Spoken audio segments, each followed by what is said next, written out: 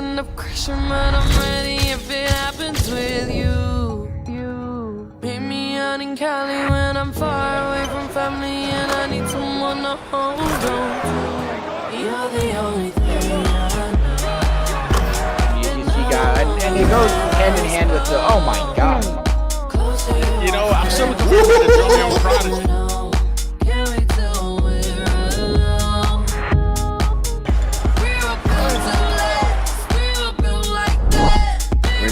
Ronaldo shake back again. Thank you.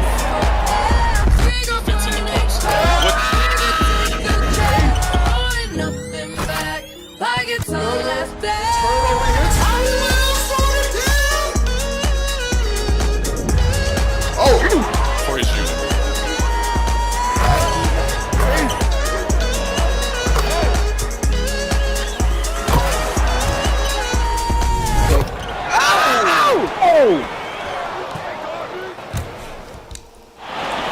We're back once again in Houston, H-Town, Clutch City, whatever you want to call it, but it is the last dance, the final dance for one of these teams here, Philadelphia Elite Heartland Zombie Stars. We are in the quarterfinals. My name's Yels.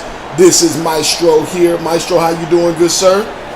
Feeling good, loving me some H-Town. Too much food at the food court because I'm almost too full to eat my hot dogs in this arena, but like I said, almost.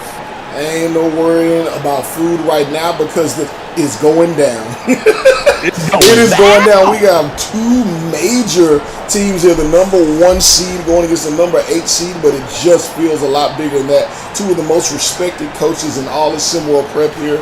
We can see the camaraderie and the respect for one another before the games as Coach Loveless and Coach Drees came out and shook hands and said good luck to one another. Players, not so much. Some of the crap talking has already begun between the players. It's a battle of Philadelphia Elite, Heartland Zombie Stars. Man, it's going to be packed. I'm going to go ahead and get these lineups out of the way for the Heartland Zombie Stars. For this lineup, you've got Ace London, Justin Zhang in the backcourt.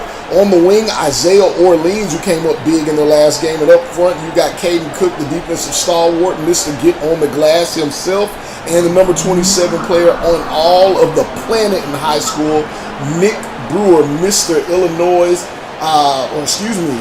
Illinois Mr. Basketball. On the other side, you got the Philadelphia Elite stacked from top to bottom with the number 1 player on the planet in all of SimWorld Prep, Monte Parson up front with Big Tony Henderson, Big T Hendo as they call him. In the backcourt, you got Deuce Bigelow Turner, Abdul the Salamander Salamanca, and Israel Eat 'em Up Hannibal on the wing. We got good action coming up, man.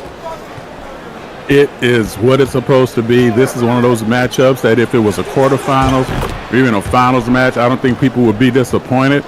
We're getting such good matchups across the table. I found myself saying that as I look at these a lot, going, "Ooh, this is a good. Ooh, this is good. Ooh, this is a good matchup." It's almost like the season. Every tournament was great. Every matchup was great across the board. We've only had one. I'm going to call it a clunker game, just for the sake of calling it something here so far. Everything has been close, even though it's been early leads by some teams. They've been walked down and lead changes and last seconds and overtimes and lots of hot dogs with cheese, peppers, banana peppers, lettuce, mayonnaise, and ketchup. And I'm sorry, I blanked out. What were we talking about? Oh, yeah, basketball. Yeah, it's all Maestro has not had enough food today. He's more concerned with the eats than anything here today. Look, I want to go ahead and point out we have the number 1 and number 8 ranked team, seeded team in this tournament. So I start there and bring that up. But in all honesty, at this point in this tournament, I don't know if there's anything as such as an upset. We got this first matchup here. We do know for game 2 of our quadruple header tonight as Justin Zhang attacks him.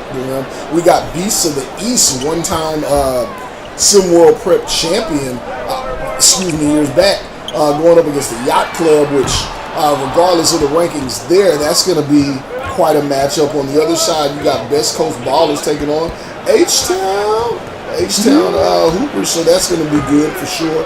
And then on the last one of the night, the originators, the OGs, and the Bay Area Breakers, with seedings all over the place in these games, but all good teams. Yes. And you know, when you can just say across the table the amount of talent that's on the floor, we always find a Mr. Basketball this, a Mr. Basketball that, and that has its own history by itself. You know, especially we're talking about probably one of the better players never to give us a lot of time came out of Illinois from back in the day. As a matter of fact, you're gonna know who I'm talking about. His nickname was the White Mike back when he played in high school. And no idea who that is. I would like to know. Okay, so you know what? I'm gonna save the history lesson for later.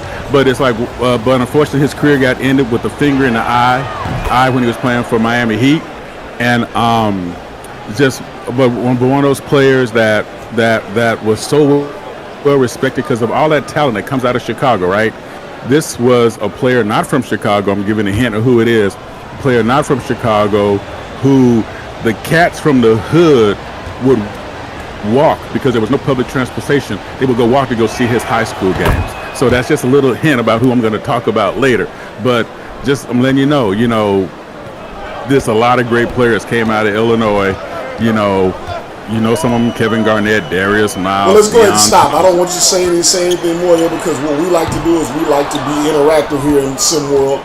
So we're going to go ahead. Maestro, how about you don't drop that name until we get to the second half there. You get those names in the chat. If somebody gets it right, Maestro, then you go ahead, let me know. We'll see if we can get the go-ahead from headquarters and maybe give them 10, 15 EMs. I like it. Let's go. Back to the action here, man. The Heartland Zombie Stars coming out defensively. It looks like they came out in a zone, and they are giving Philadelphia fits here early. And that defense that we saw in their last matchup, taking on where they were taking on Gotham 5, where it just got really scrappy. Looks like they brought that same mentality here to start this game against the Ill. And yes. And I think the idea is this, much like they came out in their last game that we saw, right? They came out very strong, maintained, because they knew of their scoring challenges. They needed to do that. And I think, especially against a team like the Ill that's coming along so strong, everybody is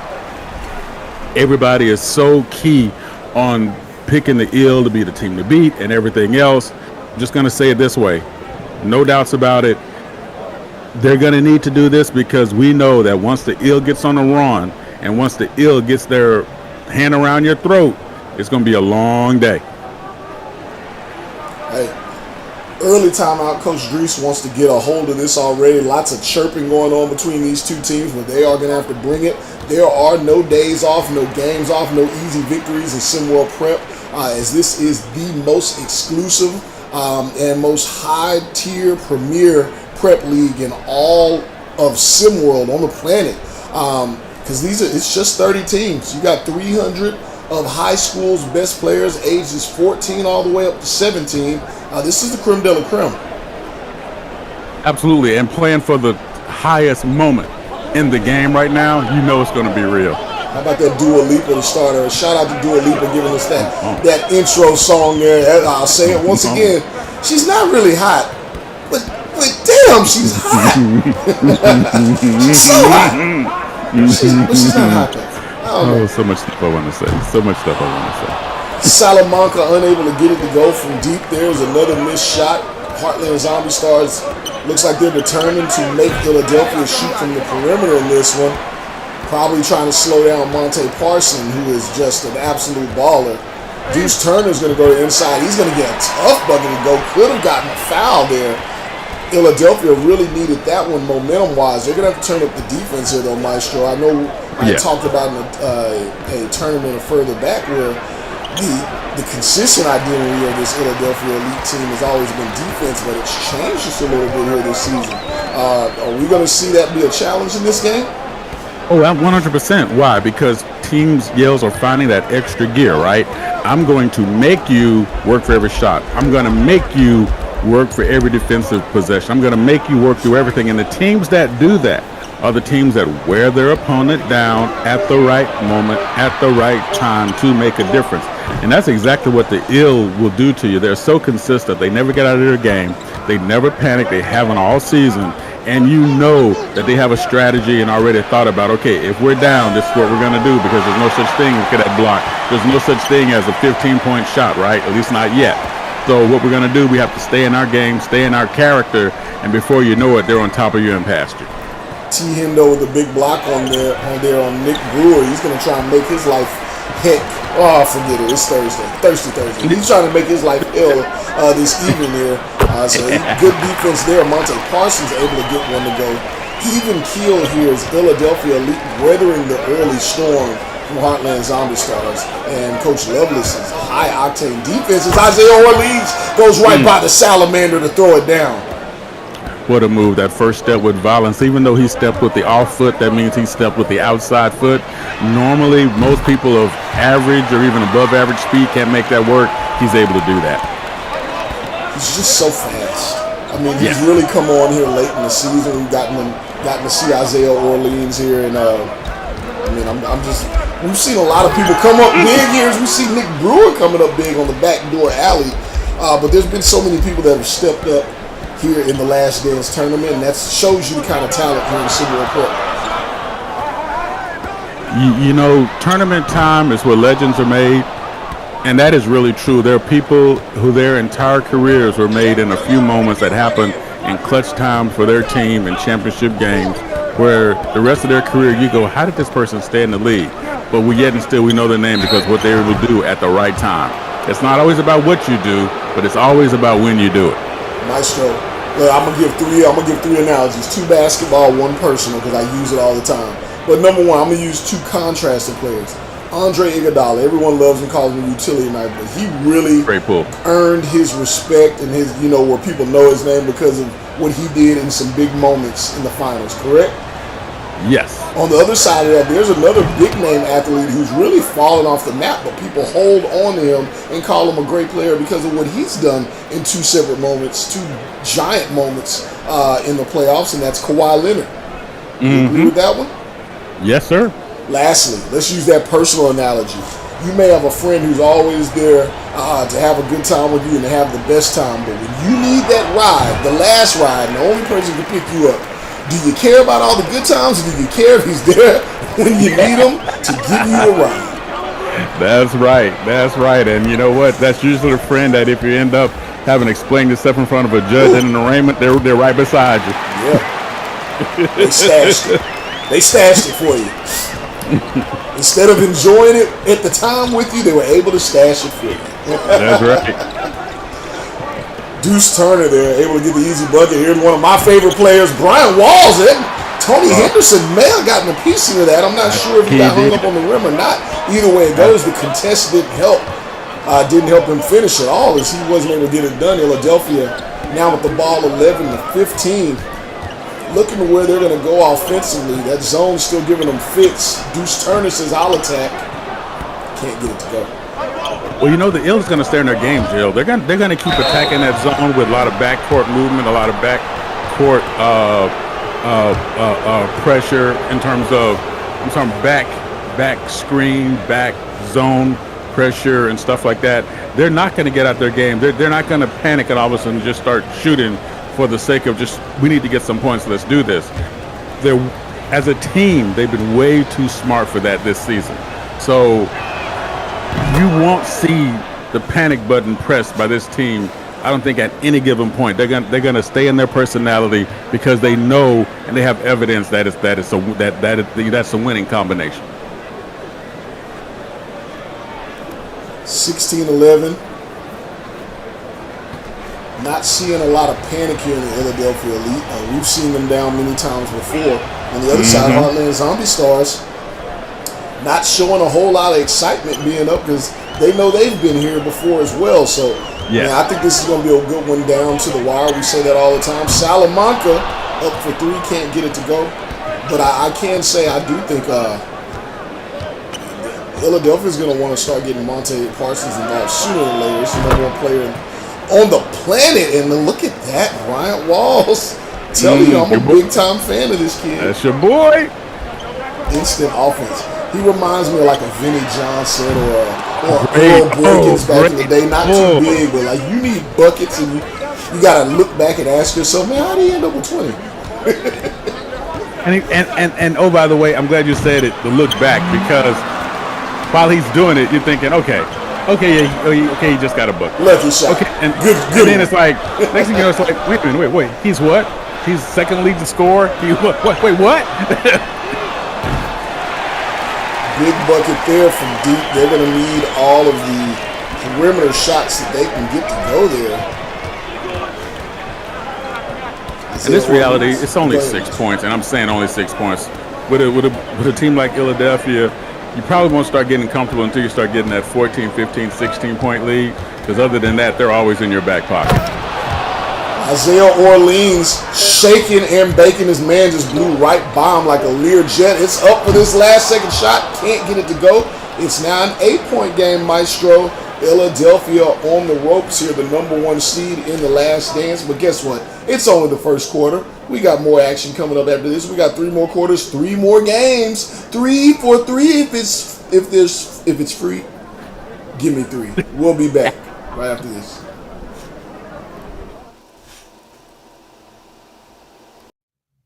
My experience with SimWorld Sports has been absolutely amazing. It's one of the most realistic, hands-free esports universes that I have ever seen. I love the fact that you can see a coach, you can see a player go right from the preps all the way to the pros here at SimWorld Sports. And I must say that it might be one of the most immersive things that I have ever been a part of. 24/7 media coverage. You get a chance to see live games. You get a chance to see live runs. It is clearly just an amazing thing to be a part of. And so if you are a sports fan, if you are a former athlete, if you are a role play gamer, if you like to get into communities that you love, then SimWorld Sports is for you. See the game, be the game.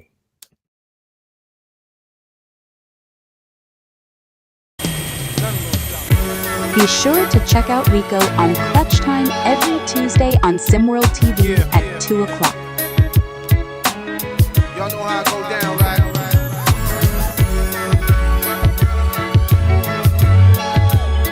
They always want to hold you down. Y'all know.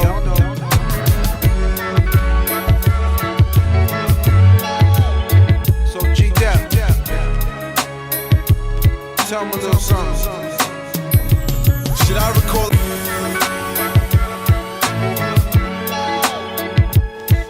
Yeah. Back here for the second quarter, and you know how we're going to do. We're going to start it off early. I want to thank everybody across all platforms for being tuned in here. We've got people on YouTube. That's the primary place where we want you to check us out, because that is where we track your engagement and we can give back. We got you locked in here on Facebook Gaming. See some people on Twitch. Interesting. Promote us. See you there on TikTok. We got numbers running rampant on TikTok once again. Those are where people are learning about SimWorld. Make sure you go to discord.gg/SimWorld Hoops to learn more. And then we got you on X and Instagram. So thank everybody for being tuned in here with us. Once we get to some magic numbers, we are going to give away some EMs. More importantly, help us run numbers. We're trying to hit that 1,000 views per stream. So help us out. Share it with a friend. Y'all on TikTok, hit that share button, sucker. Come on, baby. Do what you do. 10-point game here. Philadelphia Elite again. Gotta say, we've seen this zone give them trouble in the last month or so. I believe in the last tournament was the Middle East. I forget the name of it, the Mina Mirage tournament. I think they saw some struggles with the zone, and apparently Coach Lovelace, that's what a good coach does, watches his film. He must have seen that.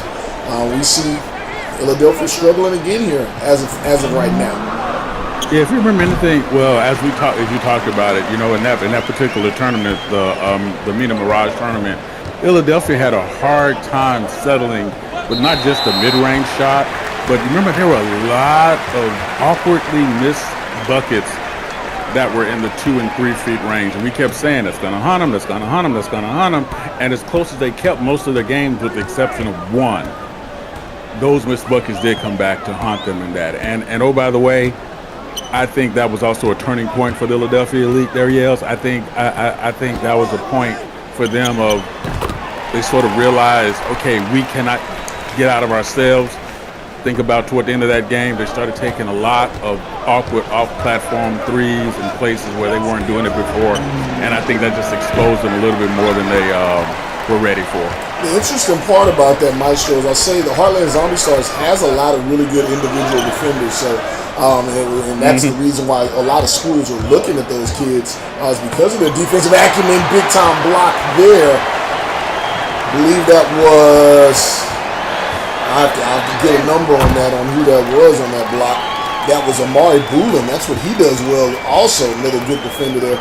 But yeah, a good team full of individual defenders, but again, that's good strategy by coach at least here early to try that out, to get a buffer here. We're now looking at a 4-point game. Isaiah Orleans might be rolling early. Maestro finding his game late in the season. Yes, he is. Yes, he has been. Yes, he is. And it's so funny. It's one of those things of, I still remember the game when you and I first really started recognizing how he started separating himself. It was around the third quarter of, and I'm trying to call the game that they were playing, that they were in, and you and I kept saying, because we had picked him early on in that game, saying we need him to be that X factor to show up for the Heartland Zombie Stars, and when he did, it made a complete difference. And I think ever since then he's not looked back. He's been starting faster, he's been more impactful sooner, and quite frankly, with a coach that recognizes that, that he's running some stuff right in his zone, right in his way, and that was actually against Latin America. That's exactly right. It was in the I can't remember the name of the tournament, but it was the game against Latin America, and it was just very, very, very impressive to see him sort of grow at that point, and he's been the same player ever since, which means he made that his floor. Hey, he's really picked it up 13 points a game here. Which, is prep ball. Those numbers don't mean a whole lot, but he had a really great showing in the last one. He was the main reason that Heartland Zombie Stars were able to come out on top, because he just carried them on his back. Sonny Salas now in the game. Big man for Philadelphia Elite. Big 7-footers. 16 years old out of Philly. Love it. So we see a screen here for Deuce Turner. He's going to attack, find the open man. Beautiful pass. Israel Hannibal going to turn his back and have some words for the bench over there as they're hyping him up. That's a big-time bucket. They're going to need more of that. Great penetration from Deuce Turner there to draw that kick out. It's so interesting that we think about the Zombie Stars last game, right? They came out in the middle of a situation where So what do? They came out, they scored a lot early. They scored in a way that really mimicked their opponent, right? Their win against the Queen City Kings. They came out and they really leveraged themselves across the table, pressed the game at a tempo that we weren't really seeing them consistent with all season. And guess what? Building up their lead gave them a chance to get comfortable. The Ill, I don't believe, are going to make that mistake. I think the Ill is going to keep this game close enough. They're not going to allow Heartland Zombie Stars to get comfortable yells, and I think they're going to make the Heartland Zombie Stars keep pushing their advantage, whether it's perceived or not.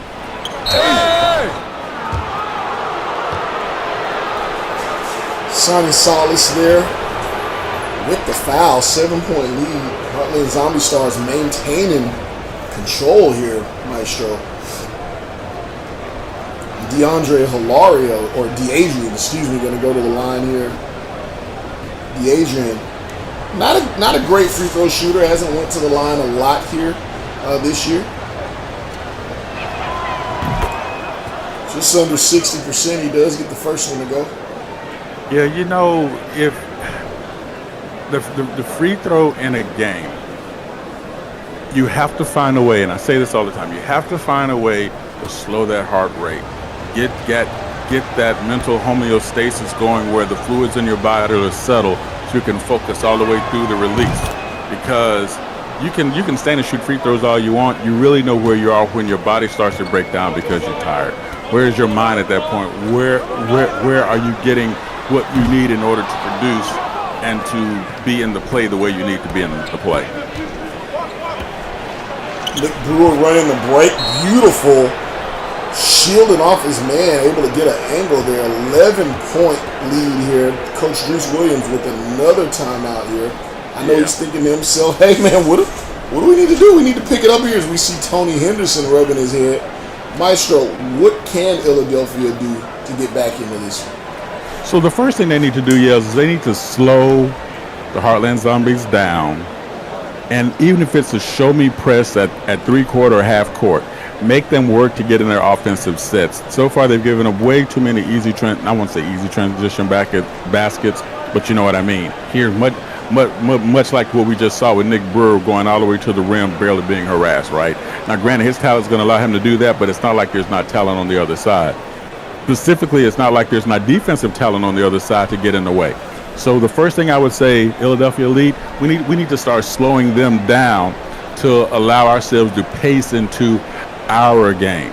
Now, listen, Harlan Zombie Stars, top scoring team in the nation, slowing them down is something else. But guess what? The Philadelphia Elite Yells, they're not bad either. If I'm not mistaken, they're in the top 5, scoring over 73 points a game. So it's not like we had to, it's not like we had the Sisters of the Poor here, But they need to find that defensive slide in order to feed into their offense right now. Otherwise, to get into a shooting match right now is not going to do them any favors since the Zombie Stars has such a big lead. And I don't know. I don't know if I classify as that big a lead. I mean, to keep stuff in perspective for our viewers, Maestro, but it is unexpected just to see this type of lead being maintained at this point in the game. Right. Israel Hannibal slicing into the Dyson Gina. What a move! What between 3 defenders? Love it. Love what he's doing. Loving the way he's doing it. And oh, by the way, the best. Look at that, getting after it on defense, Maestro. Yes, that's what they need. That's what they need right there. And a foul, almost a hoop in the arm. You like that foul if you're Coach Loveless from Justin Zhang? I'm not mad at it. I'm not mad at it. You didn't concede the 2. You actually went after the ball, not necessarily the person. So yeah, not mad at it. Not mad at it. Won't complain about it. I'm more mad at why it had to happen.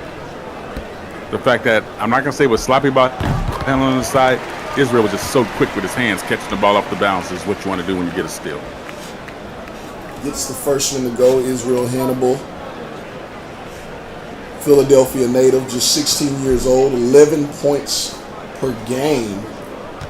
Getting looks from Villanova, Temple, Seton Hall. This kid is a martial artist, Maestro. I don't know which art is martial for him, but he's a martial artist. Got some, got a little bit of everything. Got some kung fu, karate, kareze. Get a little bit of his James Johnson on. You remember James Johnson? You know what I'm saying?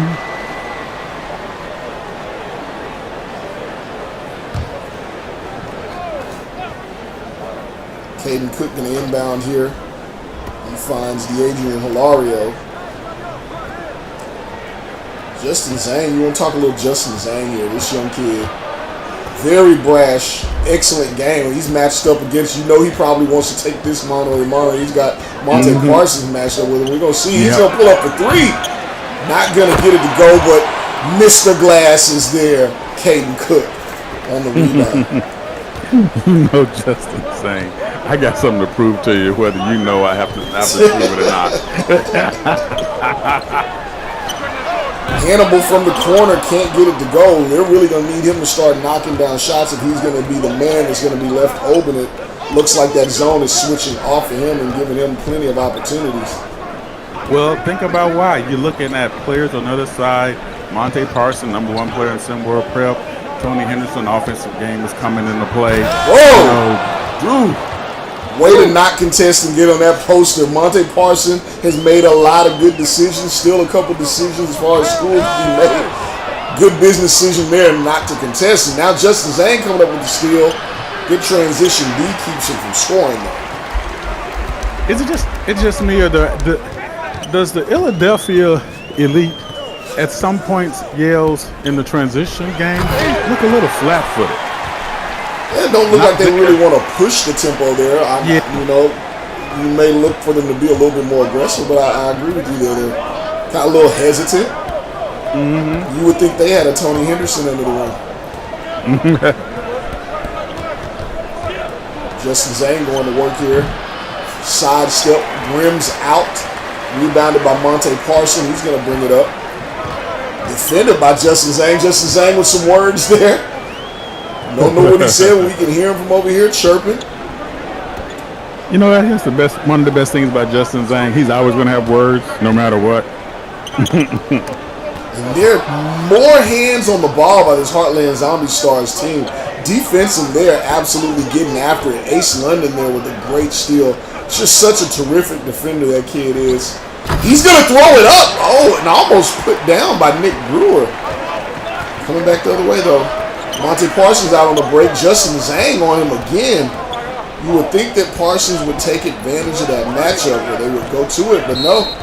They try and penetrate again. Looks like that ball may have been out on Philadelphia Elite, but they're saying it's going to stay here. Heartland Zombie Stars' hands are incredibly active here today, Maestro. Yes, and you know what? That's what marked the last game too. Offensive and defensively, they were all in every play, and I really think that's what made the difference. And I'm just going to say this right now. You know, if Philadelphia are going to take those shots, they cannot have four other jerseys sprinting back to defensive transitions. They need to start hitting the boards.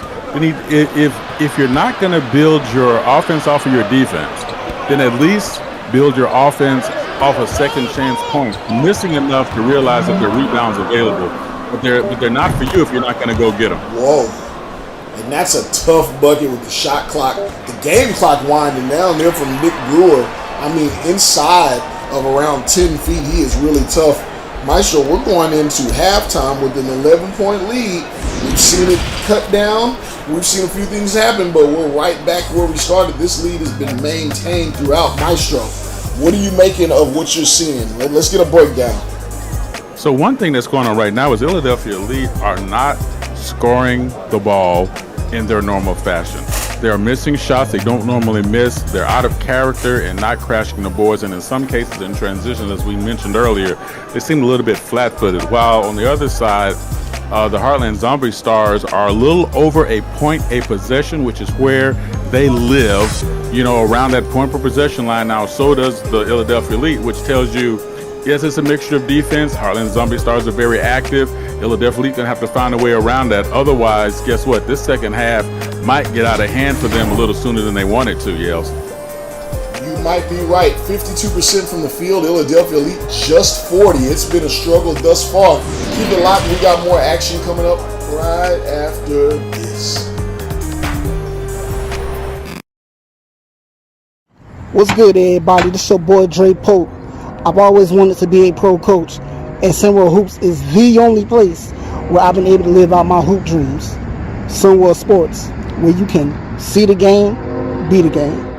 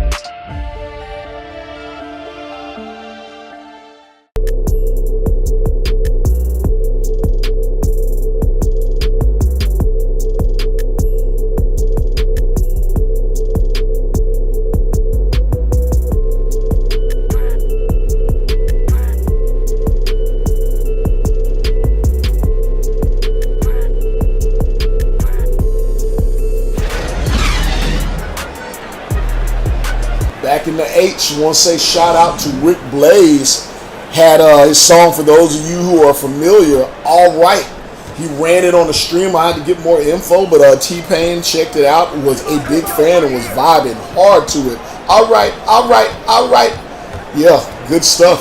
Shout out to all of our viewers here tuning in with us again on YouTube, getting it in. It looks like some of y'all got the message or tuned in where we need you. But TikTok is popping. 117 of you guys over there. Y'all wondering what this is? It's called SimWorld Hoops. Check us out at discord.gg/SimWorld Hoops, and you can join the action. You can be a player if you got the game. You can be a coach if you got the brain. Monte Parsons throwing it down. But this is the only place where you can see the game, be the game here in SimWorld Sports. Absolutely. And we pay you. Oh, last train to Paris, but we're actually in London. I said London with the big throwdown there. Yikes. Big boy moves out there. Philadelphia came out tough. We saw a big shot by Monte Parsons, but the quick answer on the other end. And Maestro, I really think that is the big thing that's happened so far in this game is every time Philadelphia, what they're used to doing is they've been punched in the mouth before, but they battle through and they come back. And then essentially you'll see a big play or a run, but Heartland Zombie Stars are answering back every big play that they make on their own, stifling momentum. Yes, for sure. And, you know, the reality of it is if Philadelphia Elite are getting points from the places they weren't exactly thinking they was going to get their points from, with Israel Anibal being their leading scorer with 11 points right now, Monte Parsons right behind him with 8. But then you talk about Deuce Turner, Salamanca, just other, Salamanca with that 2 right there. But they're still in single digits, Yells, and we're getting on into the third quarter. Normally we used to seeing them at least in the low double digits by now. Just Zanger, big shot there. We'll learn a lot about his clutch gene there. And there again, loose ball handling by this Philadelphia Elite team, being very lackadaisical with the ball there. Another turnover is that zone in the trap is able to come over and get a hand on the ball. Monte Parsons down low, working on Nick Brewer. There's a foul. This may help Monte Parsons here. This could be big for the Philadelphia Elite to get some uncontested, easy buckets at the line. Monte Parsons, an 80% free throw shooter, does not go to the line as much as you think that he would because he just gets buckets. But this kid, Ohio Gatorade Player of the Year. He was in the Stars of Tomorrow last season. He was an all-star. And right now he's verbally committed to Ohio State, but he's not final there, Maestro. Yeah, he's going to get there. 16 years old. He's got time. And speaking of players, players of the year, different states, I got to give it to Coach Dre Pope. Was the first one to get the question right. We asked earlier. John Shire. He went to, I believe it was Glenbrook North. I think it was Glenbrook North High School, and he went on to play at Duke, of course, national championship there, and of course SWBA title with the Heat. But a career ended with an accidental finger in the eye. Had to go to the hospital. Lost the majority of his sight there, and was never able to come back as a player anymore. But he's one of those names that's lost. But they still talk about him, and I believe he was the Illinois Player of the Year. I think early 2000s. So please, somebody fact check Maestro on this. I think around 2004, 2005. They still talk about in the hood on all the street courts. By the way, they still talk about him. And how cats talked about how it was a journey for a bunch of cats to get together and walk from downtown Chicago, walk from the hood to go watch this cat play ball. So, and again, the nickname was the White Mike because he was Michael Jordan just without the melanin. That's a crazy nickname.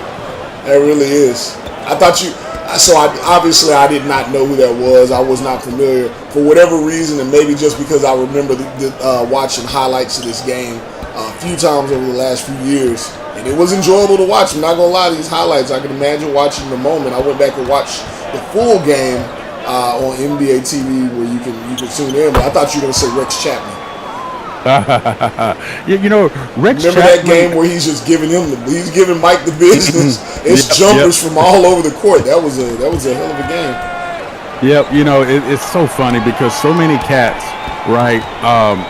So many cats have had those games, and and of course everybody knows the legend of Mike and what he meant for Chicago, especially in the hood and the whole nine like that. So the fact that this kid at that time, and okay, this is not meant to be racial. Just understand where this is coming from, family.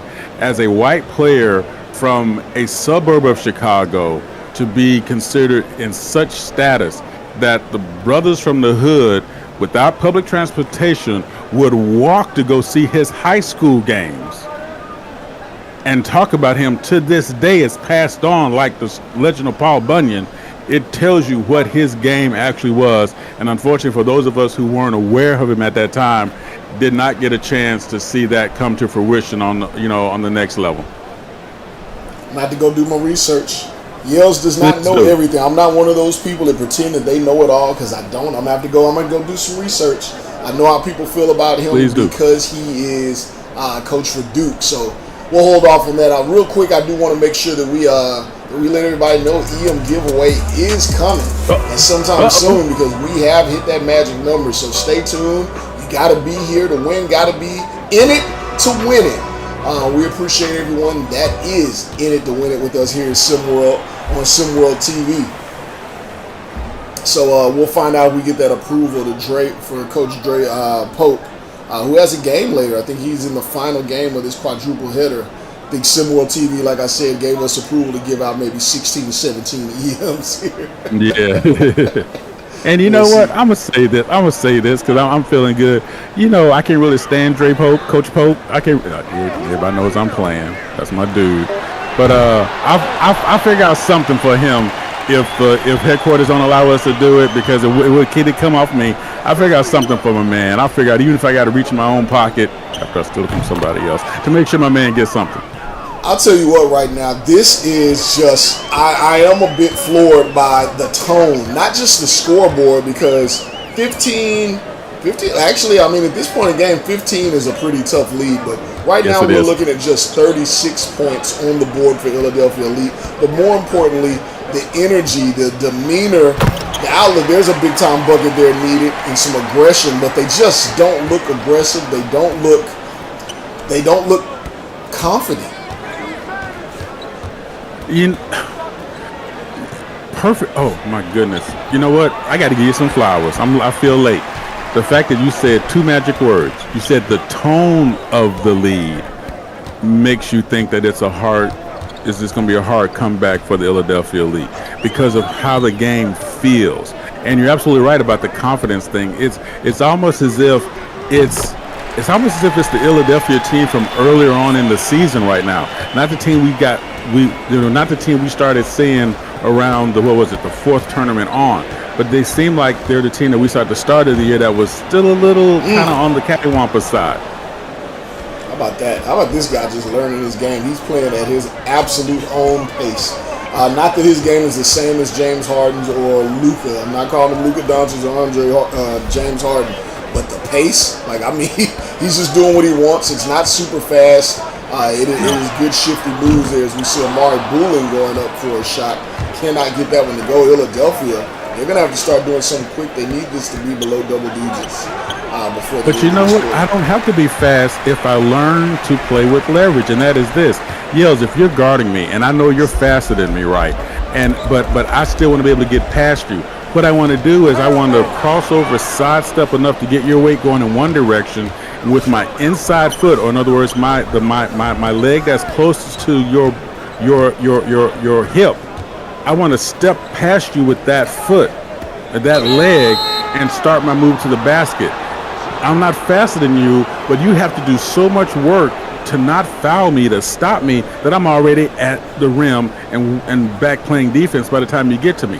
That is using leverage, using space to your advantage. You cannot out-con physics. You cannot out-con physiology either. I know once I step to your back pocket with that inside leg, unless you're just going to grab me, Yells, or knock into me, I've already beat you. So I don't have to be faster, I have to be smarter. Adrian Harlario can't get that one to go on the glass there, but Hendo coming up with the block. That's his fifth block of the game, which is ironic because Heartland Zombie Stars just seem like they're getting what they want. On the other side, Maestro, Ace London, 3 points, 3 rebounds, 2 assists, 3 steals. Philadelphia Elite with 5 turnovers. It seems like many, many more than that but that is not the case. I don't know. You know what it is? You know what it is, Yills? Talk about what you talked about with the tone of the game. They've missed so many shots, okay? And by that I mean they miss shots that we're not used to seeing them miss, right? Yes, okay, so they're shooting at 42% right now. But remember we talked about it's not necessarily what, but it's always the win, right? They've missed shots in the middle of the Heartland Zombies makes. So that means going across 3 possessions, Heartland Zombie is scoring on 2 and you're missing on 1, and you might be making on the next one, but I'm outscoring you per possession.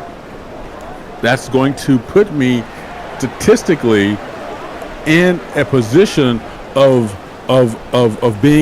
having a superior score because you're not able to put the bucket in the biscuit. Maestro, before we get back to action, I want to give a big shout out. Can't give anything away, but as you know, we like to give, and clearly somebody's giving us a whole lot of love. Shout out Jay Midoriya out of North Carolina. Jay Midoriya, normally on the leader and engagement leaderboard for us here in SimWorld, and he is once again. You see him live in the stream now. Watch him, tune in for the action before he even gets ready to lace them up for his own game and hit the court. He has shared this YouTube video out, and we see him on TikTok as well, sharing the video in multiple spots. That is love, that's dedication, that's commitment, that's appreciation for SimWorld, and we absolutely love it. Shout out to you, much appreciation, Jay Midoriya. If we had at least 10 more of you, or as I look at how many VUs we have, we can at least get 222 more of you doing that. SimWorld will blow up, and you guys will be getting paid for your efforts because we're trying to get back to you all. So shout out to Jay Midoriya. Jay always produces, no matter what. Go with him to the buffet. You can get the best food if you follow behind him because he's gonna be dropping it like that. That's all I'm saying. Get it, Jay. Holla at your boy.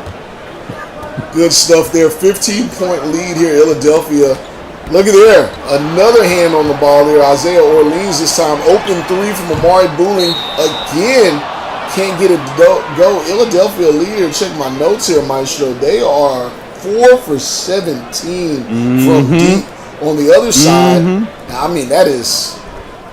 I would have never imagined that to be the case, but when you look at the other side, Heartland Zombie Stars playing to their strengths. Can they shoot threes? They can.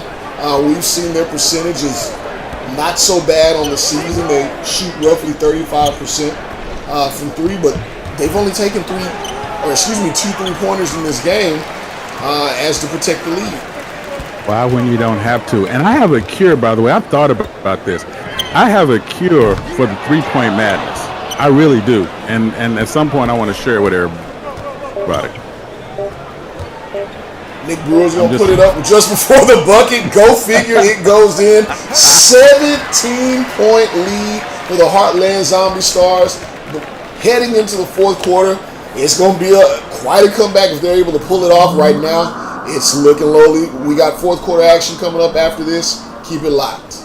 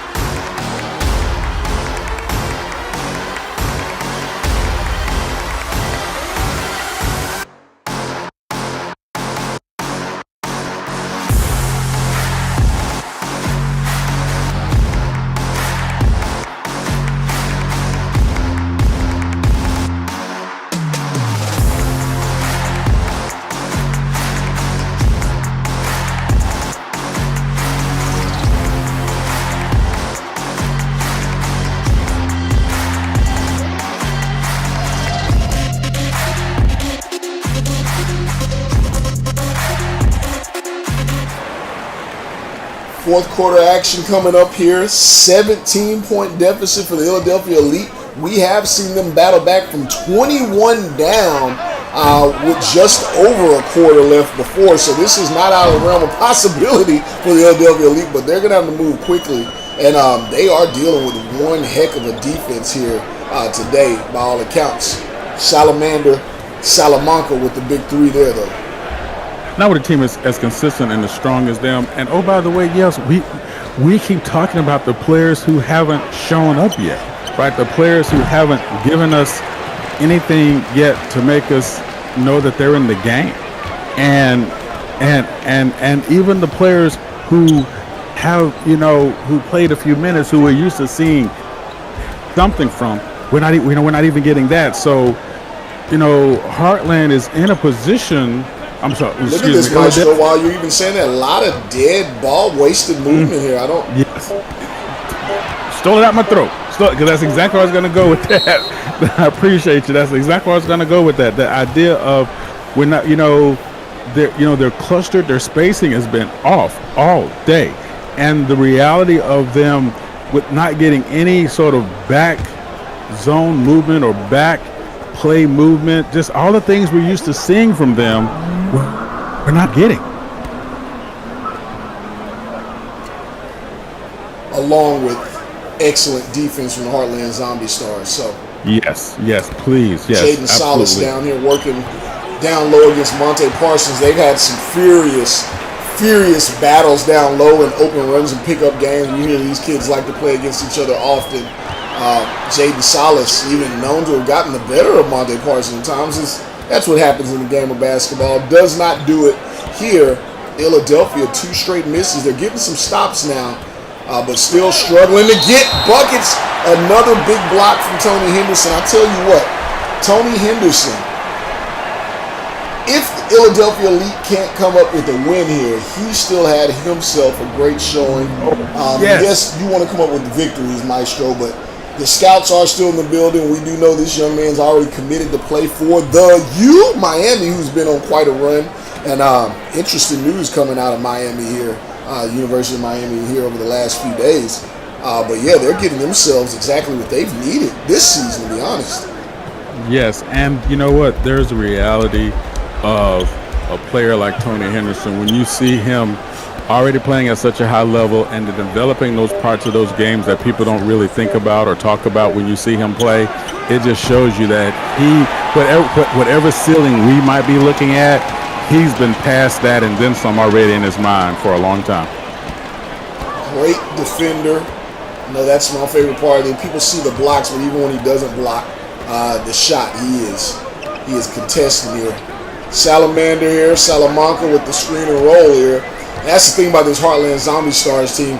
Got the switch there, but he switched to Caden Cook, who's an excellent defender. Deuce Turner going to put it up, unable to get it to go, and the perimeter woes from deep continue for the Philadelphia Elite. And a foul to boot. Coach Dries just looking. He looks as if he just is perplexed. And sometimes when you're so frustrated, there's just no words. And let's just get out the way. Right now, and he's holding together outside, but inside he's mad. He is mad at a woodpecker with a headache, right? He is like, something wants to come out that mouth, right? And we haven't seen yet. Actually, we have. I was looking at the stat sheet. He's played a few minutes here.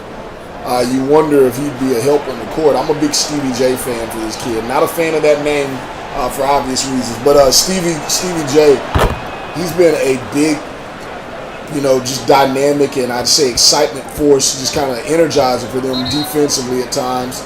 Jay Mills, season ago, was Mr. Big Bucket for this team, but they just have so much talent. Maybe, you got to figure out where there's moments to get these kids playing time. Maybe there's teachable lessons going on right now. You never know, but staring down a 16-point lead for Philadelphia. How quickly do they need to go? And if you're Coach Dries, where do you go offensively? What do you do defensively? Okay, so now that's the thing, right? my usual suspects haven't showed up the way I need them to show up. The Salamander, right? Still only with 9 points. Deuce Turner, 4 points. You know, we don't expect points out of Tony Henderson because he's given us so much on defense. But you know what? You might have to say, listen, my man, when you catch something in the post, just go right back up. You know, you have to find something from somewhere. And right now, if you're not getting from your usual players, sometimes it might be okay to stick that finger right in the middle of that colloid bone, right in the middle of that chest, and say, listen, we need you now. Wake them up.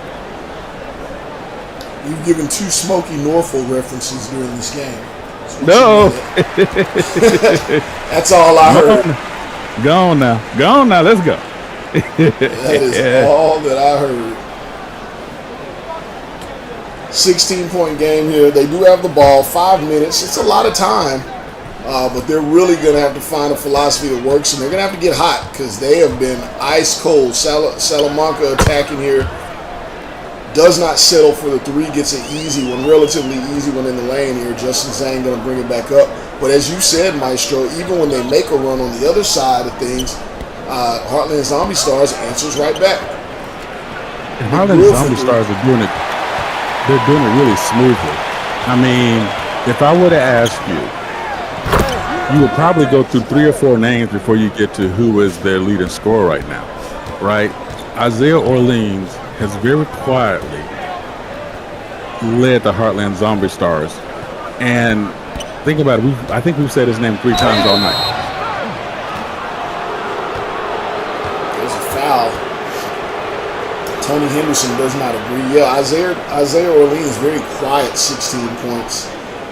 Nick Brewer going to the line. He's going to have opportunity to pick up points 15 and 16. Caden Cook, that 8 points and 4 for 4 from the field. Absolute bonus buckets. Justin Walls a little quiet. Justin Zhang has not had to go to work. Ace London, Justin Zhang, and Isaiah Orleans defensively, though, they have been stifling. Yeah, they've been working. And oh, by the way, you know what?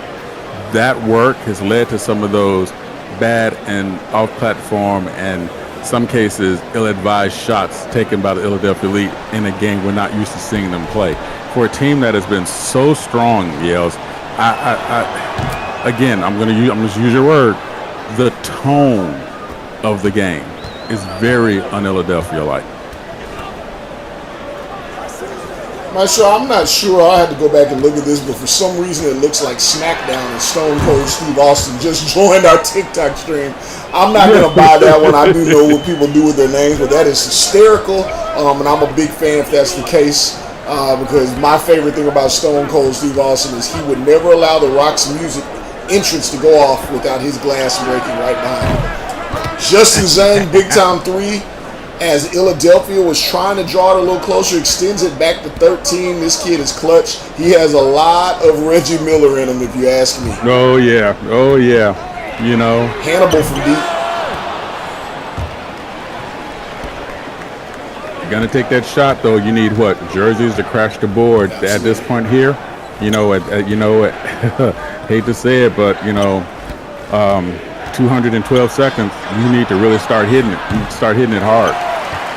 Good defense there. They're going to push here. Tempo a little slow. Monty Parson with a good pass there. Jay Mills now in the game. You know he's going to go up with some shots there. He draws a foul. Super aggressive. We just talked about him. Mm-hmm. And that reality yells of if I'm going to... Okay. I'm going to say it this way. Forgive me if this comes across wrong. I got too much bass in my voice, y'all. I need points, right? You know what I don't need? Seconds rolling off the clock as I'm trying to set myself up for the perfect shot. I need to just start being aggressive, going to the hoop, making it happen, taking the open shots, 3 jerseys, 4 jerseys, right down at the rim, putting myself in a position to just start flooding the zone. Because right now, playing pretty boy ball is not going to get you anywhere. And I know no one knows that better than the Philadelphia Elite. So this is odd indeed. Even though they're winning the quarter, the tone of the game doesn't feel like it.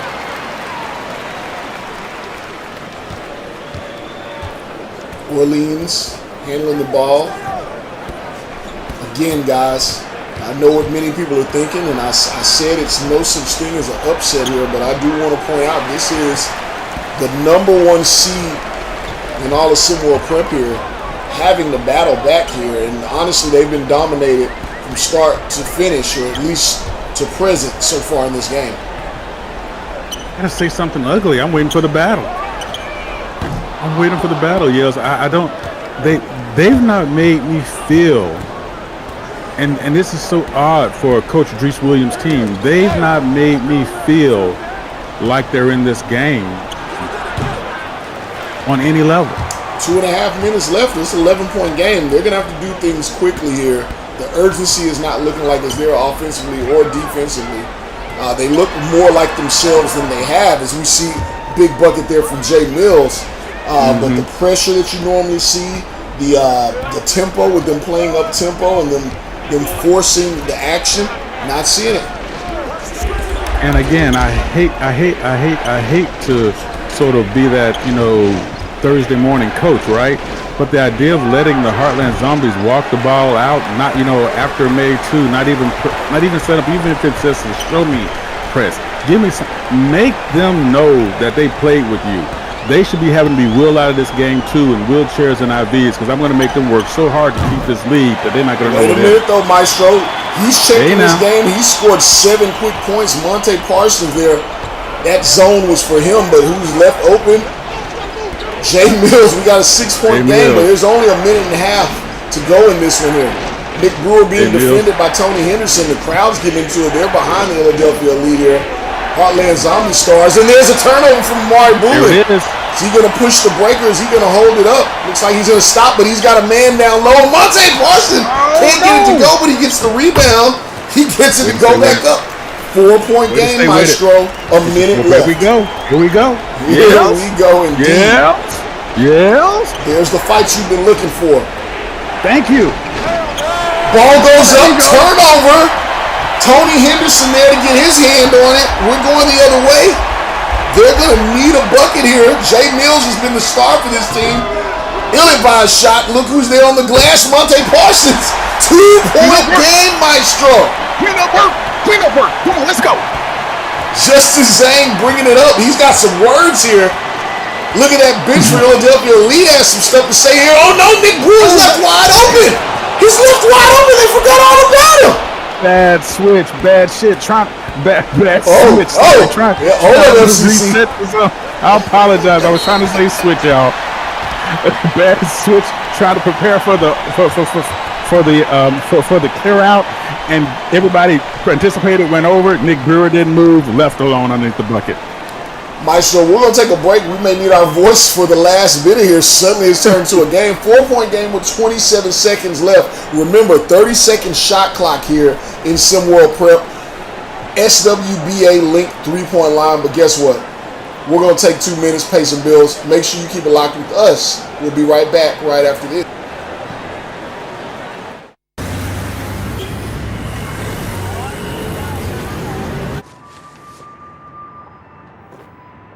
Lư thương tiểu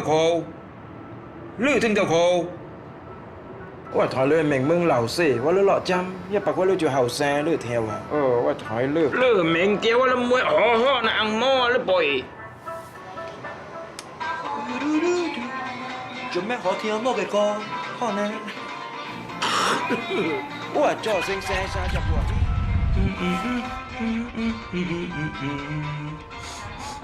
มีไก่วงห้วยเลือเทียว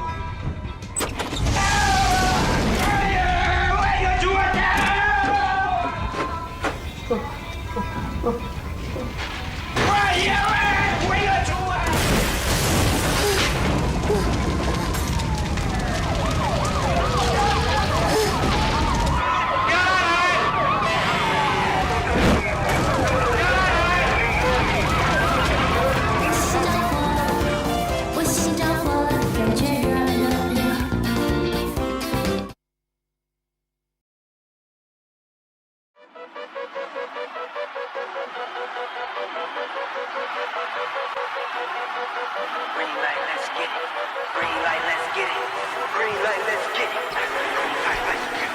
Green light, let's get it. I'm the future, I'm in it.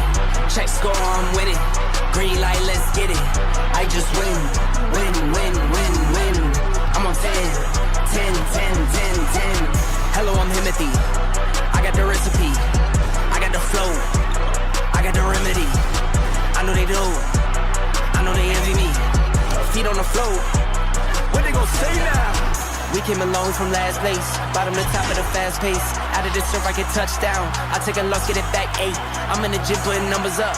You're never there, you got bad traits. Never excuses or cover ups. Learn from the losses and bad breaks. Green light, let's get it. I'm the future, I'm in it. Check score, I'm winning. Green light, let's get it. I just win.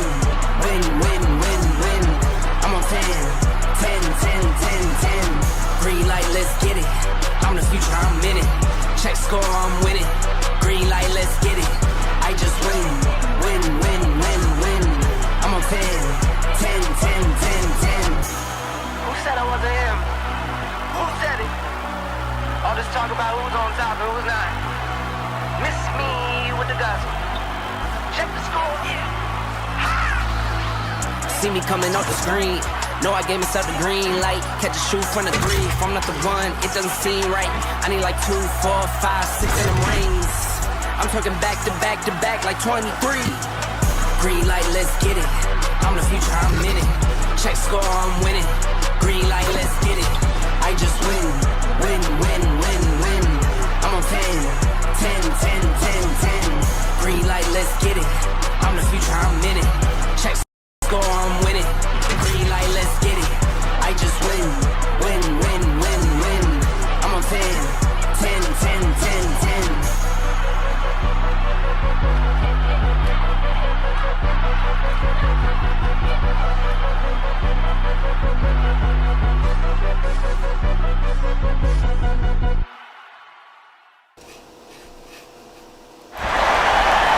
Exciting finish ahead here, Maestro. 67-63. Philadelphia Elite has battled back. Could it be too late? What an inbound pass there. Salamanca with the big 3. Less than a second off the shot clock. Full court press is in play, Maestro. It's time for the foul game. We're going to find out if Justin Zhang.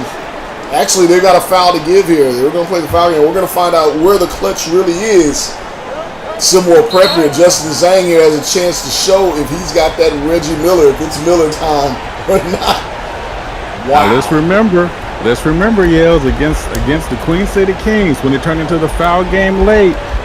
Heartland Zombie Stars were missing them. I'm not saying it's gonna happen today, but I'm not saying it either. That's what I'm not saying.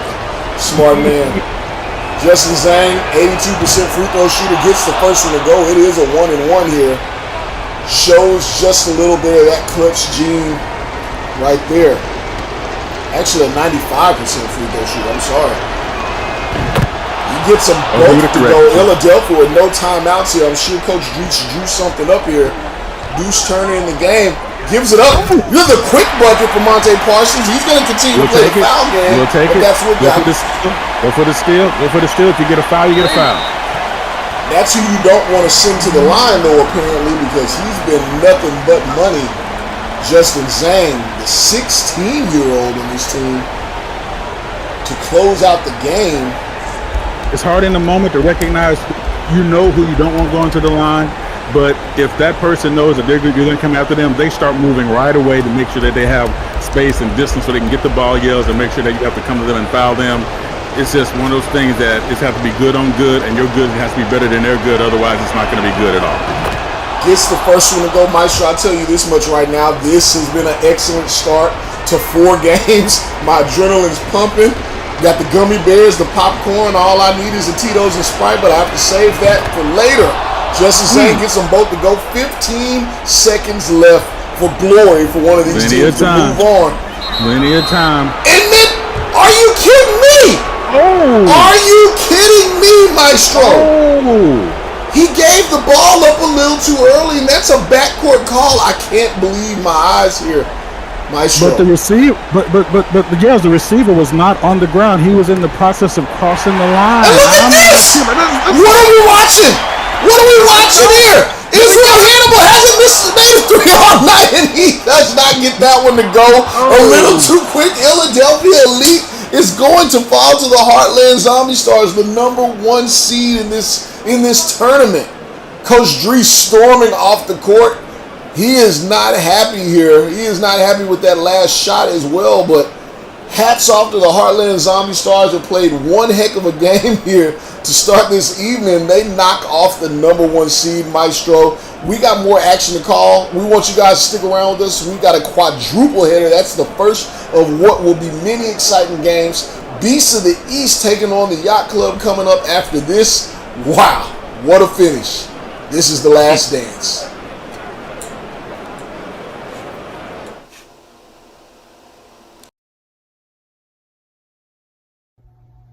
See the game, be the game.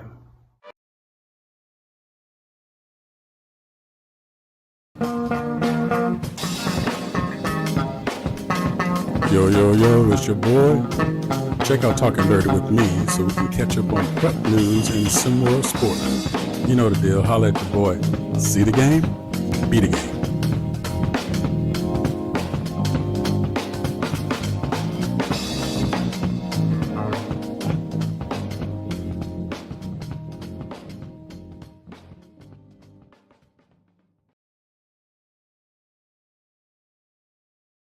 Das hier ist mein Sektor. Das hier ist das wichtigste Gerät des Küstenwächters. Das Gerät und das Gerät. Überlebensradar.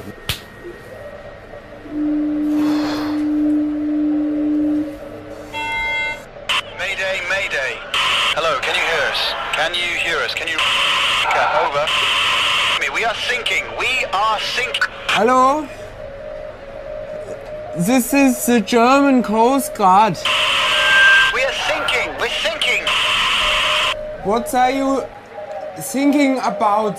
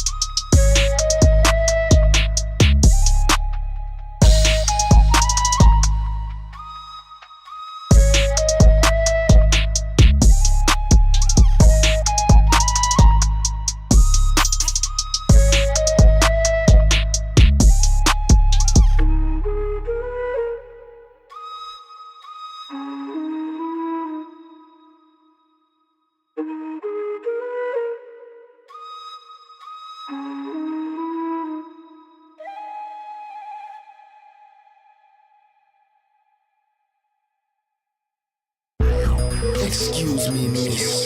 See, I gotta get some things up off my chest. See, I don't mean to be rude, but I gotta speak the truth. So I ain't trying to be brand new, but you know who I'm talking to. Shorty, why you all up in my grill? Whoa, now slow down. Stop it, girl, just chill. Cause on the real, I only came here to party, drink Bacardi, and I ain't even get a chance to get started. Oh, get naughty, cause you're talking all that yada, yada, yada, all up in my ear. Cause you think that I'm a star, darling, what's the deal? I still remember how you done it times before, but now that I done made it, I'ma tell you at the door to get up off of my hoe, get up off of my hoe, get up off of my hoe, get up off of my hoe, get up off of my hoe, get up off of my hoe, get up off of my hoe, get up off of my hoe, get up off of my hoe, get up off of my hoe, get up off of my hoe, get up off of my hoe, get up off of my hoe, get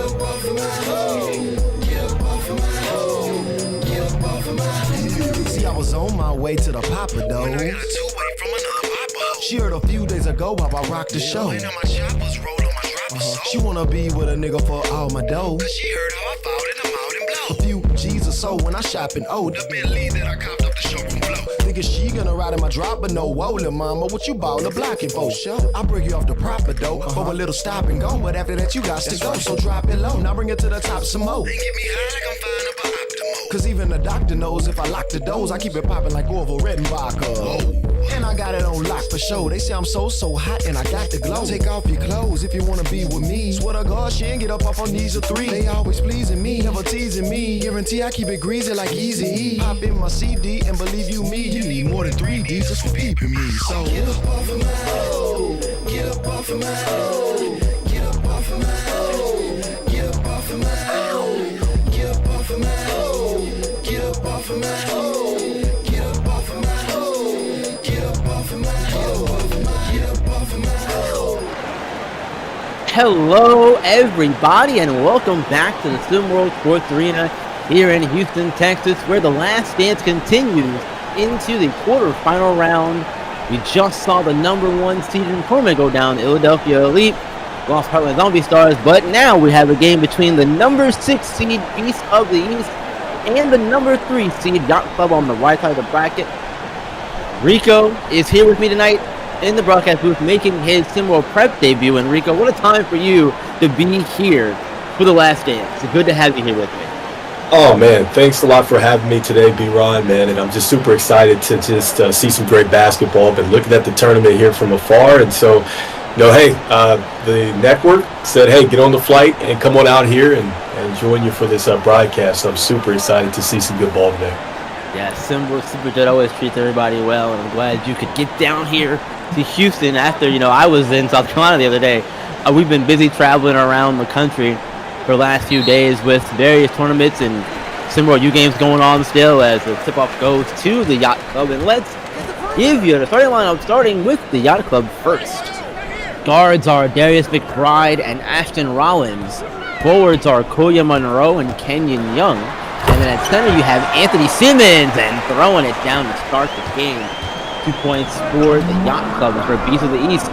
Forward, Jordan Belmont and Najor Freaks. The point guard is Malachi King. Shooting guard is Lucy Thomas. Center is Ahan Waterhouse Jr. 105 will cut up of the way and a turnover here. As ball's going to go the Yacht Club way. And Rico, I know it's your first time really getting the chance to see these two teams in live action, but I want to know what your keys to the game are from anything you've done to prepare and get ready for this one. Yeah, so, with the Yacht Club, I think it's going to be their ability to continue to rebound. I think that's one of the things that they do well. And I've said this countless times on our broadcast that if you can rebound at a high clip, you create extra opportunities on the offensive end, and defensively, you're limiting the other team. And so I want to see this team really rebound in an elite effort. And I think that if they're able to do that, that's going to be the key for the Yacht Club.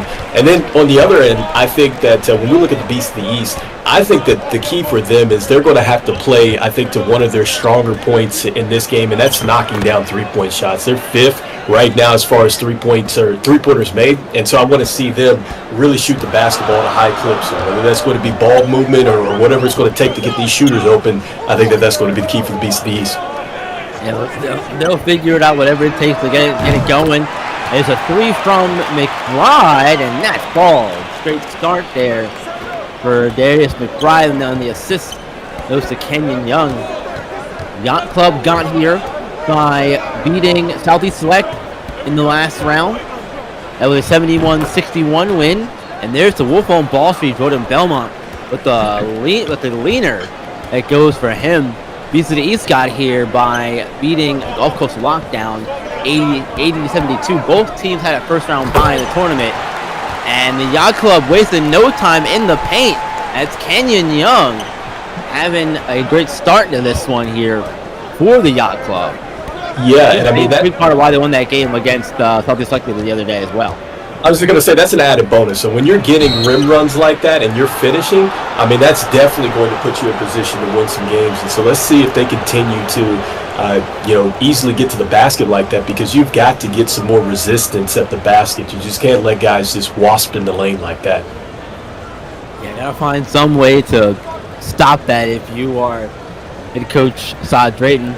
Saad Drayton will be heading up to the SimWorld U level next season. He'll be going to coach the Syracuse Orange next season, but it still has unfinished business here in SimWorld Prep, looking to capture his second career SimWorld Prep championship.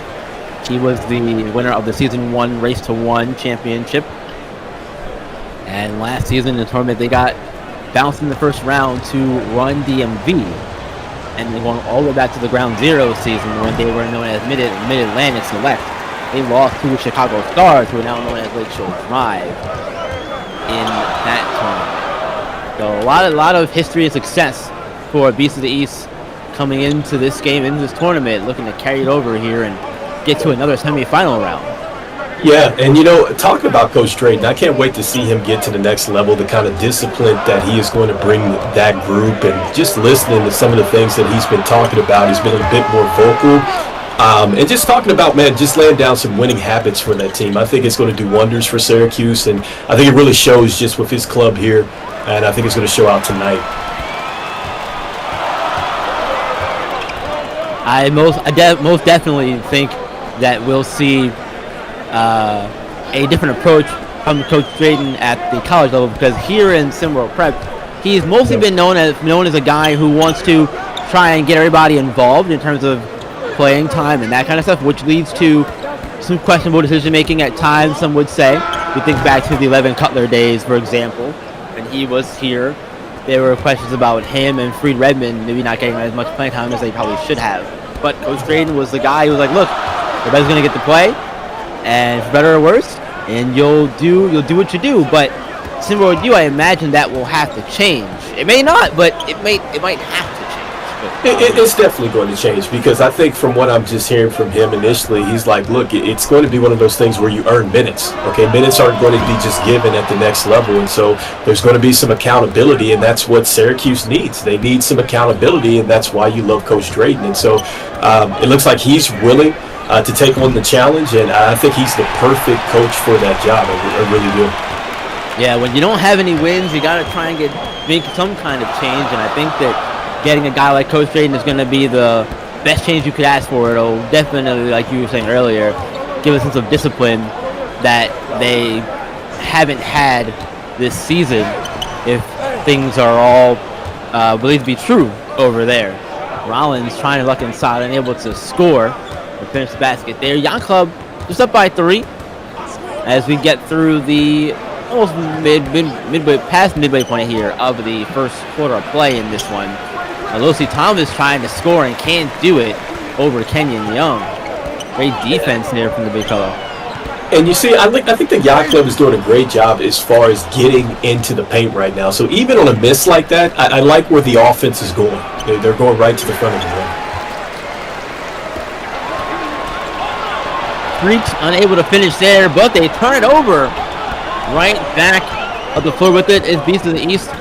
Thomas with it, being guarded by Ashton Rollins. The other point guard for Yacht Club, and Thomas tries a hook shot over and can't get it. 3-pointer from Monroe, no good. What's up, Rico? I was going to say, so what do you think about, is it Malachi King? Hopefully I said Malachi King. Oh, Detroit Freaks. Throwing it down, getting freaky on that slam. My goodness. 9-8. Trying to tie it up here is the Detroit Freaks. You had a question, Rico. I'm sorry I freaked out at you. But yeah. Continue. Oh, man. Now, talking about Malachi King, man, and him just being the leader of the Beast of the East, man, just what do you think as far as his impact? Because I do want to see, like, whenever I see, like, a team captain, I'd love to see what they do in these type of moments when they get into these tournament games and when it's all on the line. What do you expect kind of from him as a person that's kind of looked at prep? Yeah, so I'm really just expecting a lot of the veteran, quote-unquote, leadership, if you will, from Malachi King. He is one of the guys who's been here since last season on this team. There's a few of those guys been here since last season. And I think that having him be one of those guys, you have a lot of familiarity with Coach Drayton and just the overall way the system and the scheme of the team works. So him being one of those leaders, returning players from last season, is going to be a big advantage to any of the new players who come in and this is their first taste of the Last Dance. He's going to have them maybe a little more calmer than they might be had he not be in the position that he's in as team captain. Yeah, I mean, I love that for sure. So it looks like that. Are we giving out some M's here? Not yet. No EMs just yet. But we do want to let you know that if you love SimWorld and if you're here checking us out for the first time, wherever you are across all of our various platforms, but on YouTube here in particular, like the stream, continue to stay interactive in the stream by chatting with the user base, that kind of thing. And then, of course, share the stream around, share YouTube, share the TikTok, share with watching on Twitter, wherever you're watching us, share it around with people because it all helps us grow. And it's always better with a friend, SimWorld, or anything else in life, really. Bring a friend along for the experience and get involved with us here in SimWorld. It's the only place for you to see the game, be the game. As we get back to game action here, almost through this first quarter of play. And if it is your first time joining us again, SimWorld Prep, 4 8-minute quarters here in SimWorld Prep. So there is time, but there also isn't time, if that makes any sense at all.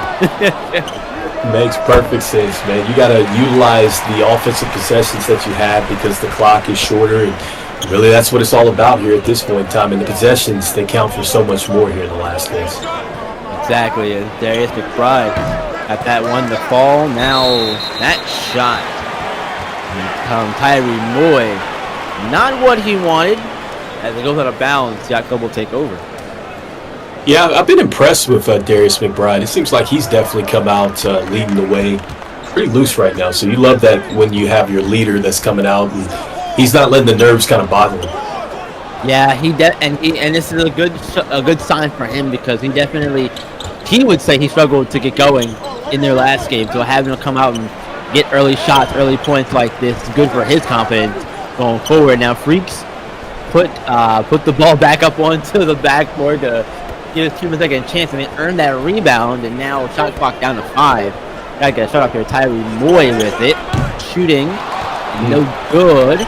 Second chance though, third chance rather. Freaks got a shot blocked. That was great defense inside. I like how the man just did not get lost there. So even though he didn't get the box out, still kept himself in good position. And defensively, they come over for the block shot. So terrific there.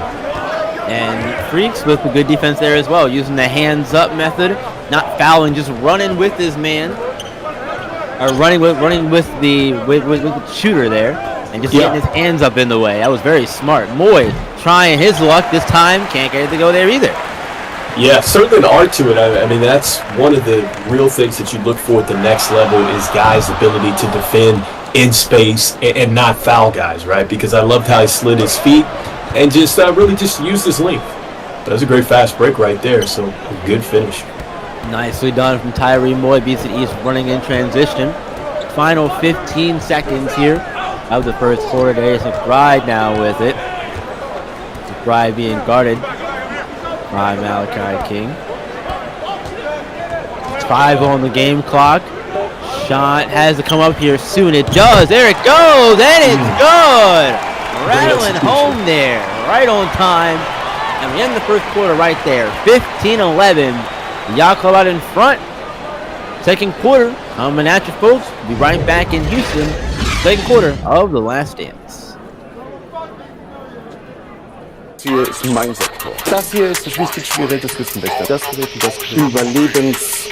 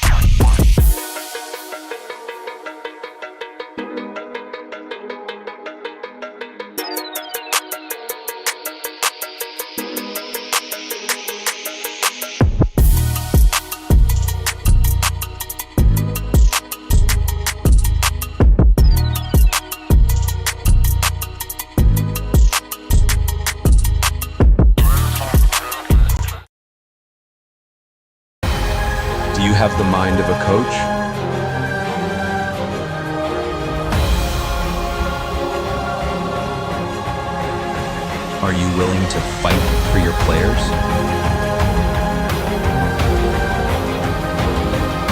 Can you handle it when things get heated?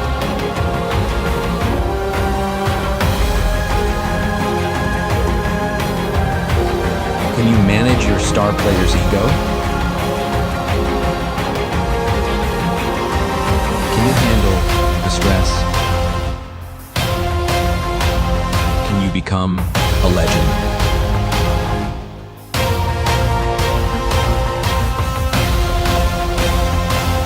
The only place in the world where you can coach live in a virtual world.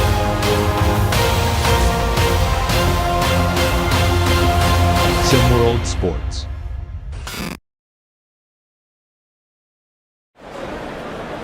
Welcome back, everyone. Second quarter, get ready to start here. The Yacht Club out in front by 4, 15-11 after a solid first quarter from both sides. Before I get to you, Rico, want to let everyone know, if this is watching on TikTok, we need 7 more viewers on TikTok in order for us to do our EM giveaway. So if you want us to do that giveaway, 7 more people over there on that platform in particular, and we'll get that giveaway going for everybody, and we'll give away some EMs. But Rico, first quarter thoughts here in this one from you. What you got?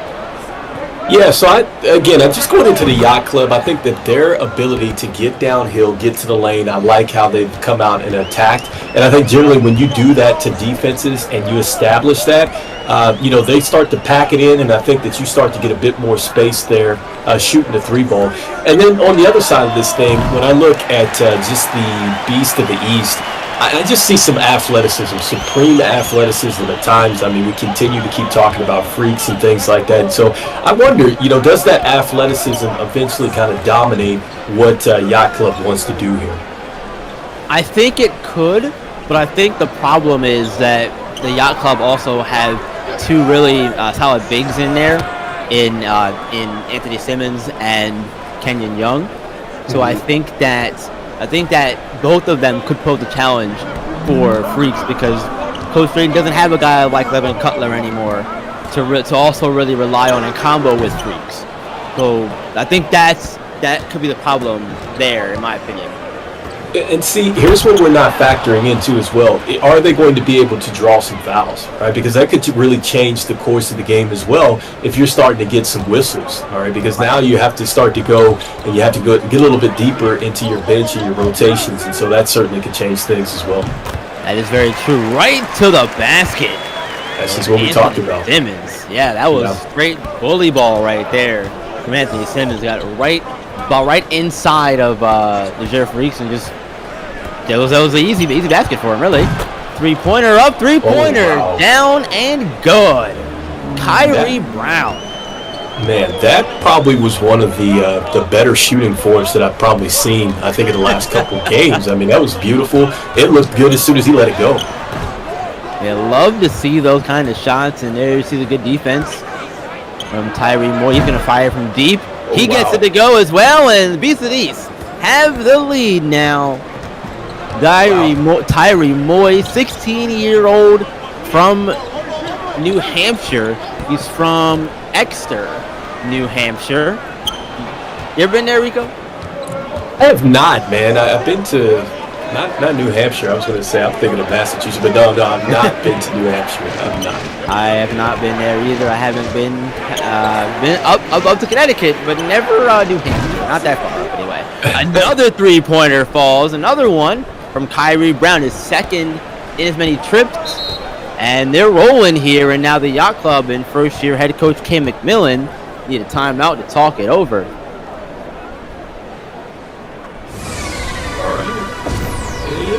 Alrighty, so SimWorld U returns to action tomorrow at 7 p.m.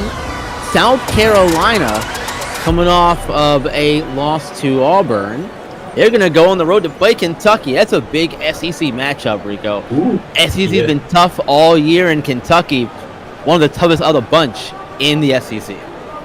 Yeah, and you know what? With this Kentucky, they have one of the better big men in the league, and so I just got a chance to look at his draft tape, but I can't wait to talk about him. But I'm looking forward to seeing this South Carolina team and just how they respond. They just really couldn't get it together. I felt like Auburn just kind of really took them out of their game when we were calling that game last. So we'll see how they bounce back. We were on the call for that one, weren't we? We were on the call for that one. We absolutely were. The other man, I forgot we were. It's been so fast. Well, look, that's tomorrow at 7 p.m. Eastern on SimWorld TV. So come back around for that one tomorrow. And we have more Last Dance coverage as well into the weekend. And the tournament's very close to wrapping up. The quarterfinals will end today, and the semifinals will be later on in the week. As we wind this tournament down here, the penultimate tournament in SimWorld Prep. Yeah, so I mean, it goes back into what I was talking about before with big block from Kyrie Brown. I'm sorry to cut you off, Rico, but Kyrie Brown made a phenomenal play.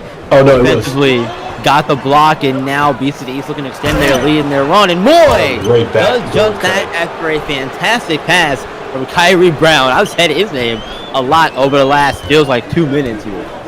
Yeah, and see, that is the reverse of what we're talking about. Instead of working inside out, they were working outside in because they've been knocking down three-point shots. Now the defense has started to press up. You start to get some more angles and some more space there. And now you're seeing the Beast of the East kind of open it up a little bit with their floor spacing. Look at that. Right to the cup. Up and under move from Waterhouse Jr. Doesn't get the first one, but he does get the second one to fall. Nicely done here, and the Yacht Club fans are not happy with the performance here. You can hear a teeny fraction of boos coming from their side of the arena where all those fans are seated at. But 10-point game. We saw in our last one. It got ugly, and then it got right back on track towards the end. The Philadelphia Elite ended up losing, in my opinion, a horrible way to lose the game. A backcourt violation that, in my opinion, didn't look like one at all. But it's funny how things come full circle for them, because last season there was a Phantom 3 from Cooper Flag that ended up souring their season. And once again, we're seeing it here with backcourt violation this time, Philadelphia Elite. Such a pain, in my opinion. That was a shocker, too, because I didn't think that they could necessarily be beaten. I was looking at some of those rankings here, and I was like, man, can they be beaten? But then I started thinking of what Chris Berman on ESPN would always say. That's why they play the game, and you saw it in tonight's contest. Yeah, that first game. Look, they were my favorites going into the tournament for a reason. They're the best team in the league all season long. They looked really dominant towards the second half of the tournament schedule in SimWorld Prep, and I wasn't sure if anyone was going to beat them. Fouling a jump shooter, and it goes down anyway. Oh my goodness! When you're hot, and the Beast of the East certainly are that right now. They got the smoke billowing around them. I think their whole team's on fire now at this point. Oh, that yeah, one, yeah. Yeah. It's too late. You got to get everybody out the house now. I mean, because it's too late to call a timeout at this point, because you're right. They're roasted right now. And look, this is one of the things that I was going to say was the key, right? Was them knocking down jump shots.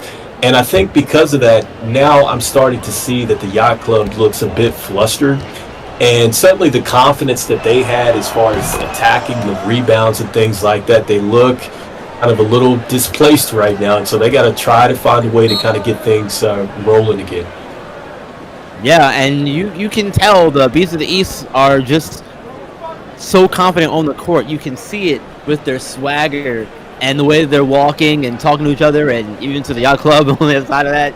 Yeah. They are locked in, and they are ready to roll here, man. Yeah, they got a lot of juice. Yeah, they got juice. Plenty of juice left in the tank here. Don't play yourself. Get involved in SimWorld. Invite others to join as well. If you got the game, come be a player. If you got the brain, and I know you think you do, come be a coach. We're looking for more coaches here in SimWorld Prep to make your journey from Prep to Pro, along with our players as well. If you do both those things, or if you want to join as a super fan, just want to talk with the fans and be involved in follow-up, storyline, all that stuff, either one of those three things, you get 5,000 EMs for it as a signing bonus, if you will. So come get your EMs, come be involved in the experience. How can you do that, B-Ron? I got you. Discord.gg/SimWorld Hoops. And let me add to B-Ron, you only need 6.1 billion EMs and you can buy the Celtics. So I'm just letting you know. I'm letting you know, full disclosure. I'm just letting you know, just keep all your EMs, don't spend them in one place. Stack them up. Go buy you a franchise. Right, stack up, and you too can buy the Boston Celtics. you too can. Yes. You wouldn't download a car. You wouldn't download EMs either, but you would save up your EMs to buy the Boston Celtics. You could go buy them. You could go buy them. Yacht Club looking to buy a bucket here as they're trailing. They haven't scored in quite some time, Rico, and I think that this is where you start to see I won't say concern come in, but we'll use that word for lack of a better one. Concern and the worry that this is gonna be another one of those games where it could get out of hand before you expect it to. Shot clock winding down. Talk about the buzzer, no good from Davis. He had to fire that one up. Up the floor with it here. Jordan Belmont passed inside to Freaks. On the contact. No basket. Kenyon Young, though, committing his first foul of the day. There you see first year head coach Kay McMillan not looking pleased on the sideline there with the way his team's played lately to own this run. There's your Freaks at the line. Go ahead, Rico. I'm sorry. No, you're good. I was just trying to, because with Freaks, we were talking about could this athleticism start to really tear into the Yacht Club, and you're seeing it right now. Like right now, they've made them extend out defensively, and they're getting them into situations where they can attack them in one-on-one situations. Because now, when they're getting into the scorer's box, they're so spread out, the defense is not even around to help on this, and so I have to give them a ton of credit. And then going back to your point here with the Yacht Club, look, they're completely flustered. I mean, they just don't know what they want to do now. They don't look confident in their attacks. They're not sure in their sets. Everything looks just scrambled. They're all clustered on one side of the floor. There's no movement. I mean, they just really have to figure some stuff out. Yeah, they sure do. They figure something out quickly, and there's a good start there as that one falls for the Yacht Club, trying to work their way back in this one. I believe that was LeVon James who got that one to fall for the Yacht Club that time down the floor, and they'll get possession right back. Looking at my notes, heard a whistle and the Yacht Club taking over. Yeah. Silly turnover right there. Kind of slid right on out of the back line. So don't want to do that. You're up in a game. You don't want to, obviously give the other team the hope. And especially after that was the first time we've really seen a good set with that nice pin down for the open shooter. You want to avoid those mistakes if at all possible. Rollins, great cut. And finished with 2 points, cutting the lead to 10 for Beast of the East. And now we're seeing another time that we're going to get back-to-back turnovers here for Beast of the East. I imagine Coach Drayton's going to want to get a timeout here next time they get the ball to prevent those mistakes from happening again. Got to get those things in order, clear them up quickly. Yeah, you got to get composed. You really do have to get composed. And look, that's twice that their offensive set has looked good. That was a nice little slip screen on that last one. And see, now you're starting to see some more off-the-ball movement and screens, and that's another open shot. It just didn't go down. Yeah, beautiful look, though. The three-pointer is good for the Yacht Club, and here they go. And now number 3 for the Beast of the East. This is not what you want to see. You were up big heading into halftime, and now it's looking like your lead's going to be a lot less comfortable and into the locker room. There's still time for it to turn around, but not a great start at all. Yeah, and I mean, with a minute 15 to go, or a minute 16, I believe, to go, you just cannot do this. You cannot continue to keep turning it over. The basketball guys are definitely going to make you pay for it, and it looks like that it's seriously woken up Yacht Club. Yeah, that's one of those things where in a one-and-done scenario like the last dance, you can't afford to give a team any kind of hope, and that one does not go, and now Beast of the East will grab the rebound and bring it past half court successfully and throw it down as well. Tyree Moy getting it done that time down the floor for the Beast of the East, ending their turnover spell at 3 in a row, scoring points in the process, looking to answer back. Can't do it there. Beast of the East. Waterhouse Jr. on the rebound, bring it up. Moy pull-up jumper. Good! Getting him right back. And I'm not surprised about that, because one of the things that about him, his prime motivation is just wanting to see his team win. He's all about the franchise. And look, after a couple turnovers like that, who do you get it to? A player that wants to see your team win, that's all about the team. He's that guy. Absolutely. I can hear the Beast of the East players on the floor. Hey, it's too easy. It's too easy for us right now. Now Belmont fires. That one almost went in. Man, they get the second chance. Waterhouse Jr. draws a foul. It's no goaltending. Goaltending instead, no foul. 2 points, though, will go on the board for Beast of the East after the goaltend. I'm not sure if it was a block or a goaltend, personally, but they called goaltending on it. So, that first half will end right there, barring this shot going in. It does not.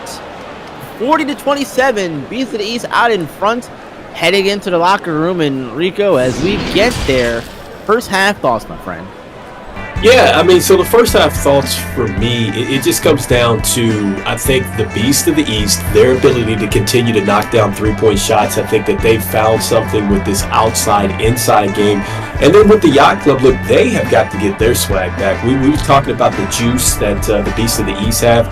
They have no swag. I mean, clearly they are trying to find it. They got hit. They got back in the game. And then immediately you see the response from Beast of the East. So they have got to find their swag and start to dictate how the game is played. Yeah, and that's the thing too, Rico. If you can dictate how the game is played, that means you have all the leverage and all the advantage in the world. And when you're a team like Beast of the East, that's what you want to have. And we'll see what kind of change they're made as second half approaches. We'll be back with more of it here in Houston as the last dance rolls on. Yep.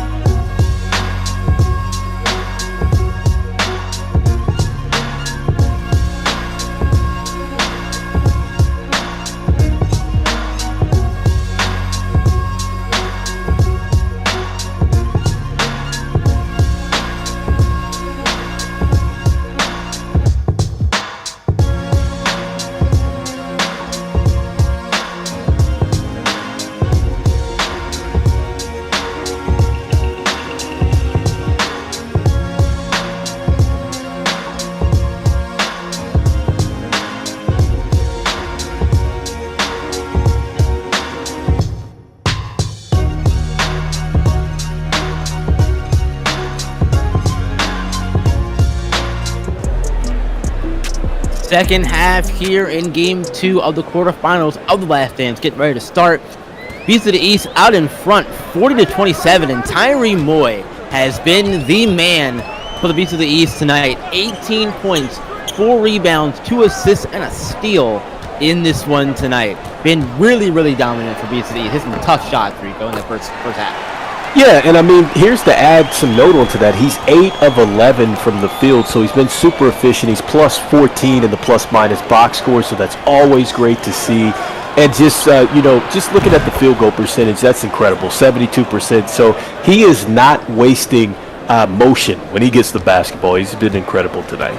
Most certainly is not. Jordan Belmont got that one to go, and Tyree Moy will be following, or he should, if things hold true. He should follow Coach Drayton to Syracuse right now at 16 years old.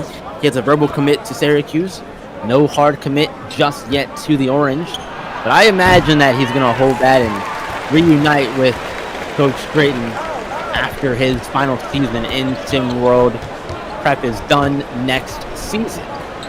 This is why I think that Coach Drayton is really going to be in a good situation when it comes down to Syracuse, because there's so many kids that really love his coaching style, and then he's getting so many kids that he's coached that are looking to commit or go with him. I just think that this program is going to turn around. They already understand the coaching philosophy. Yeah, and it could be a quick turnaround too for Syracuse, because you mentioned the guys that are going there. Some of those guys that are going there next season aren't even playing for him. You got guys like LeJordan Tompkins, the third from the OGs. You've got Abdul Salamanca from Philadelphia Elite going there. That's just 2 off the top of my head that I can come up with. Off the top of my head. And so, yeah, Syracuse could be in for a turnaround next season. I'm not going to say they're going to be, a national championship contenders or anything, but it'll be a turnaround. And Waterhouse Jr. turned this around really quickly. With that basket right there for Beats the East after they get a stop on the defensive end. Yeah, 46-33, Beats the East out in front here. Man, talking about Waterhouse, he reminded me of a player back in the day, Jerry Stackhouse, the way he attacked the rim. That was wonderful right there. Great display of athleticism. But, just going into the point of Coach Drayton, I just think that even if he hasn't coached them, word gets around, okay? And people look at tapes and films and they see what you're doing as far as developing other players, and they're saying to themselves, look, I need to put myself in that type of position, that type of environment, because I want to get to the SWBA level or, whatever they look to do, maybe overseas as well. I think that he's definitely the coach that can develop you. Yeah, exactly. Coach Drayton is no stranger to getting guys to the next level. As I mentioned earlier, you have Levin Cutler, currently playing at Alabama. Isaiah James, currently playing for South Carolina. And Freed Redmond, who is currently playing for the UConn Huskies. All 3 of those guys, those are just some notable names off the top of my head that have played for Coach Drayton and are now in SimWorld U. Yeah, and we got a chance to look at Isaiah James here just a night or so ago, and I was super impressed with him and his brother. I mean, he's one of the guys that I'm certainly looking forward to talking about when it comes down to draft prospects and things like that. And so, yeah, I mean, you could definitely see that Coach Drayton's work is there. Yeah, it hasn't gone unnoticed for sure.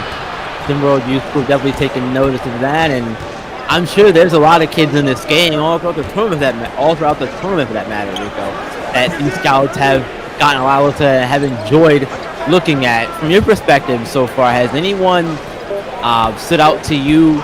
I guess I would say besides Tyree Moy, the obvious one in this one, as that is another deep 3. That one falls from Losi Thomas. Time here on the floor as the Yacht Club needs one. They're down by a large margin here, 51-37. But Rico, to my original question here, anyone stood out to you in this besides Tyree Moy, the obvious answer for this production? Yeah, I mean, so I think that I've been impressed when we were looking at, Freak's kind of athleticism. I mean, I think that that's something that we talk about a lot, especially at the SWBA level, and then also too at the SWU level. I just feel like when you get an athletic, big / forward, or just that can kind of be rangy, and really you get the idea of them just kind of growing, getting stronger, and really just kind of growing into an even better player. I think that becomes an intriguing prospect, and so he's another player that I think I've been impressed with in today's game. Yeah, Najor Freak's definitely been impressive for Beast of the East. I really like what's in for him, but I like what I've seen out of Darius McBride for the Yacht Club as well.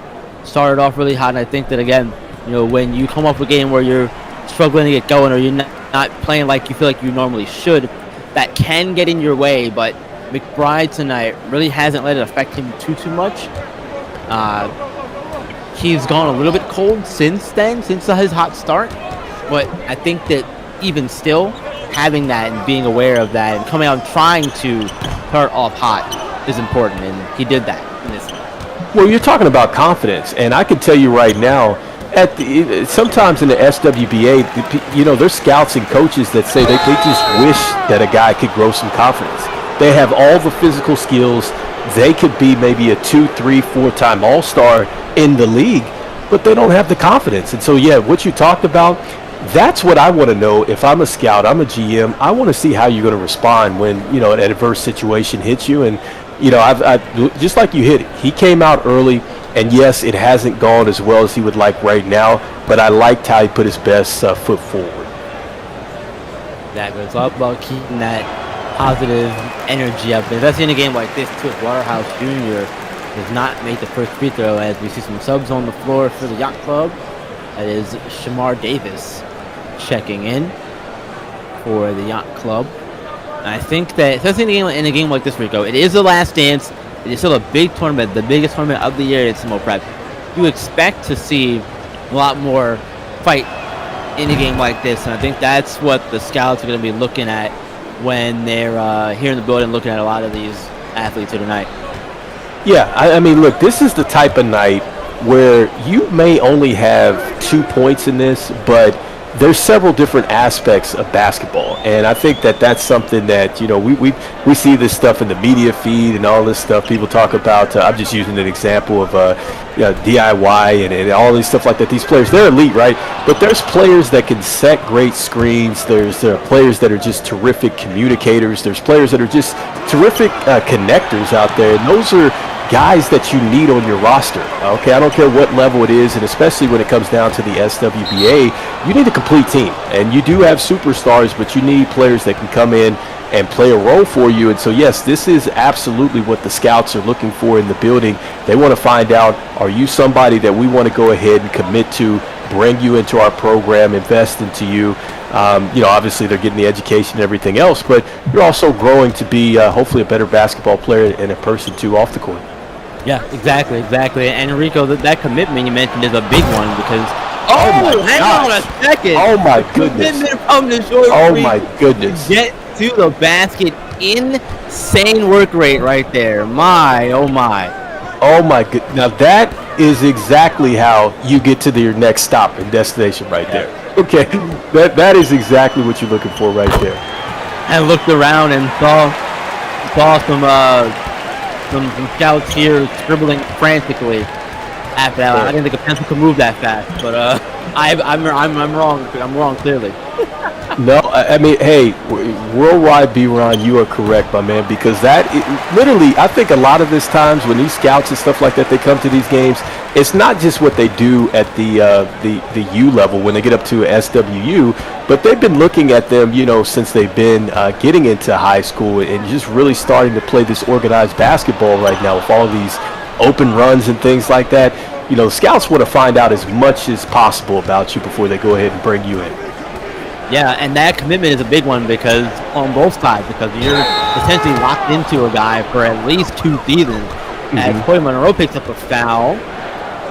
On a foul there, and we'll see more free throws coming up here for Beast of the East. But the commitment there is at least 2 years because there is no, right now anyway, SimWorld U has not opened up the transfer portal, so you're stuck. You're stuck at your school for at least two seasons. And see, I got a point to that, but first I want to make this point that when you have those open runs and stuff like that, I think that one of the things that I would tell my players is that, look, you obviously want to, stay healthy, you don't want to get hurt and things like that, but you got to take those kind of open runs going against competition seriously, because you don't know what scout is looking, you don't know what's happening there that could really maybe open the door for you. That's number one. And then number two, what I would say, I wonder, and I've kind of thought about this with SWBA because we've been doing some future prospects. I wonder if they would ever open it up, change the rules to where you could maybe do one and dones, and then to your point, if it is a possibility of a transfer, what would you think about that? I feel conflicted on the transfer portal. Yeah. Because I like that. I like the idea of it. But I know that there are those who would take advantage of it potentially. Sure. So I'm indifferent on it right now. I got you. Yeah, no. Say all that. Yep. It's a good debate though. I mean, it really is, because it's like one of those things where do you allow somebody to be able to just kind of make that decision instantly, kind of impact the team, make them better, or hey, you're committed, and that is what it is. Yeah, I will say that if you do open the portal, as that dunk goes down right there from Sacred Miller, I do think, great crossover, exactly. I do think that if you do make that kind of commitment to a team, I do think that if you do transfer, you shouldn't get penalized for transferring. I will say that much. Yeah. If you do transfer, you shouldn't have to sit out your next season and lose that year of eligibility. If you transfer, you should be able to play right away. Oh, my goodness. Following up, clean up the mess there. Man, great job from Anthony Simmons. Right place at the right time as the third quarter winds down here. Just 15 seconds left in it.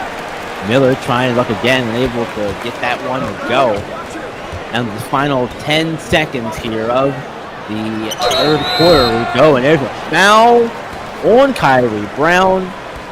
So taking free throws for the Yacht Club is the body language for the Yacht Club hasn't really gotten a whole lot better as they're down by a good margin here. Kylan England going to the line here.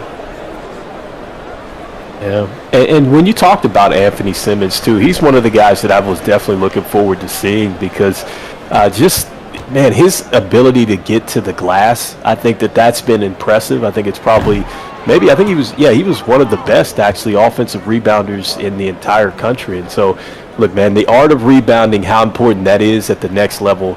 Again, you may not average a lot of points, but if you have a specialty or a skill, there's a need for you, certainly. Exactly. And Rico, we talk about that all the time. I'm one to really harp on that in particular. You mentioned Anthony Simmons, the number 2 offensive rebounder in SimWorld Prep. He's averaging at 2.5 per game this season. That is a skill in itself, and I'll save my more long-winded thoughts for the new quarter here. But as this one comes to a close, so that one almost went down. And look good. When you're hot, you're hot. Third quarter comes to a close, everybody. Beasley's out in front, looking to move on to the semifinals of the Last Dance. Come back, because it's almost time to do you know what? With those scores up, we'll be right back.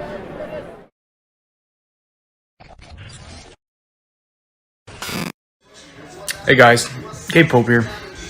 I've always wanted to be an NBA player all my life. SimWorld Hoops, that's the place I'm getting to live my dreams. SimWorld Hoops, baby, stop missing out. The only place where you can see the game and be the game.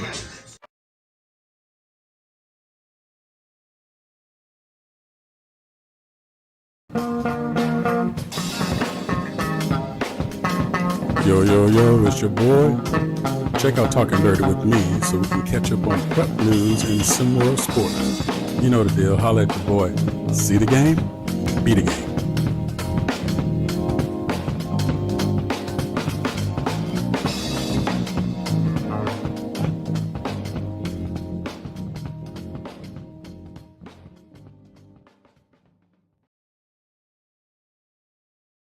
Catch a glimpse of your caramel skin, your all that and then some.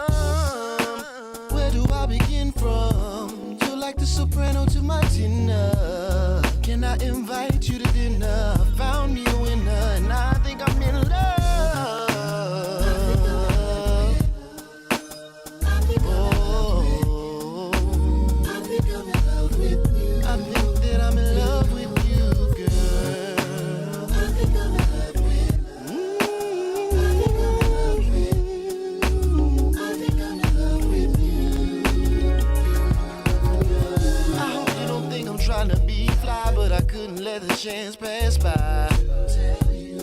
every time I close my eyes, how all I can see is your smile. And how it lights up a room. Just the smell of your perfume sends me in a daze. I know it may sound crazy, but baby, I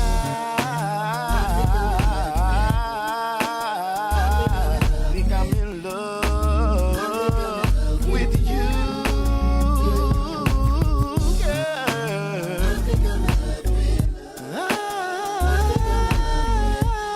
I think I'm in love. Never thought I'd see the day. Make me feel this way. When I'm awake, it's like I'm losing my cool. Gotta take this time to say, please don't now the same way I do. 'Cause I think I'm in love with you, girl. I get this feeling inside, and I just keep fighting. I think I'm in love with you, girl.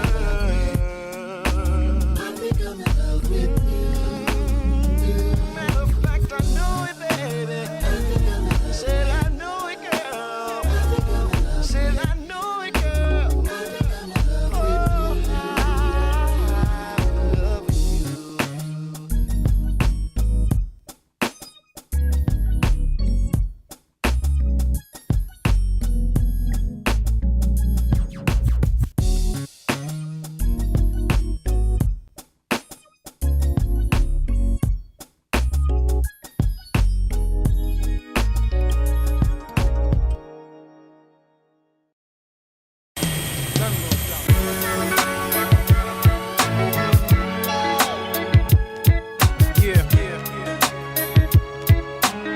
Y'all know how it go down, right?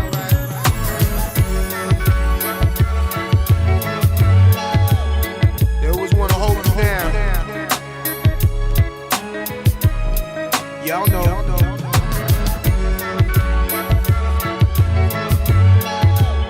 So G-Dep, tell me a little something. Should I recall?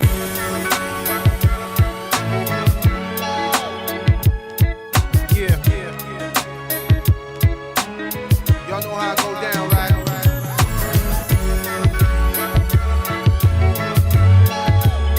They always wanna hold you down. Y'all know.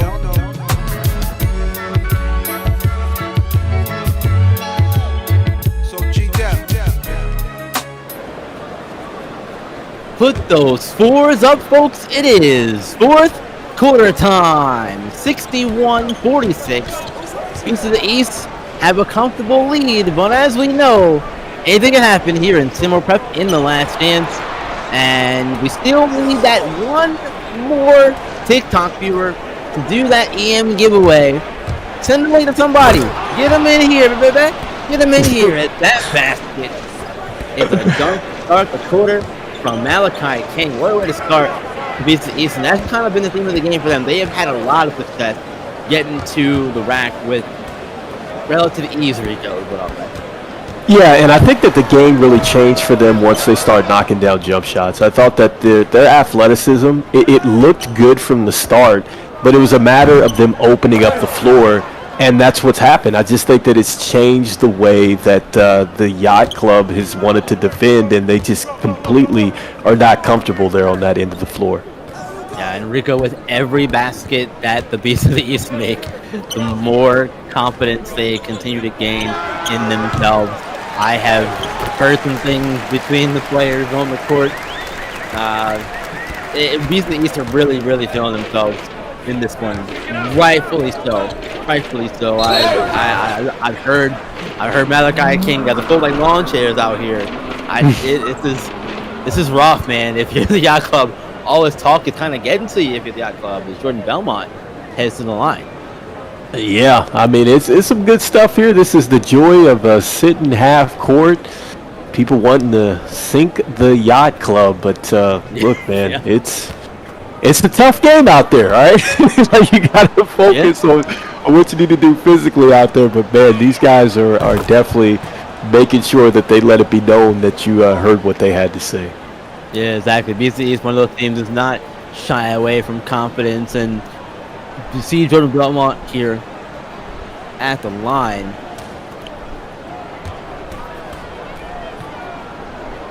Winner of our EM giveaway, Kai Killens, 2,130 EMs. Oh, close to buying the Celtics. Congratulations, Kai Killens. Yes, you're inching close every day to buying the Boston Celtics. When your playing days are over, young man, look, you take your EMs from your high school days, hold on to them. Get to the pros, get millions of EMs, and eventually, buy the Boston Celtics. Buy them up. You can buy you a franchise, baby. But in all seriously, don't spend it all in one place, right? Is that generally the saying that we have? Or do. Okay. The bad influence, man. You can't tell them to just go spend it like that. Hey, I didn't tell them to do it. I didn't say they should do it. I'm not gonna tell you how to spend your EMs, man. Don't let. What am I? I'm just a commentator. I'm just a commentator calling the game. What do I know about money, right? Oh man. Money? What's that? No. Great points, man. Great points.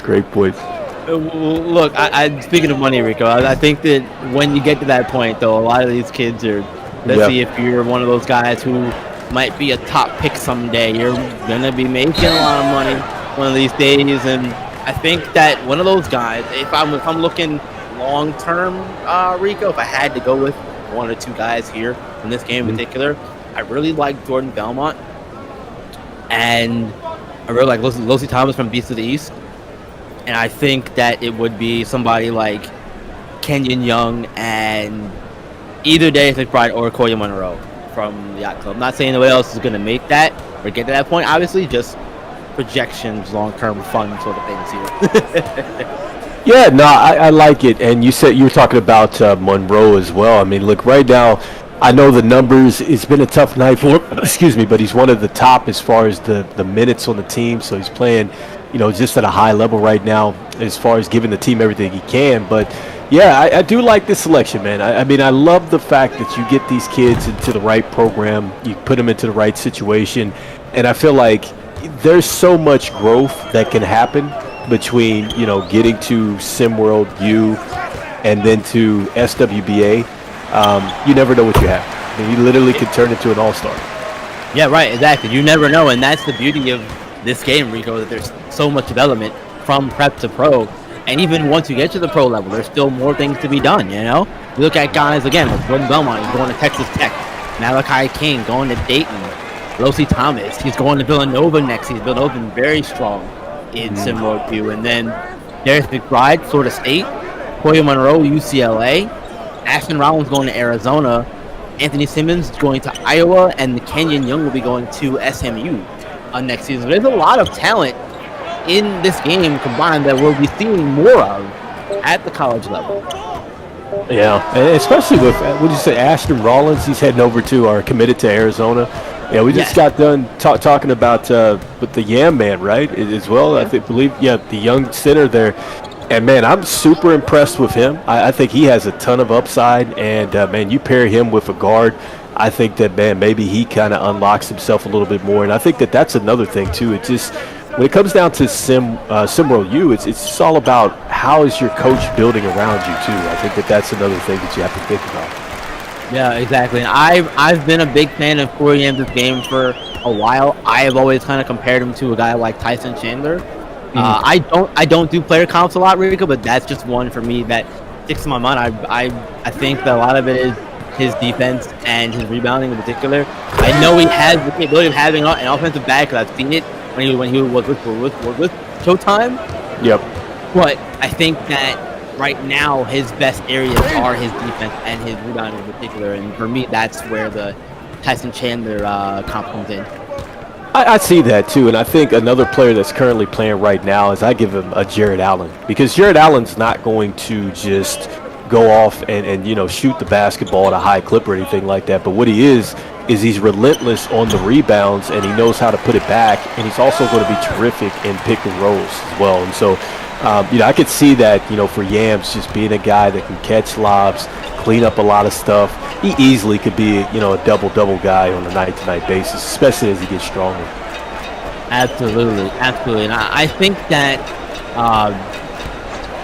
Losi Thomas from this game in particular, I think that he's going to really take another leap going to Villanova next season, playing alongside Justin Bell and Noah Jackson and all those guys there. I think that that's going to be a very nasty three-headed attack if all of them end up starting in a little bit at the same time, of course. That's going to be very fun to watch all three of those guys play. I agree, and like Justin Bell, he's been incredible. I question, is he really a freshman? Because he doesn't play like that. I'm like, dude, he plays like better than some of these upperclassmen, and I'm saying, man, you get him, with some elite talent here. That with Losi Thomas that's coming out, I'm like, man, that could be a really scary team. I feel like that they easily, I think that they could be, I'm going to say like a top 2 team. I just feel that confident with Villanova. I really do. I like it, Rico. I like it. East going to take a timeout after that basket. 2:31 left in the contest, folks. We're almost done with this one. Got 2 more games coming up after this one. Best Coast Ballers and the H-Town Hoopers after this one. And there's one more game in the night. That is the Originators and the Bay Area Breakers. Again, the quarterfinals are all being wrapped up tonight. Semifinals later in the week. And then the championship game coming on Monday as well. Very excited to get this one, Rico. I know we're gonna be on the call for this one next, but really quick, our early prediction for that one in particular, best Coast Baller versus H-Town Hoopers. Yeah, so I think the first thing that I always think about is just when you talk about tempo, you talk about just who is going to establish the tempo in this game. I think that is really going to be the first question for me. Are you going to have that type of tempo where you are more of an up and down team? You try to get into the fast break. Is this going to be more of a half court game? I think that's really what I want to see. It's going to be a contrast to styles. Yeah, I could see it being a contact styles there, Rico. I'm really apt to lean on best Coast Ballers in that one. I really like what they've done for the majority of the year, and their 3-point shooting once it gets hot has been impressive for me. And I know that everyone likes if you're a fan of modern day basketball, you're gonna like a lot of what Best Coast does, and you'll be excited to see what they do in that one. But I think both offenses though are going to be good, because you can't forget about Almighty Soul on the H-Town Hoopers, one of the top prep players in the world here. I'll be seeing him in action next. Well, here's my thing. I know Best Coast Ballers, they lead in the 3-point percentage, but I kind of throw that stuff out of the window when it comes down to the tournament, because, it's a tougher environment. I think that the game kind of slows down a little bit. That's why I was like, it could be like a contrast to styles. I really do. It's maybe the team that could switch up the gears might be the team that wins that one. It just might be, Rico. You never know. Well, we'll find that out in about a minute and 40 seconds here, as this one is all but wrapped up here. The Beast of the East will be advancing to the semifinal round of the Last Dance, and they will be awaiting the winner of the Best Coast Ballers H-Town Hoopers game. And a lot of the top seeds are still in the tournament, Rico. Again, the number three is going to go down here in this one. You still got the 2, the 7 left. Number 1 went down earlier in Philadelphia Elite. So you got an 8, 12, and 13 left in the tournament. This is on the left side of the bracket. It's a little bit spooky. But on the right side, if you look at just the seeding again, these are some top teams left in the tournament. Yeah, and this is what makes this time of the year so special. And again, I'm still, kind of intrigued with the last upset that we saw the game before, but I'm looking to see if there's any more, big-time teams that are going to fall. Yeah, the only one, the ones that really left to go down are, I would say, Best Coast will be next one to go down, because they're the number 2 seed. The number 3 is going to go down here to the number 6 seed. So You very well could see it happen. More upsets could be on the rise here. But I don't think there's much separation between the 3 and the 6 seeds, in my personal opinion. Yeah, and I agree. I agree with that. I'm kind of with you on that. I'm with you on that. And so, again, I mean, is there like a player that you're looking to see here that, besides what you were talking about before, another player that you're looking to see? From this game or the next game in particular? For this next one coming up. Next one.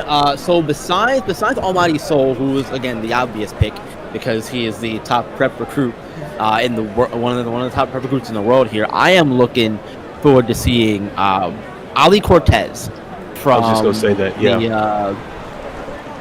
It's Ali Cortez and Arlo Cook. Arlo Cook, DC native. I'm a Maryland guy, so he's right around in my neck of the woods. I really like what I've seen from him too as well this season from Best Coast Ballers. Him along with Cortez are 3-point shooters and both reliable free throw guys as well. So, and I think that their games complement each other really well too. What? Okay, so I like that. Well, what about this? I wanted to see the center too. Is it Willich Karish? Willerick Krause? Yeah. Oh, Krause. I'm sorry, Krause. Apologize there for butchering his name, but yeah, I wanted to see exactly what he does because, coming in as a center, he's only 6'8", and so I'm wondering, like, man, is he still growing? Because he's a bit undersized to be a center, but I want to see just how good he is. Yeah, I think we have to keep in mind that it is still high school, but it's hard to say that and look at some of these 7-foot kids out here on the floor at 16, 17 years old, and they're 7 feet 2. It's crazy. But this game wraps up, folks. Beast of the East moving on. 77-58 winners over the Yacht Club. The 3 seed goes down. Number 6 moves on. We'll see the Best Coast Ballers and H-Town Hoopers play next. Stay tuned, me and Rico. We'll be back with that one very, very shortly here from Houston. And it's time to see the game be the game.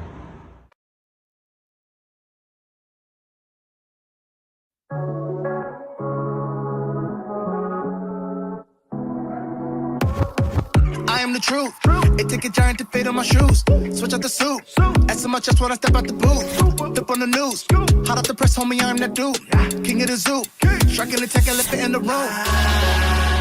Got designer on my body. Selfies in the private jet.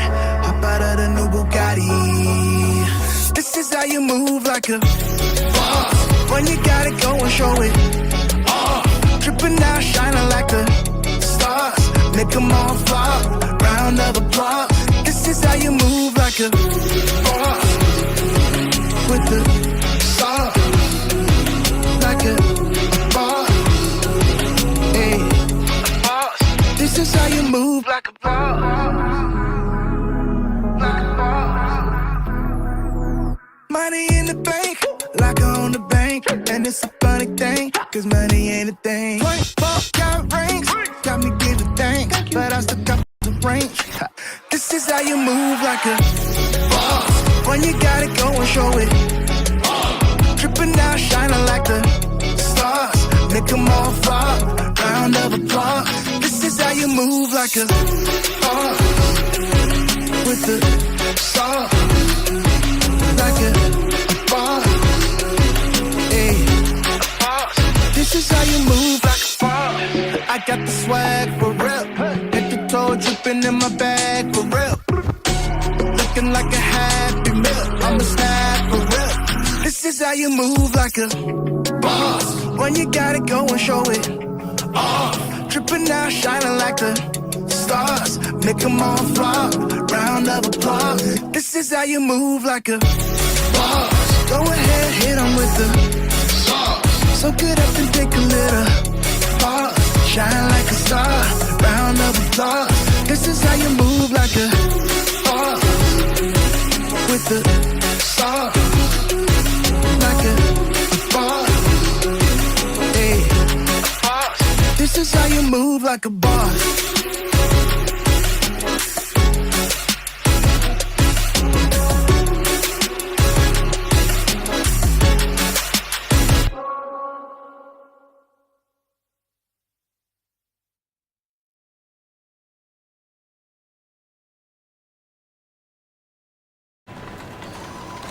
فايز اعمل لك معايا سندوتش جبنه. مش جاي. Just you know why. Why you and I.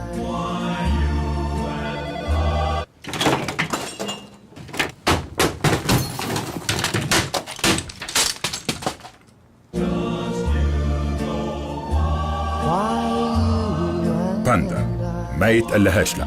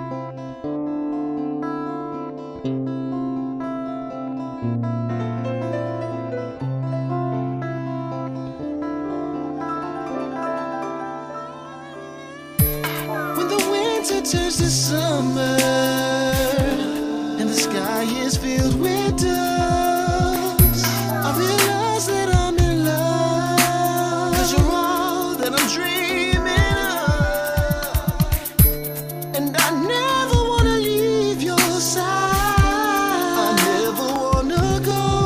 That's why I wrote this song, to let you know how much I love you so.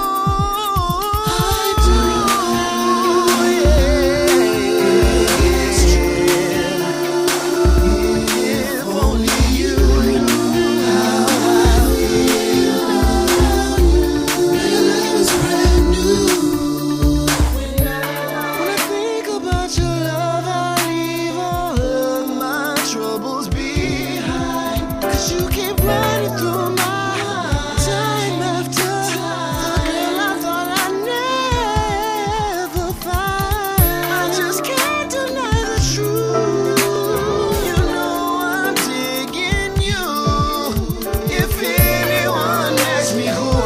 spend the rest of my life without having to say you. I do.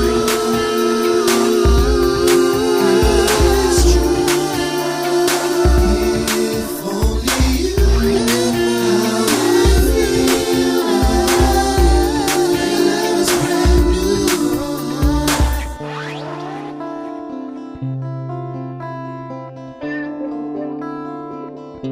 See, I've never felt this way before in my whole life.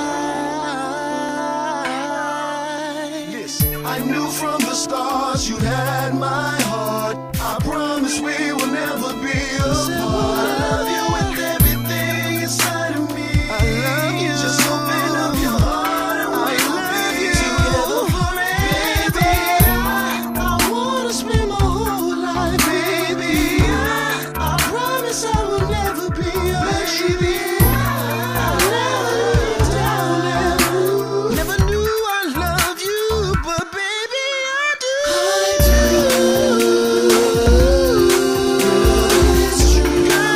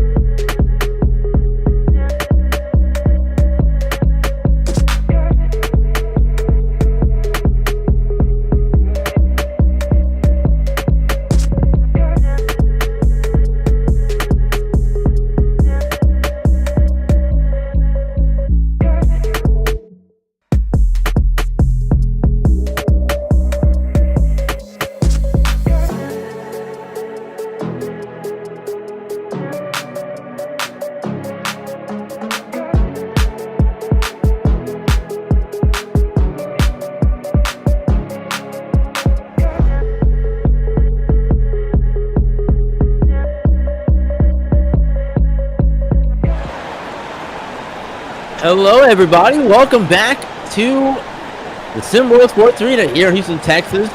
Last dance quarterfinal round continues. Sorry for the delay. There was an incident after the most recent game that just ended. The Yacht Club.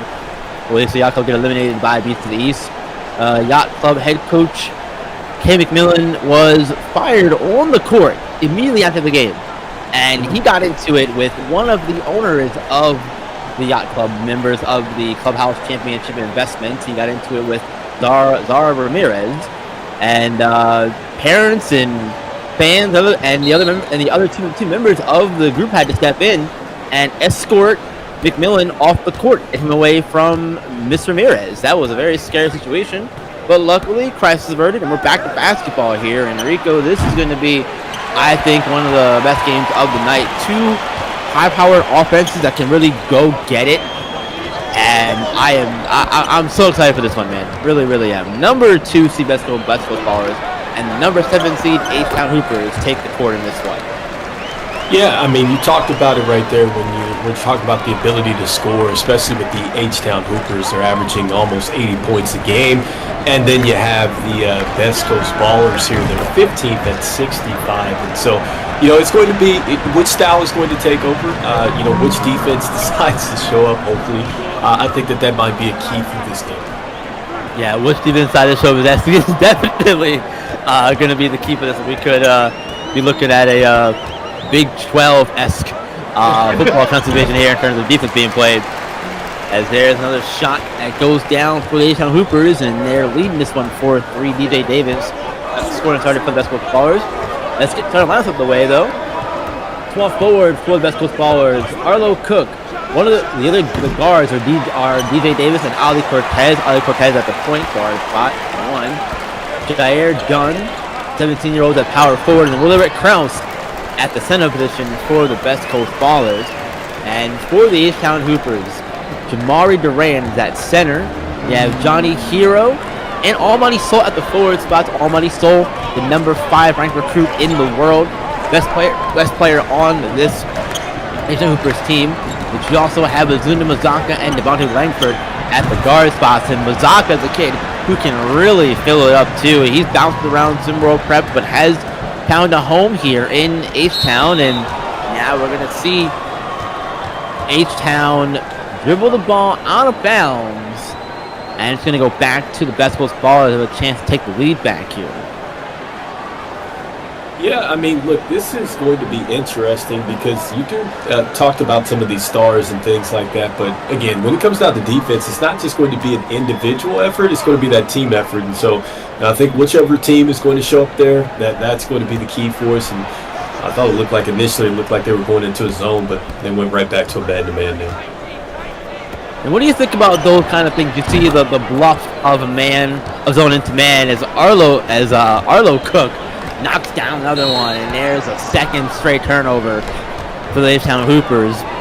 Justin Pasquer, the first-year head coach for the Hoopers, has got this team turned around, and the world still on this team revolves around Almighty Soul and just how talented of a guy he is. He'll be joining Kai Killens and Leonardo Fields in that stacked recruiting class going to Alabama next season, Rico. Yeah, I mean, Alabama, look, they're one of the better teams right now in the country, and so you're getting a guy that was the Gatorade Player of the Year, and so we know, to win that award, you definitely have to be getting something done. But, this is a guy that, man, he's pretty passionate about playing the game of basketball, super animated when he's out there, and, man, he's got a ton of strength. He's into weightlifting outside of playing basketball, too, as well. Yeah, I remember there being a ACA report about him earlier being spotted in the weight room during one of the off days for H-Town over the weekend. His ability to just be in the gym and working out constantly is what really has him up there in the upper echelon of recruits here in SimWorld Prep. And if there's any guys you want to look up to for future recruits watching or future players still sticking around for another year or so in SimWorld Prep, it's Almighty Soul, it's Kai Killen, it's Monte Parson, a lot of the top ranked recruits. They're there for a reason. They're there for a reason. They're active, they're engaged, and they put in the effort it takes to really reap the benefits of having that that title and those accolades, recognition, all that stuff, Rico. Yeah, I mean, and that's what you call, just a gym rat. Somebody that just loves to be in the gym, loves to get better, and that's what you want. That's exactly when you're trying to build a program up. You want people that are going to have that type of work ethic, and I think it rubs off on the rest of the team. A team full of gym rats. We get another timeout here after Best Coast Ballers use one. The Hoopers come back and use one themselves. I guess they wanted to take some extra time and talk over things here in the first quarter. If you're just joining us here, SimWorld Prep, The Last Dance. This is a single elimination tournament. 24 teams in from SimWorld Prep made the tournament. One and done scenario, and there are 4 8-minute quarters in the tournament, or in these games in general. So as I said in our first game that we called, Rico, there is time, but there also isn't time. Mistakes, that kind of stuff. So it's not a college game. You don't have the 20-minute halves. Way more time for mistakes and to make up for them in those games than here. Yeah, the games are a bit more fast-paced. I think that's just the bottom line. You got a lot of up and down action, and and that's just how it is in prep. And so, I think that the teams that really take off, they just know how to maximize possessions. And so it is going to come down to that if you're going to advance. Yeah, and speaking of advancing, the winner of this game will go on to face the Beasts of the East. We saw them handle the Yacht Club in the last game that we saw. There's one more game coming up after this one, as the Originators and Bay Area Breakers winner of that one will go on to face the Heartland Zombie Stars in the semifinal round of the Last Dance. We're almost done with the Last Dance here. This tournament moved fairly quickly. I guess that's due to the 2014 nature of the tournament. I can't imagine Hoop Day will move as fast as this one does, but I've been wrong before. Can't be wrong again. Well, I mean, considering it started off to a slow start, right, with the weather and all that stuff like that, and so for these kids to finally get a chance to play, I mean, they were just waiting to get out there. And so you just see it, the type of energy that we've seen from round to round, and yeah, it is flying by. Yeah, it really is flying by here, and I'm impressed by how fast this has gone. But also at the same time, too, the ability of everybody to regroup after the delay and make sure everyone got here safely, because I know there were teams who had travel issues from Orlando, one of those teams who had travel issues coming over from the UK trying to get here, but were impacted by the delay. So I think that this is a situation where it all came together in the end, and it's very good situation that we're even here, you know what I mean? In general. Absolutely. Yeah, I mean, that's what it's about, and that was a great jump shot right there. That was Ali Cortez knocking that one down. I know, that's somebody you were definitely looking at seeing. That was a great kind of run of the semi-fast break. I like how he recognized where to be and caught the defense snapping. And Mazaka with the leaner, getting that one to fall. Loopers, they're trying to stay in this one here early. Best Coast Ballers will come out, and they've used the 3-point shot as expected, from my perspective anyway. They've used that to their advantage. Now, whether it's Kraus trying to score, and he does, gets right by Jamari Duran and into the paint for 2. Yeah, it was a nice power move right there. I like how he just kind of got his defender on his back and took him right up. And Johnny Hero said, "Don't forget about me. I can shoot the 3-pointer too." Hero knocks that one down, had a good look at the hoop, and made the most. It did not miss. Good opportunity. Yeah, everybody needs a hero. That was a great shot. Yes, sir. Everybody does indeed need a hero. Johnny on the spot. And that one right there was Johnny Hero as the Asian Hoopers bring the ball up the court here. You've got and there's a miscue there. Willard Kraus there to pick it up as the Best Coast Ballers take over on offense. You got the Ballers and the Hoopers here running it up in this one. And there's a great attack from DJ Davis scoring for the Best Coast Ballers. He'll be joining the Iowa State Cyclones next season in SimWorld U. Yeah, Iowa State's been one of the tougher teams. I think that conference has been interesting, right? They've been really, really tight at the top of that. And wondering how that's going to shake out with who's going to ultimately win the conference. Yeah, and look at this good defense here from Azuna Mazaka, not letting Cortez get past half court. Eventually does get past, but he had to work for it and waste a lot of time on the shot clock there. Davis now with it, trying to get to the basket, now getting a double team here. Pass over to Krause. Krause inside, back to Davis, back out for a three. No good, a good one though. Krause on the glass, second effort, no good that time. But great work there from best football to get into a good position to get those good shots there. Yeah, and it looks like, too, they've made an adjustment as they're running like a little bit of a 2-3 defense as well. And so I like the defensive adjustments. We talked about this before. I thought it was going to be which team's defense is going to show up. And so I like that both teams are making some adjustments on the fly. Yeah, and that's what's about here. Coaching here in SimWorld Prep, making your changes on the fly. This is the only place where you can live coach during a game. I don't know anywhere else you can make changes on the fly like this. And if you want to be a coach and coach live games, join the Discord, discord.gg/SimWorld Hoops. And Azuna Mazaka, man, good luck stopping me if you want to try and coach against me, because he's getting to the basket easier in this one so far. Man, yeah, I know that was a great move though. It's nice body control right there, the nice finish, even though a man was there. So you gotta give him a lot of credit with that.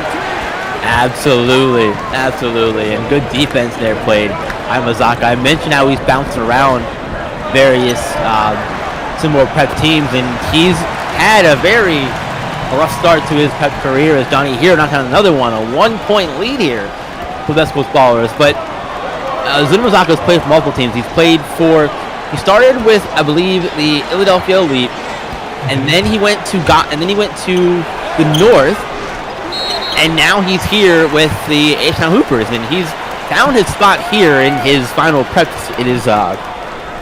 season here with the H-Town Hoopers. So, and it was versus your head coach too, Justin Pasquer. Now, how do you feel about that? Because I know we talked in this last broadcast, we were talking about, players transferring and stuff like that. Do you feel the same way when it comes down to prep? So, I think I will say in this situation, it is different because Mazaka, he had character issues that led to him moving teams in the first place.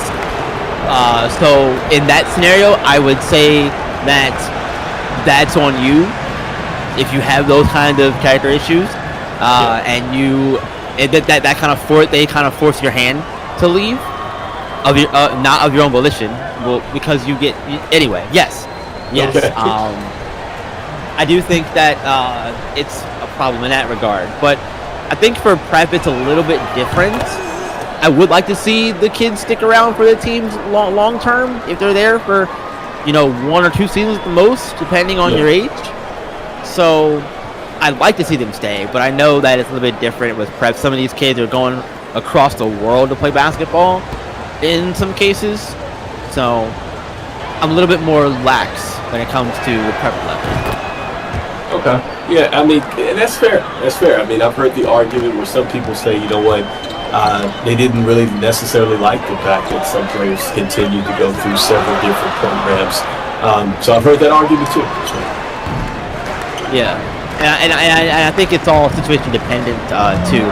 As the first quarter winds down here, this went by really fast, Rico. Oh, yeah. I looked up, we're down to 15 seconds. What happened? I'm not complaining, but 10 seconds left here. Hang on, Rico. Let me get through this really quickly, my friend. I will get your thoughts. I'm sorry. First quarter winding down, and that's going to do it as that last basket does not go for the Best Coast Ballers.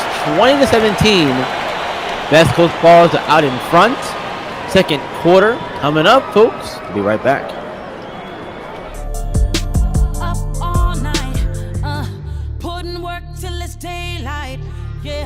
Inspiration ain't required. I go hard in the pain even when I'm tired. 'Cause tomorrow ain't promised. I give my all, ain't nothing left. No tomorrow ain't promised. There's no tomorrow, no tomorrow, no.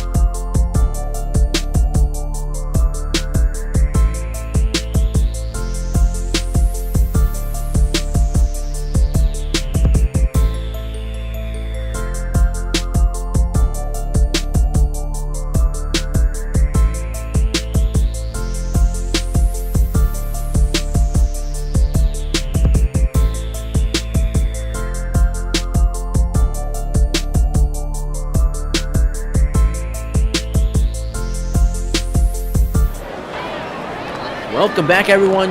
2017 Best Coast Ballers are out in front as we start the second quarter. And that first quarter, Rico, went by extremely fast. Like I was saying earlier, we looked up and there were 15 seconds left. It was insane. What happened?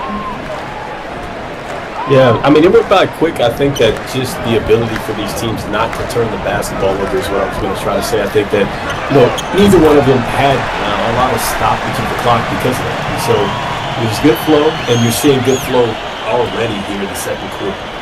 Yeah, big basket that ties the game up. That one came from Amari Thomas from Beaumont, Texas, one of the 17-year-olds on this H-Town Hoopers team. And they are... Man, these offenses have been extremely impressive to start this one. Now, man, great job knifing your way through there to take the lead right back. That was a technical, like, if you want to learn how to Euro step, that was the play. That was a great Euro. Yeah, that was a great job there to find, and I think that's one of those things about, finding a way to score. Because that was a unconventional possession, and normally that's not something you want to see happen. Yeah, I didn't try that anyway. I agree with you 1,000%, but I think that's what we were talking about with just the styles. It's like these adjustments that are going to have to be made because these teams they're so good. It's almost like an even push, and so I just wanted to see who is going to make that necessary adjustment that is going to win them this game. Exactly. Back-to-back tries for Amari Thomas. Got 2 threes in a row. Gave the Asian Hoopers a lead. Now Thomas trying to come down and score a third time in a row. Can't do it there. Great contest. One of the best ballers there. Mid-range jumper falls. Great shot there. Knocking it down. That's Micah McMillan from Chino Hills, California. Same place as Lonzo Ball. That's where they went to high school. Yeah.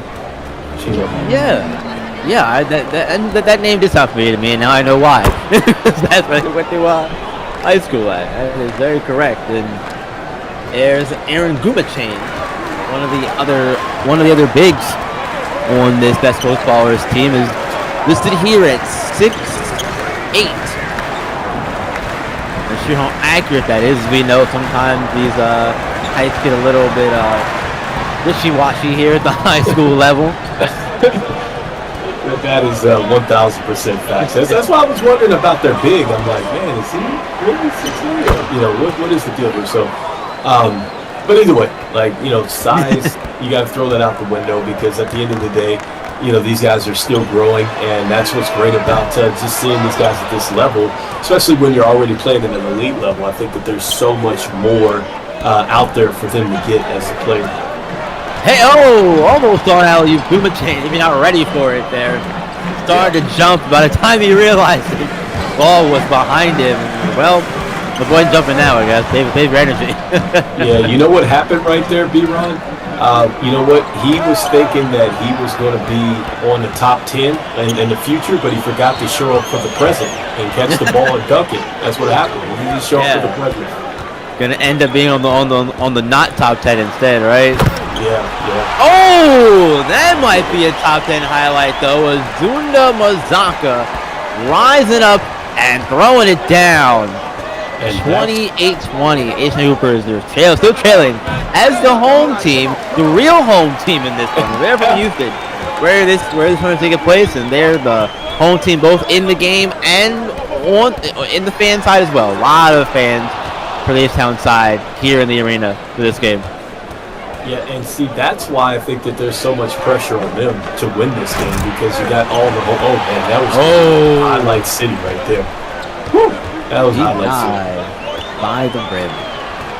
The worst person to be denied by is by the rim. It's not okay. So that's not entirely true. I can think of worse to be denied by. It reminds me of the Sprite commercial. If you've ever seen that, that's what I'm thinking of. Where he gets hung on the rim. Love that. I always bring up the Julian Wright moment, and whenever I do, some people don't know what I'm talking about. I don't know how they don't. It's hilarious to me.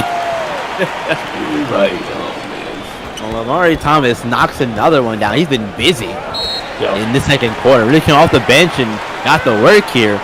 as Janino Dominguez will take a timeout for the best coast ballers. And looking so far, I want to take a minute here. Just look at these stats here, really quick, Rico, because we've got a game in our hands here. But Rico, I want to remind everybody too that it doesn't take a lot of time to get invested, get immersed in SimWorld. 5 minutes out of your day. I always say it's not about being around 365 24/7. That's unrealistic. But just be around and take an active interest in what's going on here in SimWorld that doesn't involve you, because not everything is going to revolve around you all the time. It's not how this works at all. It's called SimWorld for a reason. It's called SimWorld for a reason. And I don't want to get on the soapbox too much here, but we give you the keys to success here. It is up to you what to do with them, or not. You know, in this case, you do want to listen to us, though. In this case, you really do want to listen to us. We're telling you exactly what to do to be successful here. you got a choice. You got a choice in the matter. Up to you. You got a choice in the matter. You sure do. And Rico, again, this game has started off really, really well. Amari Thomas off the bench, 9 points, 3 of 4 from deep. Start this one in 6 minutes. He's got 9 points. Yeah, I mean, look, man, if you needed some instant offense, man, you just add some water and you got him. And he'll give you some instant offense. So, look, he's done a terrific job coming off, and that's what you want sometimes. Look, that's what your sixth man is for. Sometimes your starters don't come out, they don't give you what you want, and you need to go to that sixth man. And so when we talked about roles and why scouts come and look at these games, it's because they're looking for certain players that are not just star players that can really turn their program around. It's the others. Yeah, you mentioned the just add water bit, and I was gonna say it's basketball chia pet essentially. If that dates me a little bit, I imagine. But yeah, I don't know if they know about that. I don't know if they know about the chia pet. I don't know if they know about the chia. Hey, look, not sponsored or anything, but oh man, Willard and Krause getting down the floor and scoring for the best football. I like what he does in transition to Rico. I think he's really, really smart about picking his spots to run the lanes to get down the floor, because that's a skill that's we're learning in practice a lot. But it's different to do it at game speed, I would say. But Willard Krause does a great job of it, in my opinion. Yeah, and what I love too about him is he knows how to use just his size to his benefit. It's all, oh my goodness, talk he about used it right there to put a poster down in this one. And Coach Pasquier said, hang on, I need a break after that. Give me a timeout, right? Hey. Oh, man. 38-28. Best Coast balls on front here. But, yeah, Rico, we're talking about the size minute ago, and we're going to see some more of it in the next game, because the Originators and the Bay Area Breakers will wrap up this quadruple header coverage tonight in SimWorld Prep of the Last Dance. Like I said earlier, the quarterfinals are done after tonight. We're setting up for the semifinals. Last game of the night here will complete the semifinal bracket. So we'll find out who's going to face the Heartland Zombie Stars later on in the week. It'll be the Originators or the Bay Area Breakers coming up after this game right here. What are you looking for in that game, Rico? We won't be on the call for that one, but always gonna get your thoughts regardless. Man, well, if I'm gonna be honest, man, I'm looking for the expertise for Maestro. That's what I'm actually looking forward to. But no, you know what? This is going to be, I think, one of those games, and I mean, it's almost like we continue to say the same things, but once you get into this point of the year, I think that everybody kind of knows what you like to run as far as your sets and things like that, and plus the extra time you got with the break to start this thing, and it's just like, who is going to be able to, once again, dictate the way that this game is going to be played? Is it going to be you? Are you going to be dictating how we're going to play in the half-court game defensively? Are you taking away the spaces that I would like to get to? I mean, it's just so many things that I'm looking forward to seeing in this game between those two. Yeah, Jair done with the fancy finish on the one-handed alley-oop layup there, and there's almost stole. That zone is getting destroyed right now. I mean, they might have to really come out of that because it looks like that zone is just like a piece of paper. I mean, it's just falling apart because you can get anywhere you want to in that zone, and so they might need to make an adjustment. DJ Davis lets another one fly. No good for him that time. And now, chance to cut it back to single digits for the H-Town Hoopers here on this possession. And they need a basket here with the first half winding down under a minute left in the first half. There's a loose ball. Davis picks it up on the steal. And all the way with the two-handed clutch goes DJ Davis. Great hands. And they've been active, too. And, I mean, this goes into what we were talking about at that Auburn, South Carolina game. I'm starting to see that from the Best Coast Ballers. I think that they're playing terrific defensively. They're active. They sure are active, and a little bit too active there was Johnny Hero. Love the effort on trying to work hard to get to the rebound, but you can't do that.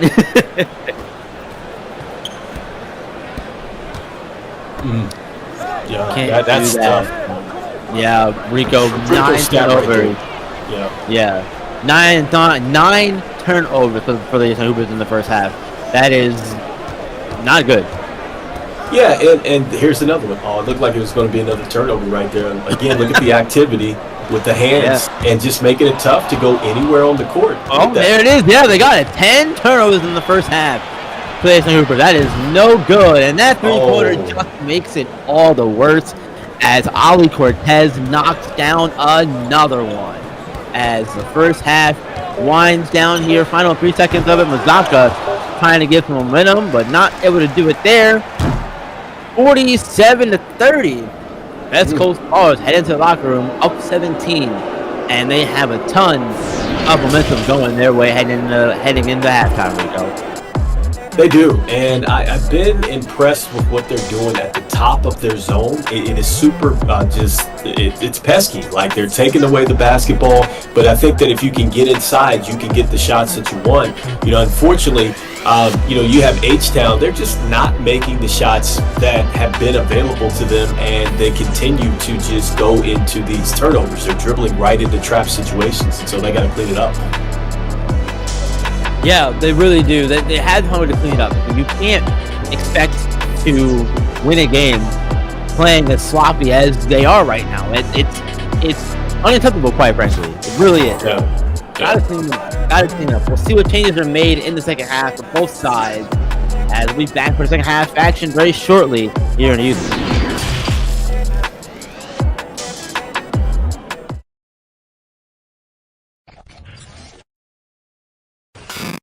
See the game, be the game. Rebound Bosch. Back out to Allen. His three-pointer. Bang!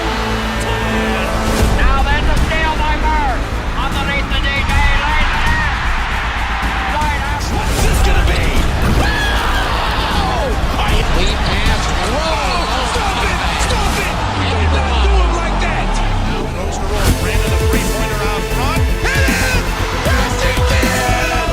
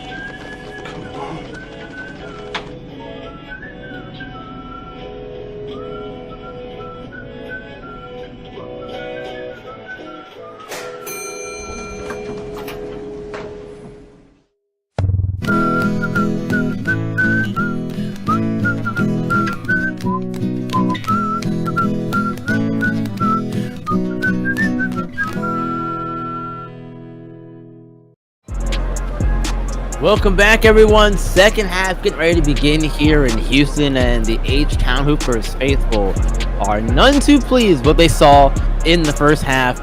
10 turnovers in the first half. 6 of them by Azunda Mazaka. Or 5 of them, sorry, by Azunda Mazaka. I was right, 6 by Azunda Mazaka. And Rico, we talk about the scouts being here, looking at the game and that kind of stuff. And when you see a guy committing as many turnovers as Mazaka is, despite the other good things he's done, does that maybe give you some pause if you're a scout, or does it say, hey, we can clean these things up if we can get him in here and we have a plan of how we're going to do it, that kind of thing? Yeah, I mean, so I think what you look at is you look and see what he's been doing throughout the season, all right? And if he's been pretty solid, then you chalk it up as, okay, this could be like kind of a one-off thing.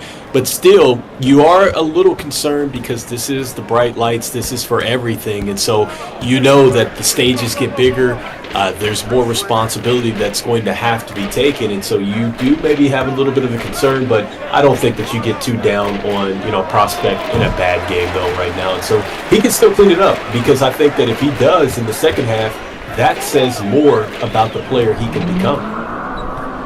I agree with that last bit, especially because that they always say it's how you finish, right? So if Mazaka can put together a relatively turnover-free second half and play well, keep the team in the game, or get it back to a competitive state with the teammates, then they'll be fine, and he'll be fine in return. Oh, there's a foul on Duran, his first of the day. Oh yeah. You got to tell him at the end of the day, you can't take the fouls home with you. You might as well get your money's worth here. So, yeah, may as well use them, right? As we see Arlo Cook going to the line for the Best Coast Ballers, and Cook, 17 years old. He'll be returning to the DC area to play for Georgetown next season in SimWorld U. He was the DC Gatorade Player of the Year, and he's number 4 in three-pointers made this season with 30. Electric from three-point land is Arlo Cook. Man, I can see Georgetown would really like to definitely get him, because, man, the way that Villanova's kind of been running through that conference, they need something.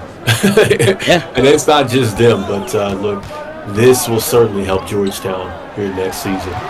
Yeah, and look, it's not like Georgetown's been bad either. They have a lot going for them, especially with the Jay Laster bursting on the scene as a freshman for them. He's just one of a litany of freshmen who've come on and really paid dividends for their respective college teams in their first years with the program. So I think the future's bright for Georgetown, and Willard Krause, right place, right time. That's what happens when nobody boxes you out. Willard Krause getting it done. He'll be staying in California, playing for USC next season. And there's a steal and a block after the steal, so you make up for it with the defensive play right there, and a chance for H-Town to try to cut into this lead. They have a lot of work to do in short quarters, Rico, to do it. I'm just so impressed with the defense at the top of the key. I mean, they literally are having so much trouble getting it into their set. Oh my goodness, they really are. And it comes to the question, Rico, now becomes with Mazaka. Do you take him out of the game? What do you do? Sit him for a little bit of time, try to get under control, and there's another turnover from Mazaka. That time, he's trying to do too much. Yeah, and I think at this point in time, look, you try to get a timeout maybe quickly here and try to get him to regroup, but they are not making the adjustments necessary. I'm not sure what has got them so rattled. It's not like the Best Coast Ballers are giving them something that they just haven't seen, because look, there's an open pocket right there. They're completely flustered right now with the steals and the turnovers. Yeah, completely out of it, and the turnovers definitely are not helping at all. And very quickly to the basket goes Ali Cortez, and Mazaka now fires, gets it to go, three-pointer down, from Mazaka, but you hear the boos anyway from the H-Town Hooper crowd there. They're, maybe, look, he scored, but at what cost at this point, right? Yeah, and that's the thing. I mean, there was a whole bunch of pressure. Man, Best Coast Ballers is playing just a fabulous game right now. Yeah, this is I'm trying to think of the right word to say, but this is a dominating performance here from Best Coast Ballers on both sides of the ball. And now, they're going to get a tie up there. No tie up. Another loose ball. Luckily, no turnover. So able to keep possession of it. Over to Hero. Is this the most dominant performance of the tournament? I mean, I've just been thoroughly impressed with defensively how they are operating. And offensively, there's no wasted motion down here. Look at this. They're just getting to the business. It feels like it, Rico. Kraus there on the rebound. Gets his shot rejected. It'll stay Best Coast Ballers' ball, though. I think that so far this has to be. And, we were talking about the top seeds earlier. A lot of them going down. We saw Philadelphia go down. We saw just last game the Yacht Club go down, who were a 3 seed. Philadelphia was number 1. It looks like the 2 seed is going to hang on. And they're looking every bit of the 2 seed and look like they are the best team left in the tournament, not only in seed alone. Yeah, they look like a 1+1+1 seed the way that they're handling business today. Yeah, this is insane. Another turnover for H-Town as Best Coast Ballers continue to play stifling defense and work their offense just anywhere they want to score. It seems like they can get it from anybody at any point in time. Almighty Soul has also not done a whole lot, but again, it's tough to do anything when you can't hold on to the basketball as a team in general. Yeah, I mean, it comes down to just one player touching the basketball. There's not sequences of passes. There's no movement. It almost doesn't even get past the free throw line. Yeah, because Almighty Soul, he can't even really get to the basketball. The only time he's really touched the basketball tonight, he's got 6 points, but he got 5 rebounds too. And you're talking about the number 5 prep player here in the world. Oh, wow. And he's not being featured heavily, if at all. Seems like it. Still. Wow. Another turnover. Oh my goodness.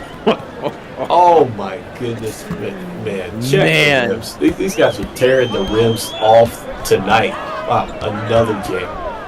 Tearing them off, tearing them down. Game breakers are active, man. At this point, it feels like you need one of them. You don't need the one. You need the game breaker 2, Rico. Game breaker 2 in particular. Oh my goodness, the reference. If you know, you know. I don't know anything about that NBA streets. Yeah, if you know why you need a game breaker 2 at this point, you know why you need it. I'm not going to explain it to you. Man, someone help out in the chat. If they don't know, let them know. If you don't know, you don't know. Oh man, I tell you, Kraus, we talked about him a little bit because I was like wondering, he's undersized, he's big, but I agree with you. He just is finding ways to just outsmart his defender. He either outruns you to the spot, he's a little bit more physical than I thought, and man, I've just been thoroughly impressed with him. Yeah, I've been really impressed with Kraus too. This whole Best Coast Ballers team here, Rico, they have really just impressed me. Not only over the course of this game, but the season as well. Coming into the season, tournament. I'm sorry. Let me gather my thoughts here. We're 12-3 on the year. That includes their win in their last game in the tournament against Rocky Mountain Monsters, which they won that one 66-59 to get here. They had a first round bye again coming into the tournament, but they won 2 tournaments in the regular season: the Hoopla and the Valley tournament on November 9th, and they won the Bloomington Battleground tournament on February 8th. And they were undefeated 5-0 coming into the tournament in their last 5 games. So they were already hot coming into the tournament, and they're carrying it over into the Rocky Mountain game, and now this one as well looks like their momentum is just fully maxed out, if you will. Oh, yeah. And see, this is why when there's a lot of talk right now, just going back to the SimWorld U level in Miami and just how hot that they've gotten, this is what I'm talking about. When teams get hot and then you catch them at the right time, it's almost like they're unbeatable. Yeah, exactly. And, you talk about Miami. They're, again, the defending national champions. Look like they were out of it to begin the season. And now, look at them, back on track and sending in the ACC. Third quarter comes to a close, 72-40. West Coast Ballers are rolling on to the semifinal round, perhaps. 8 more minutes. Right back with the conclusion of this one.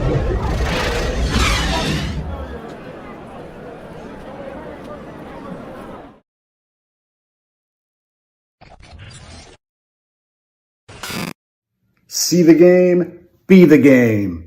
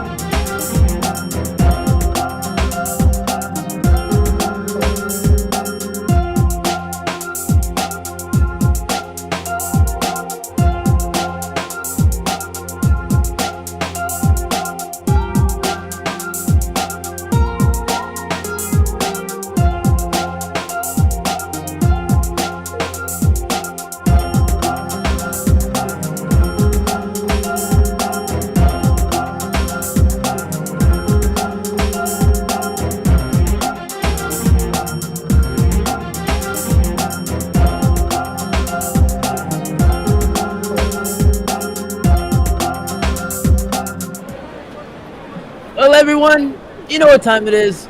Put those fours up. It's fourth quarter time.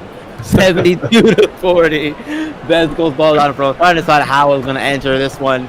Well, someone's got to keep the energy, keep it entertaining, right? And it's got to be the broadcasting crew. So it may as well be me. Who else other than me and Mason, right?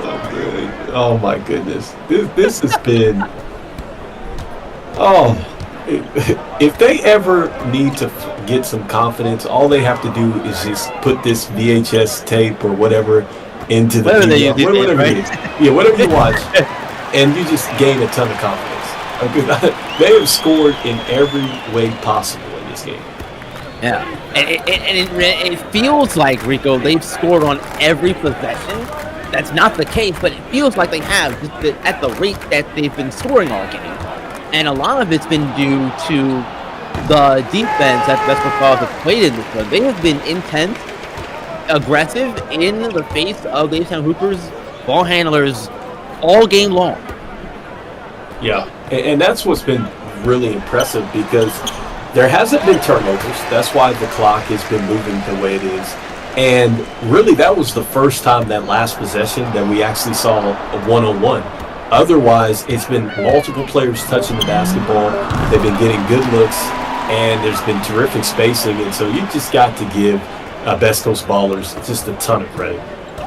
Yeah, you talk about stoppages in play, Rico, and we've only seen four free throws the entire game. All of them have come from West Coast Ballers. Yeah. They completely came in and they just said that, hey, this is the way that we want to play the basketball game. And I just feel like in any moment, especially when it comes down to competing or whatever it is that you're doing, you either decide that you're going to get in or get out. And I feel like H-Town Hoopers just really never decided to get in. Yeah, there's a saying, get in where you fit in, but H-Town Hoopers, they haven't fit in at all in this one. They've looked outmatched from the word go, pretty much. Yeah, and that's the thing. Like, they just never really came out and established their rhythm. And I think that just West Coast Ballers just I mean, it is a great job just physically. I mean, just anything that you could think about to dominate a basketball game, like they did that. They did that. Yeah, and from a high school level standpoint too, Rico, I think that's what makes it even more enticing to see as a college scout too, because there are sometimes you'll see players maybe not willing to play defense like that because they're more focused on the offense side, more flashy side of the basketball. But not here. And now they're throwing up lobs out here. They're throwing up lobs. Just their deal. Throwing one down. 15 years old, catching an alley-oop in this game. Yeah, that was the 2 o'clock in LA Fitness run right there, okay, with that kind of defense. And so, yeah, this has just been a clinic, the way that Best Coast Ballers is doing things right now. And so I'm going to say it again. I think that just out of all the games that I've personally saw, I think that this team, man, I'm really looking forward to seeing them as they advance on. So, speaking of advancing on, I'm going to put you on the spot here, Rico. I know you said all those good things about them a minute ago. Are they your favorite to win the tournament now that Philadelphia's out? I think that they might be. I mean, because this is how I actually thought that Philadelphia would be. I really seriously, I was a bit shocked when they got beat. But again, not to just discredit anybody because anyone can get beat on any given day. But I just didn't think that it would happen like that for Philadelphia. Yeah, I wasn't expecting Philadelphia Elite to lose either. But again, credit where it's due to Heartland Longhorns. They played phenomenal in that game, and I think that the defense in particular was great. And even though it took a late comeback for Philadelphia to almost win that game, it took a backcourt violation that, in my opinion, wasn't a backcourt violation to get the win. Still, you'll take it. But see, that's the thing, though. When you come out with the correct energy and then you become the aggressor in the game, generally, the basketball gods take care of you when it comes down to it. And I think that that's essentially what happened there. But if they didn't start off the way that they did, then they probably would be going home. And so just in today's game, I just don't know. H-Town just didn't come out with the correct energy to match the Big Coast Ballers. I just think that the Big Coast Ballers just decided to do whatever they wanted to do today. Yeah, and that's surprising when you consider the fact that, again, the tournament is played in Houston. H-Town is the Houston-based team. You have everything working for you. And again, everybody had to deal with the delay, but you guys were already here. You live here now. You lived here. This is where you play your practice at. You play your home games at. Now I know we went to a tournament format for this season, but this is an area where they're comfortable at. So it's a surprise to me to see them come out this way, especially given how they played in their previous game of the tournament. They ended up beating Lone Star Basketball Club, their Texas rival, in their round 2 game, because they also had a bye in the first round. They won that one 84-63. So that was a big rivalry game to win that one. And let me ask you this, B-Ron. I mean, you have watched a lot, in the prep and things like that. And so have you ever seen them just really this dominant, though? Because just defensively, like I said, I'm not sure that I've seen anything quite like this in the tournament. I haven't seen Best Coast be this dominant defensively. No, this is new for me. I've seen other teams play good defensively, yes. The Best Coast, no. I mean, wow, it's almost shocking, right? They're an offensive team, in my opinion. Right. And this is why you have to really like them, because if they're an offensive team and then they're showing you that they can play defense like this, then it's going to be tough to beat them. I will say though, Rico, this is what the development over the course of the season does for you. Yeah. When you get to this point in the year, you have gone through a lot of things, and you have worked on your game throughout the year to get to this point in time. So all that hard work you put in throughout the year and staying engaged in your practices and your off-court activities, your open runs, all those kind of things really add up to see the fruits of your labor, pay off like this. And say you just force turnover after turnover after turnover. This is ridiculous. I've lost count, Rico, of how many turnovers Best Coast has forced in this game, and we might look back at this later and see that there's a record, perhaps, for turnovers in a game at some point. What is the record? We'd have to check the stats. We have to check. Man, what is the record? Because I have to think that they have to be right there. We'd have to check, because this is a really, really impressive defensive performance in this one. I was not expecting this. Wow. Coming into this game today. So the most turnovers forced in the game was Bad Boys Basketball. They forced 20 in a single game. And numbers aren't up to date yet here, but the last number I have here is 16 for the HM Hoopers. My goodness, and they've been close too. There's been a couple where it hasn't turned into a turnover. It was like an almost. Yeah. Right, almost turnover, exactly. So I don't think they'll get there quite yet, and it looks like, mercifully, this one is going to come to an end in about 20 seconds here. Best Coast followers are going to advance to the semifinal round of the Last Dance tournament. They will go on to face the Beast of the East in a 2 versus 6 matchup. That's going to be a really fun game. Can't wait to get to that one. The shot violation does not happen, and there's the final buzzer sounding right there. 92-58 is your final in this one. That's the Followers final on top. We'll see them in the next round. Semifinal round is set up one more game to decide the semifinals on both sides of the bracket. The Originators and the Bay Area Breakers. Stay tuned for that one, folks. Right back with that one.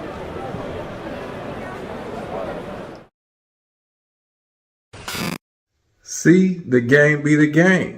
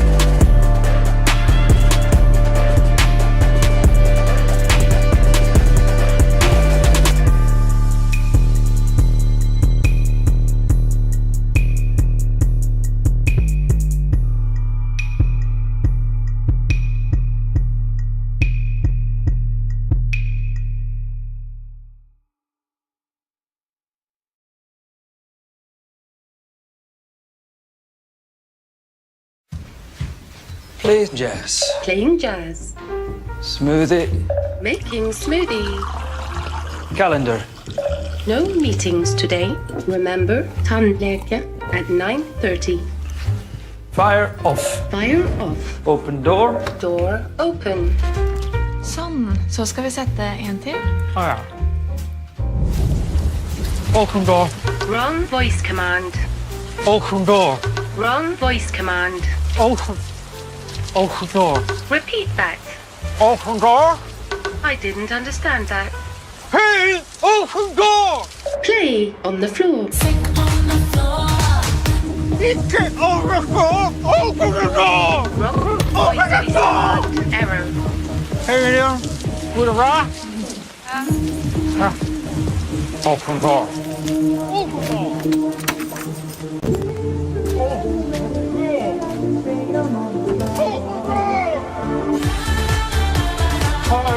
Higher volume. Higher.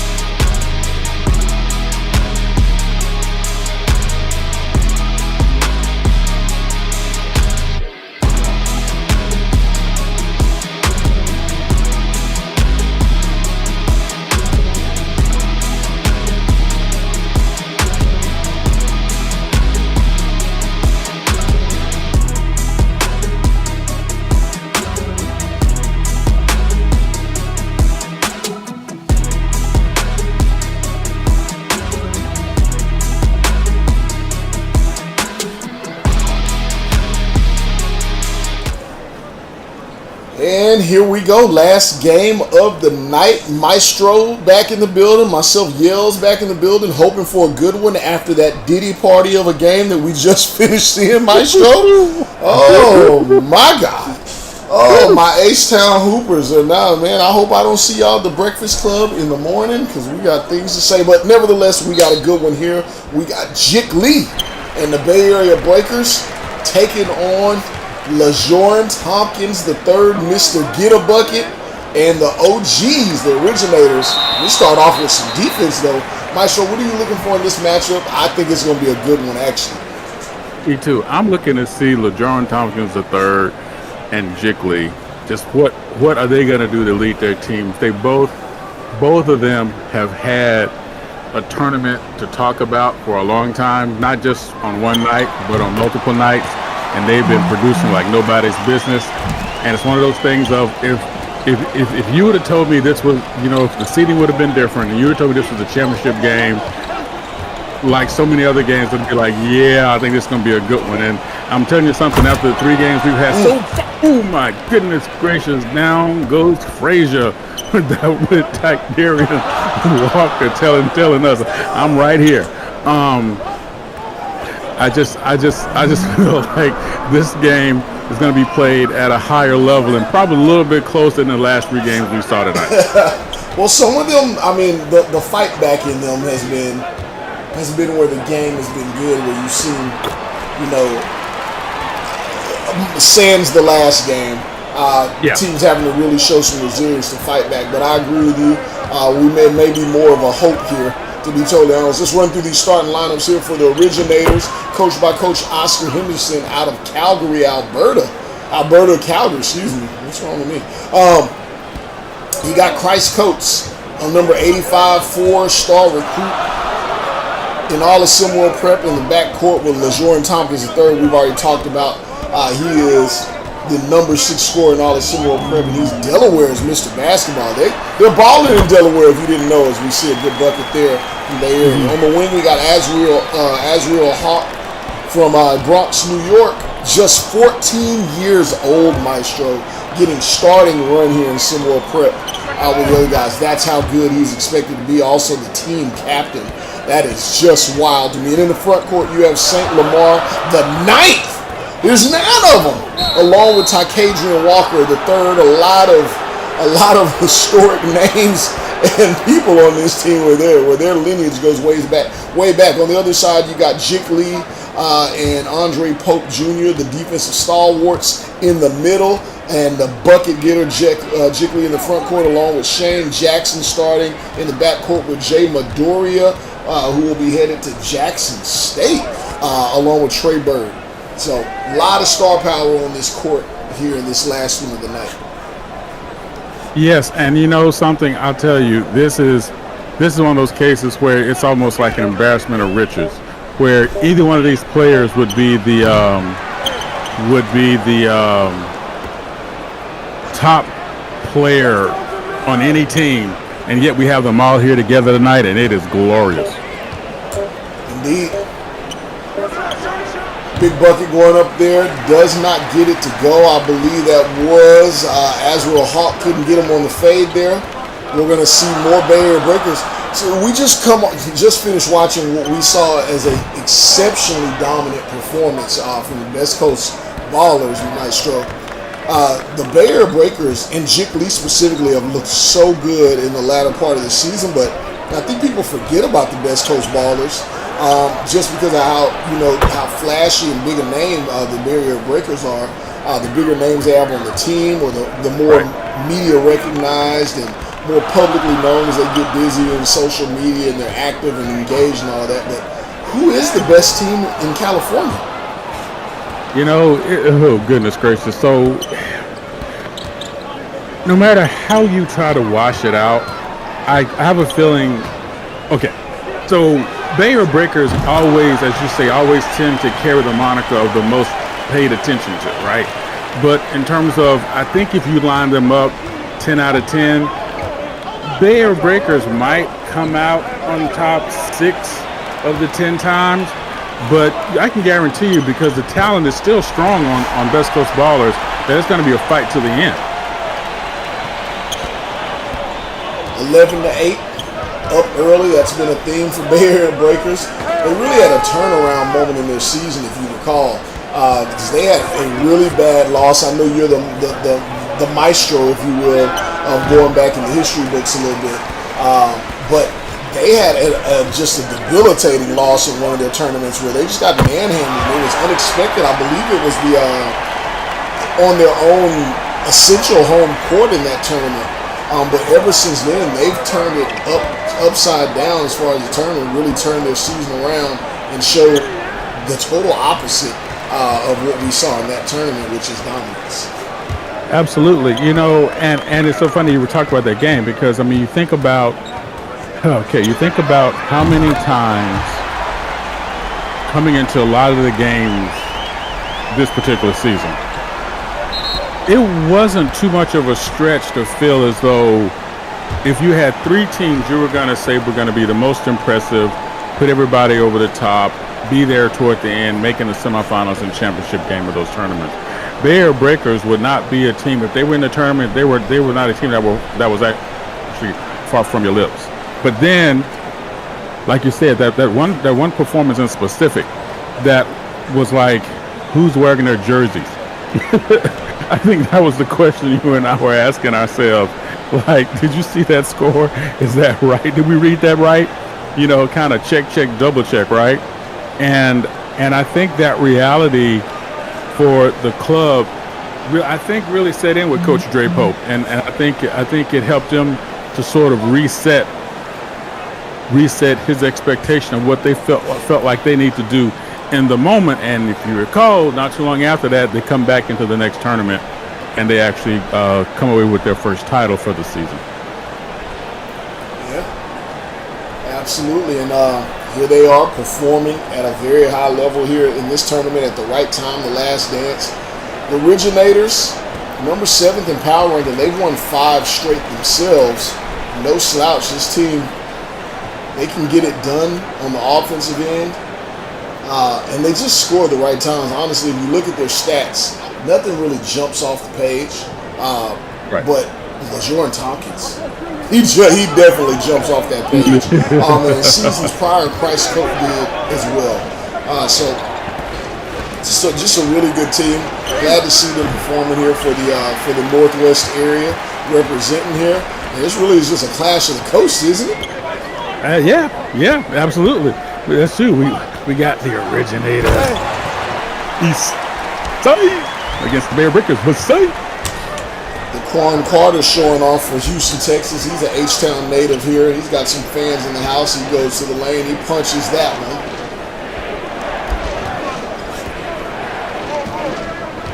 Now, as we're seeing Samir Angel working with the ball on Daquan Carter, he's going to go into the lane. He's going to put up a midi, and he's going to get it to go. There we go. And see here what we're seeing both teams are doing. You notice both of these teams are very strong with interior defense. They love to work from high post into low post. They switch. They have a lot of off-ball movement, just like that. And who was that? There go that man again. Doing what he do. The beautiful thing about the Bay Area offense and what Coach Dre Pope has installed here is that they can play start from the perimeter. They can start from the low post, but they do a lot of work from the elbow. But what's different about them playing in that high post elbow is, and I don't know what they're doing in practice, but they have a slew of players, perimeter oriented, interior oriented. They can all make the right play from that elbow area. If that's the right pass on the backdoor cut, if that's setting the DHO screen from the elbow area, if that is just taking a triple threat off the dribble, they're able to get it all done there. That's your 6'11", 6'10" Jik Lee. That's your 6'5" Daquan Carter. That's Jamie Ramos. That's Jay Midoriya. He even does it from that area. Just a lot of guys that they're going to be incredibly well prepared when they make their entry to SimWorld U and even possibly the SWBA to be 3-level scorers or more or less 3-level offense creators. Yeah, and again, so well put. And the reality, as we see them, think about the one thing. If we remove the names of the teams, remove the names of the players, remove the jerseys, just if everything was totally neutral. Look at the commonality of these two teams, Yales. Both teams play with high level IQ. You cannot have that selectively fluid transition, rework defense, and offensive game like that where Jiggly takes the jumper and then it's followed up on the inside. Why? Because someone's always going to the rim. But both teams play that way, right? Both teams also are able to activate the offense from nearly any position. Barrier breakers, yes, barrier breakers mostly work their offense from the right side of the floor. The originators mostly work their offense from the left side of the floor. But it's not like they ignore the other sides. It's just how they change the clock with which they're working. And it's just not a surprise that they're just two of the best teams that are out here today. And the end of the first quarter, we will come back right after this break.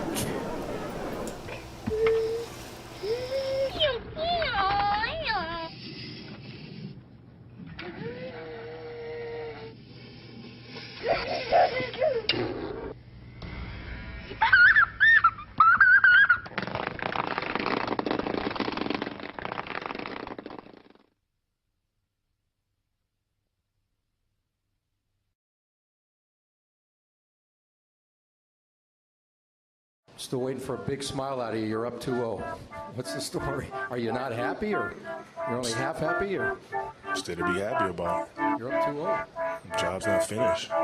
Job finished? I don't think so.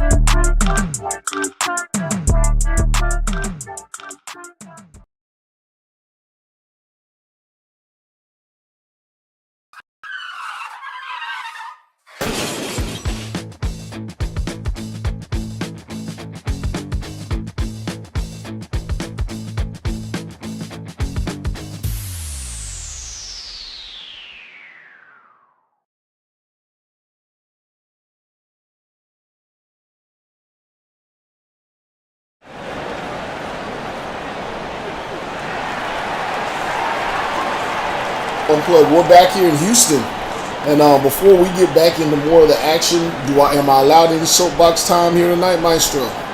Get on it. Hey, we ask all of our users, viewers, and everyone to be on YouTube specifically, but check us out anywhere. But be in the chat and be part of the action, be part of the conversation. We know you guys love your players chat. We know you love your SimWorld prep players chat, coaches chat, and all of that. And have fun in there when there's no streams going on. When the streams are going on, get in the stream. Be a part of the stream. That's where we want you. Have the conversation there. Be a part of the other games. Don't get caught up using and chatting in areas that earn you absolutely no progression, absolutely nothing. Furthermore, do it for us. If you can't do it for yourself, do it for us. If you can't do it for us, do it for yourself. Bring those conversations to the chat, man. That's where we need you. Here live in the stream. Don't be missing out on all your progression while you're busy arguing back and forth in a chat that provides no progression. I'm done. But you know what? Oh, yes. But here's the thing, though, man. You know, I only got a couple of duckies on me, man. How much is it gonna cost me? Do I need to get a loan? What's up? It's free. Like free? Free 50. Free 55. Oh, if it's free, give me 3. Free IA all yo. That's how much it is. Love it. Good looking, homie. Good looking. Absolutely. 24 to 18 Bay Area up early. One thing I've learned over the last 4 to 5 games when you watch Bay Area is that you don't want to get down early. And when I mean down, I mean any lead whatsoever. You want to maintain maybe 4-point distance because it gets out of hand really quickly. Where a lot of teams pick up momentum offensively, Maestro, this team picks up momentum defensively and stuff gets going really quick. Exactly, and again, I'm telling you, that type of game speaks to teams that play with a high level IQ. I do what I need to do, and unlike the Falcons in the Super Bowl against the Patriots, they run the ball at the end as opposed to 3 straight passes, only taking off 4 seconds on the clock, and then the Patriots come back. I'm sorry, too soon. I'm sorry. What were we talking about? I blacked out. What were we doing? Big time bucket from Shane Jackson right there. Originators taking their time here, running a lot of their offense through Jackson Lewis, which I find really interesting. 16-year-old out of Rockville, D.C., averages just under 7 points a game. Penn State, Temple, some of the schools looking at him. I don't know. Maestro, is that your strategy if you're coaching the Originators and you have LaJohn Tompkins on your team, Christ Coates, and Shooter McGavin? With a team like that, the IQ is so high, I can definitely say this. We run our offense through multiple points anyway, right? I will set out, especially it seems like the barrier breakers from the Originators, I will set out guns a-blazing across the table to see which one, if not two of my players are hitting, and then let it become a game of who's going to miss first. Because you need to, yes, you can play offense against the barrier breakers, the same we can play against the Originators, but these are like two teams that are looking through the dynasty mirror together. I'm just saying dynasty, not in terms of how many championships, but just in terms of the way the teams are built, where both teams can play offense from any part of the floor. Both teams can be successful in the transition game, in the semi-transition game, in the half-court game. They score at all three levels effectively, and they all play defense. So what do? You have to find something where you can sort of turn the tables in your favor because they are so close on so many levels, not just physically, but mentally. Shooter McGavin at the line. Justin McGavin is what his real name is, also known as Shooter McGavin because his shooting ability, which stats don't support that this year, he struggled. Also known as Hair Canada, the North Vancouver, British Columbia native. Young man that was the Canadian Player of the Year at one point in time. Committed to Kansas State. So just hard to miss this kid. And if you were to go out and join a rock band tomorrow, he'd fit right in.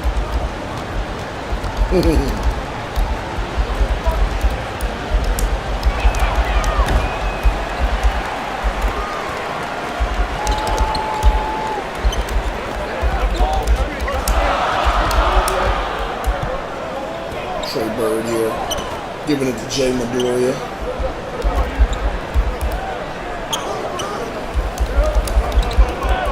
Top of the key here, Jay Midoriya is going to swing the ball. Shane Jackson's going to go up. He's going to throw it down over McGavin, and he's signaling for the crowd.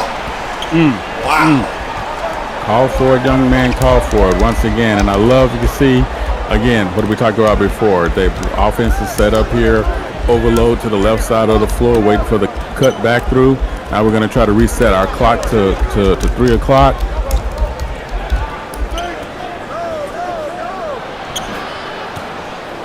Very nice play there. Very nice structure. Took advantage of one of the few mistakes you'll see the barrier breakers will make on defense. Jake Lee out running the break. That's what he does. On top of having soft hands, good skill, a good, decent repertoire, he is a absolute motor. You talk about motor like Kenneth Fareed or J.J. Hicks and some of those kids back in the day. Those players that people wonder why. I mean, their motor is absolutely just through the roof. Jake Lee is one of those. Kind of a throwback in that regard. Yes, and there's a reality to it. When you see a kid like that and he's still growing into his body and mind is growing into the game, you just sort of have those visions of being one of those players that's just dominant to the point where when he doesn't show up, it's like that's what's going to make the news.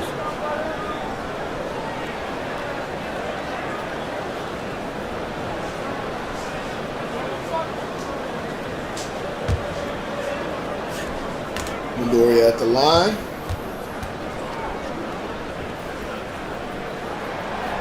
%87 free throw shooter. I did say that after he shot it.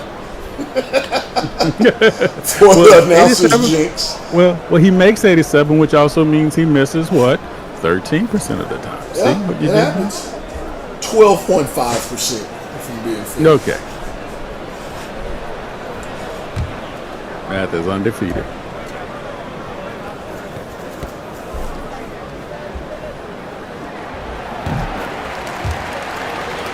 So question here for you, Yels. If I am the Barrier Breakers, and at this particular point, they are generally in the they're getting pretty close to like the mid-late 30s in terms of their scoring percentage at this particular point of the game, whereas the Originators are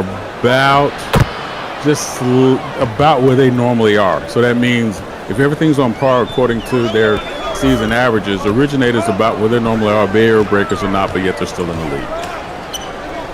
If I'm the Originators, am I thinking about slowing down the clock ever so slightly to just sort of make the Barrier Breakers work a little bit harder, or am I thinking about pushing tempo to see if I can catch a run to catch up to the Barrier Breakers? Yeah, if it's me, I'm absolutely against the Barrier Breakers. I'm slowing it down. I want to control the tempo as much as possible, and not just control the tempo. I want it to be slower pace. I don't know if that's the shot I want right there. I want to move the ball around. I want to tire them out. I want to lean on them. I want to make them work and have to run all around the court so they don't have the energy to run the break the way they do. So they don't have the energy to recover on defense as fast as they do and put pressure on us on defense and offense, because they're just they have a lot of quick players. They have a lot of high motor, high energy players that also make the right decision. I have to impair something about them. If they're going to be that highly skilled, have that high of an IQ, have that high of a motor, and then a coach that keeps them in their spots, I have to give them advantage in some way. And one way that I can do it is through effort and trying to deteriorate and deter their effort. Yes, and you know what? And there you go. That's the whole idea of the idea of, okay, if we're equal, and if I can't add something else to give me a separation, then I take something away, and that's exactly how you should look at it. In terms of if you're a coach and you're looking to develop a strategy and you're coming up a team that's just like you, then you need to find something you can take away if you cannot add on to where you are.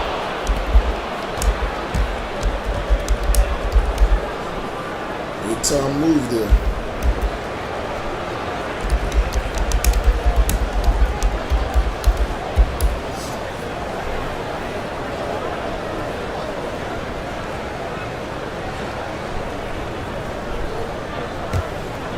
Tompkins trying to get rolling here, Maestro. Yeah, and you know, it's so funny. You look at the game, you look at it, so you look at the match, you see where everybody is. A 5-point game here, 2 minutes left to go in the second, 2 minutes, 13 seconds left to go in the first half. And it hasn't felt like the typical barn burner, explosive play after explosive play move. Oh, what a great move, taking advantage of the double team at the top, recognizing your man in the back cut that ran to the back here. That's a great move right there. So for all you prep players, if you want to make that back cut really work, you see your man double team. If you can see the back of the ears of the players that are defending him, that means they cannot see you, which means you can move as freely as you want to move. And of course, Jiggly is just an incredible passer, so he recognized that and got the ball into his man right away. And as we see, that very strong finish by the Originators right there. But you know, the game is in a slower pace than what we might think of, Yels. But both sides are playing so Jiggly, come on. What you gonna do with that, Yels? What you gonna do with that?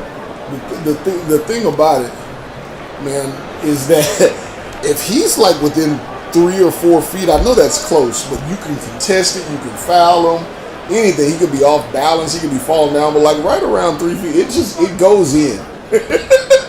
He gets almost everything around the rim. It's unreal with his touch and like just his nose for where the basket is once he's close around the ball, or close around the rim. Excuse me.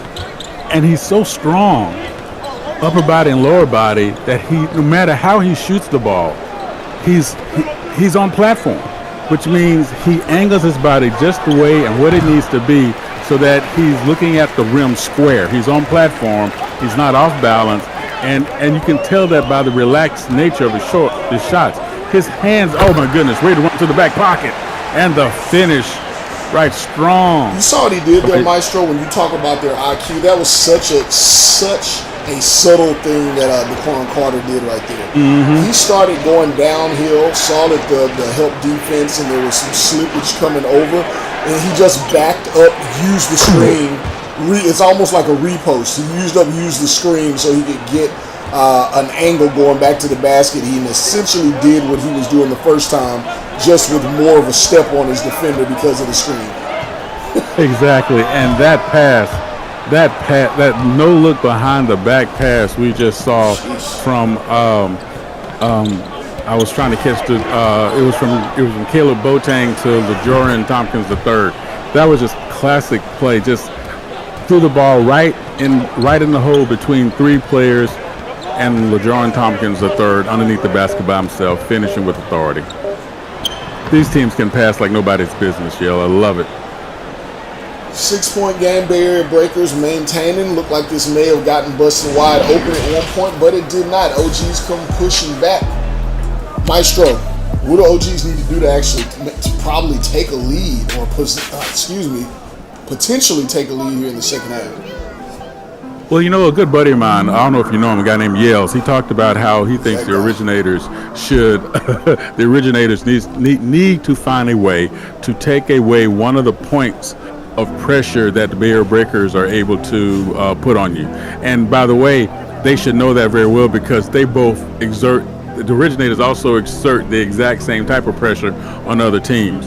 Right now, I think even though the score says what it says, the game is really in the pocket of the originators in terms of where their pace is. We'll see if the Bay Area Breakers can find a way to extend it coming into the second half. Absolutely.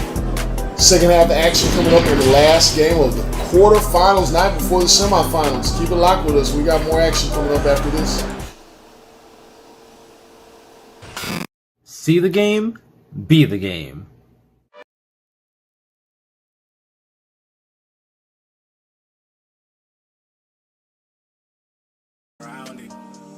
Ooh, man, oh man, oh man.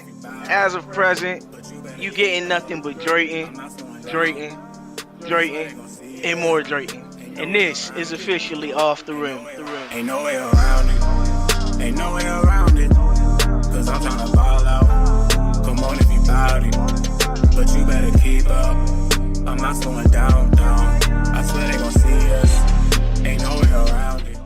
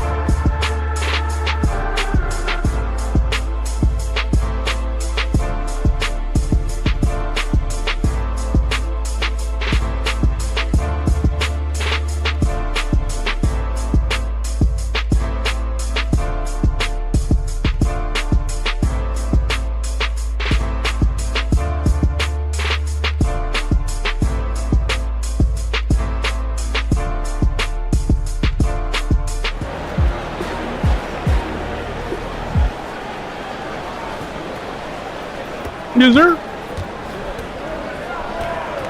I was just thinking the same thing. I was thinking, okay, did I eat that many hot dogs? I know I ate about 12 already.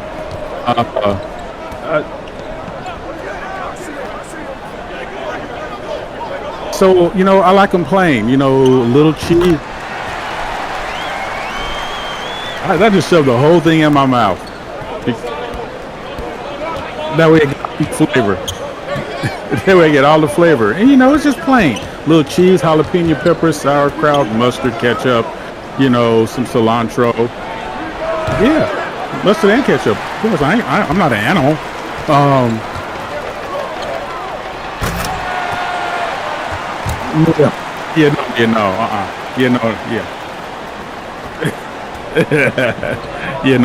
Absolutely not. We can't be friends.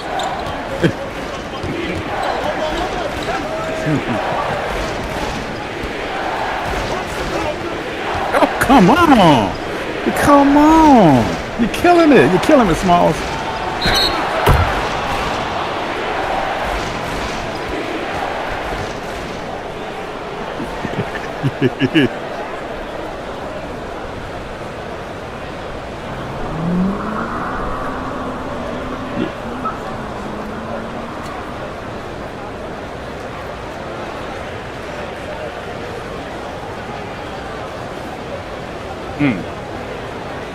Oh, yeah.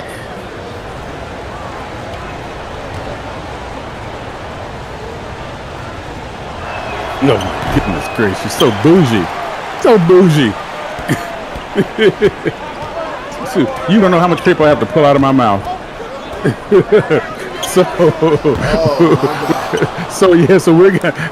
Everybody says Maestro's talking to himself, so we're gonna double check the I've been unplugged this whole time, so you sounded even worse, Maestro. I hated to set you up for failure. Like, I didn't do it on purpose, I promise. I promise. He was talking about hot dog eating. Let's make sure we clear that up first and foremost. You know what's sad? People know Maestro so well that when I start going sideways, they figured I might just had a little mini stroke or something. Who knows? We were talking about hot dogs. There's a big time bucket there. I've talked about Jackson Lewis. I talked about Jackson Lewis. Oh man, that is hysterical. But there he shows up with a big shot to draw this back to 5. I guess we could go back to that conversation, but I think it went on long enough with people hearing you talk to yourself, Maestro. I'm sure that went all kinds of directions. Yeah, I love it. I love it. Only on late night. Only on the late night SimWorld Prep. SimWorld late night. Time out here for the Bay Area Breakers. Coach Pope trying to slow this run by the OGs, trying to slow it at the seams. Jordan Tompkins the third here with 9 points. Look, it's been balanced scoring here for the OGs. A little bit of everybody getting on the board. On the other side, Chip Lee, 13 points, 5 boards, 3 assists, a block, doing what he always does. But he has a partner in crime tonight, an unusual suspect who's kind of showed out over the last couple games, and that is Shane Jackson. 10 points in this one. 2 for 3 from deep. I've been really impressed, Yells, with how many people have come out of these tournament games with double doubles or near double doubles that we have not seen those type of performances throughout the season. Yeah. And Tompkins here to the bench. Marshall, that's something we've seen from the OGs that I do think that's it's kind of been a theme. We saw it with Dylan Harper back when he played with the Indy Stripes. We saw it with quite a few different players where the stars, you would think that they would just be getting played. They would get heavy minutes, but you see them. Oh my goodness! Did he go behind the back before he did that? Yes, he did. And then he went for the pound cake at the rim. 2 hands for safety. Daquan Carter. He must know where he is right now. He must know he's in Houston. So I just had a moment of silence. I heard the angels singing. In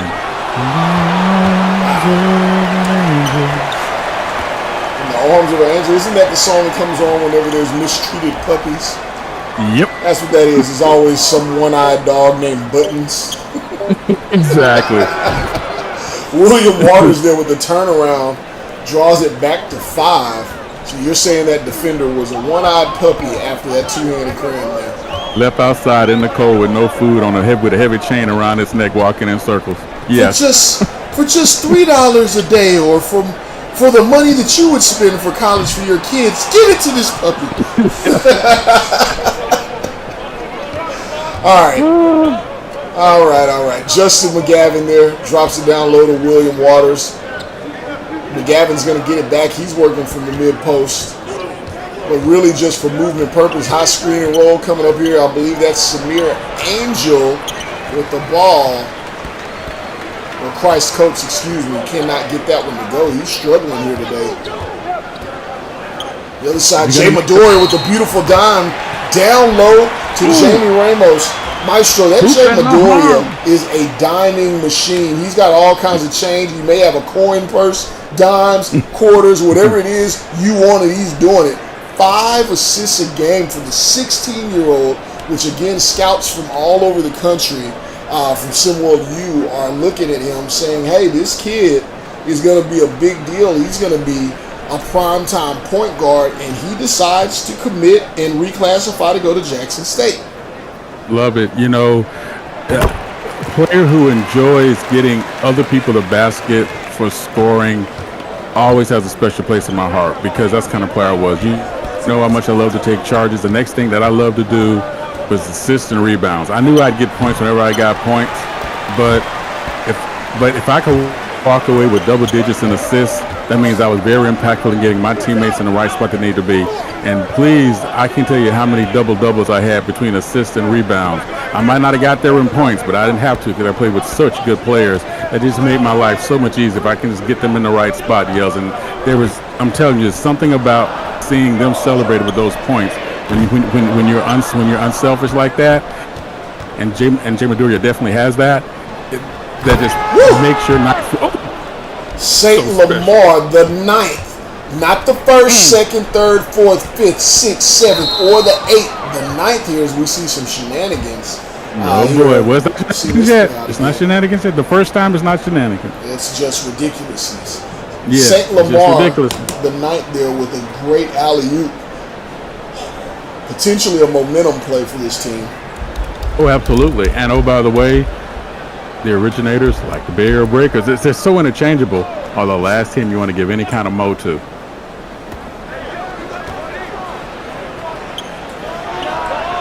Big 5-3 for Samir Angel for a 3. Knocks it down. It's now a 3-point game, Maestro. So it must be that uniform that when you're close to the 3-point line, the originator's uniform kind of gives you the benefit of the doubt that you're past the 3-point line. That has to be it. Because I thought his foot was on the line. But hey, I'm over here with you. I'm not out there with them. Ooh. Azrael Hawk going to the line, 14 years old. Bronx, New York standard. The Bronx, baby, the Bronx. On that free throw line. You know what I love about the Bronx? J-Lo did a really good skit on SNL. It was about hoop earrings. That's what you see in the Bronx. You see a lot of hoop earrings, particularly on the ladies. And then you ask them why you rock it. Why are there so many hoop earrings being rocked? They say, hey, what else is your baby going to take out before a fight? Thank you. Exactly. Oh, so true. Oh. Azrael Hawk at the line. Can't get that first one to go. Or does he? I'm sorry. I'm down making jokes. He did get that first one to go there. Looking for the second one here. Sure did. Just a 46% free throw shooter. Right on cue, struggles to get that second one to go. 2-point game though. But those, as we've said so many times, those are the ones that you think about if this is a close victory or a close loss. Jiggly is trying to get position underneath. Right side of the floor, what we talk about. Great contest from William Waters there. Maybe one of the better contests on Jiggly that I've seen in weeks. Yeah, it's hard. And look at Yells. Tie ball game. Yells. Tie ball game. Think we're probably about to get a heavy dose of Jiggly. No. Jay Midoriya with a beautiful move there. What a move through traffic. split 3 defenders, 2 on his left, 1 his right. He's caught in the middle again with the lay-in. You know who he honestly reminds me of? He has a lot of Rajon Rondo in his game, and I don't. There's no disrespect in that. Do I think that he's as much of a point guard as Rajon Rondo? Maybe not. Time will tell. He's still young, just 16, but he's obviously looking to pass first. And when he gets his buckets, you can tell he can score. But when he gets his buckets, you're so worried about how he's going to get everyone else involved that he gets buckets that are easier than what they would normally be because he finds himself open. Rajon Rondo is one of my late post-contemporary guards that I really love watching play all the time. You know, I think I said it just to you already. You know, between he and Tyronn Lue from that generation of players, or guys that I just love watch how they handle the ball, how they handle the floor, how they went about their game. I just really appreciated it because of that mentality of give first, take second. One of the most unappreciated point guards of all time, to be totally honest, Rajon Rondo. Shane Jackson for 3, had no hesitation in it. And look, the Bay Area is trying to hype the crowd up here. There's a lot of fans here in Houston for it to be the Bay Area Breakers. Yes, it is. I think some really thoughts in mind. I think some really thoughts in mind about where they might be. Here we go. Yells, you have the look on your face. Is the truck telling you something? 2,332 EMs are going to DeVar Schuyler. DeVar Schuyler, put your name in the chat so I can remember who you are as a VU. 2,322 EMs coming your way as we got people locked in here. Need to know what that name is, though, DeVar Schuyler. Let us know. And while we're doing that, we're gonna shout out the chat here a little bit. We got Rip Akira, DeVar Schuyler. Let us know what VU, since you didn't want to change your name. Maybe that is what it is. Are you DeVar Schuyler? Maybe you are. We got Stacked Out Dan's in the building. That's a pretty funny name. I like that. B. Ron Stradamus, Devontae Langford, man. I wish y'all would have held it down for H-Town. You did all you could. Tell Coach next time to get the Stars the ball. Tell them to get them the damn ball. It is what it is. Love it. We see you, Israel Hannibal. Handle your business. Do what you got to do. B. Aloysius Octavius Orenthal, Gerard Allen, Hannibal, Ryan, Ron, the 4th, the half, and the 15th. He's in the house. Who did he piss off? Apparently that man. My goodness. Said the whole government name.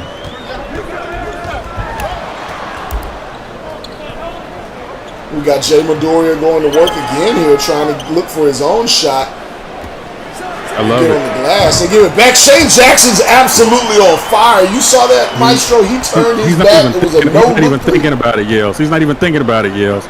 Wow. Wow. Expected a heavy dose of Jik Lee in this one. Shane Jackson, 18 points, 4 of 5 from deep, Maestro. And look at that. Way to take advantage of the overplay on the defense, going for the steal. And what do? Turn around, take that strong midi shot. Butter. Could be LaJohn Tompkins' time. We know what he's done. He's had some really big games in SimWorld Prep this season. Into the third quarter, speaking of LaJohn Thompson, holds the most points scored in a game this season at 43. It could be that time for him here. We got fourth quarter action coming up here in a game that is zooming by. Don't miss any of the action, because we're going to be right back after this. You're a man of style. Children drive Hummers. You're not a child. You're a big boy. Introducing Big Boy Tricycles by Carl Anthony Towns. When I was a kid, I never got a tricycle. Now that I'm an adult, I created my own line. Harness the power of threes. Style, elegance, and youth.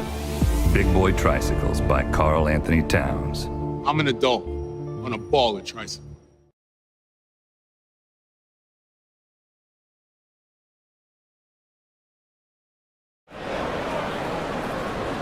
back for the fourth quarter, I was letting Maestro know how much I love that commercial.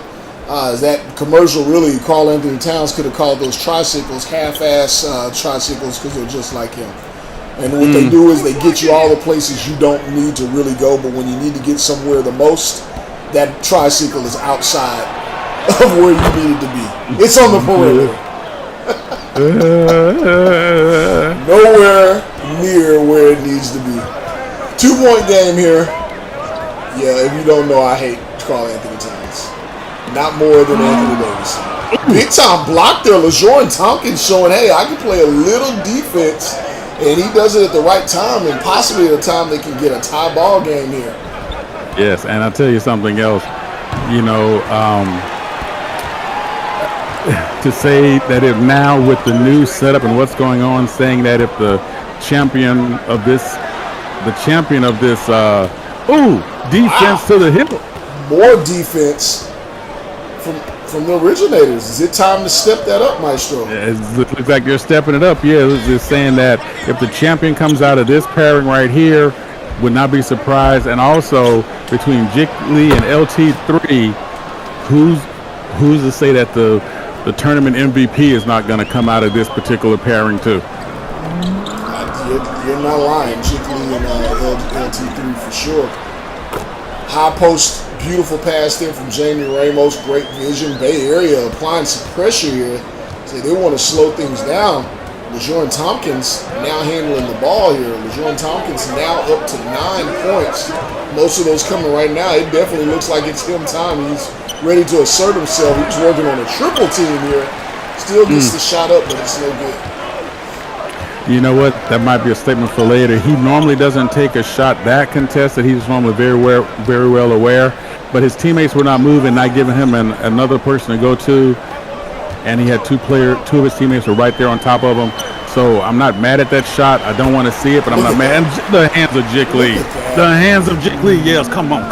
Just get it up on the glass and go back in behind his back, over his head. This kid is amazing. You know, excuse me, ma'am. I want a grilled cheese sandwich too with the next set of hot dogs. Thank you. Not back to the hot dogs. LeJohn Tompkins III can't get that one to go. You're going to make me revisit that conversation.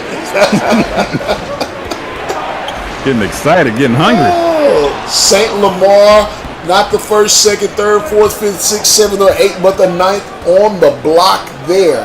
He and his family have been doing it for centuries. Defensively. I love it. And then Azrael Hawk on his end, getting it done, just 14 years old, getting all of the action you can ask for. This kid taking care of business here in an important game. 2-point game. 2-point game. Jick Lee working in the post. Look at that shot. Look at that shot, Maestro. Can we take a moment and have a moment of silence for how well that was defended? And it was just like he said, you know what? I'll just do this. I'll just do this. God, do you have can you think of a proper comp for him? The only one that almost comes to mind, except for this. You know how much I love Kevin Garnett, right? I thought that one too, but I don't think that cuts it. And here's why. Kevin Garnett mid-range game, we didn't start really seeing that until what, year 3, year 4, somewhere in there, in the league, that is. So I really can't, I honestly can't. I'm trying to think of a cat who had that physicality, that mid-range shot, can even drop back, but the way he's able to maneuver himself, if it is, it's definitely not a big. And I hate to say it, my brain is just locking right now on it because it's definitely not a big. It's somebody who might have been a small forward that was just very athletic and very active. And he's very agile. He can move with the ball. He can handle. He's not going to get his Steph Curry or Kyrie Irving on, but what I'm saying is it is more of a perimeter type ball handling. So I agree with you there. He's just got really good size and can do what big men do.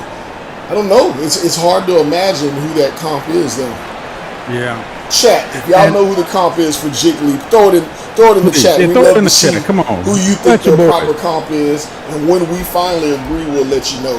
As of right now, please. we got one hell of a game going on Maestro. 67-65. Yes, A lot of people thought Bay Area would just run away with this when the game started. People thought the same, but it hasn't been the case so far. No, it is not. And oh, by the way, what's so interesting is if you look at just the straight up on the stats, right? Forget the feel of the game. Look straight up at the stats. It's really playing into the originals. The originals, Lord mercy. Somebody I like it. You know, I'm 6 two grilled cheese sandwiches, not just one. Thank you, baby. It's really playing into the originators. Oh, that's twice. They've been renamed. They're officially now the originals. And anyone from Houston is also called the Houstorian. It's official. The Houstorians. There you go, Coach Dodge. I'm so sorry. Please forgive your boy. But it's playing into their hands, right? Except the Bay Area Breakers are one possession better, because this is way below where they normally are, but they're still managing to play one possession better, and that's what's making this game feel so much. I know it's a 2-point game, but it feels even closer than that. Justin McGavin here with the ball. Ball's going to swing around. McGavin for three. Can't get it to go. Look who's going to get the rebound and bring that up. Jay Midoriya now kicks it over to DeQuan Carter. These kids on Bay Area are playing heavy minutes, Maestro. Yes. Really short rotation with Coach Pope. Do you think if they are able to pull this one out, there'll be any residual effect from this? Shout out Chris Too much Brown. energy. Any residual effect from this in later? It's a foul. He looked a little upset by that. He shrugs it off. But do you think there'll be any residual effect from the minutes that they've been logging? No, too much energy. Too much energy. The fact that, you know, it's not surprising at any tournament like this that you're going to put yourself to where the coaches generally shorten the bench. And for those who don't know what that means you're playing fewer players with your starters, maybe a 6th man, maybe a 7th man. Everybody else is getting half the time they got throughout the season. But the idea here is, at this point, every game is the last game until it's not, right? So you want to put everything out there. At all the best coaches say, I'm put everything, all my best out there at every given point. Be flexible, be amenable, but be aware. But know that I need to ride with the horses that got me here right now.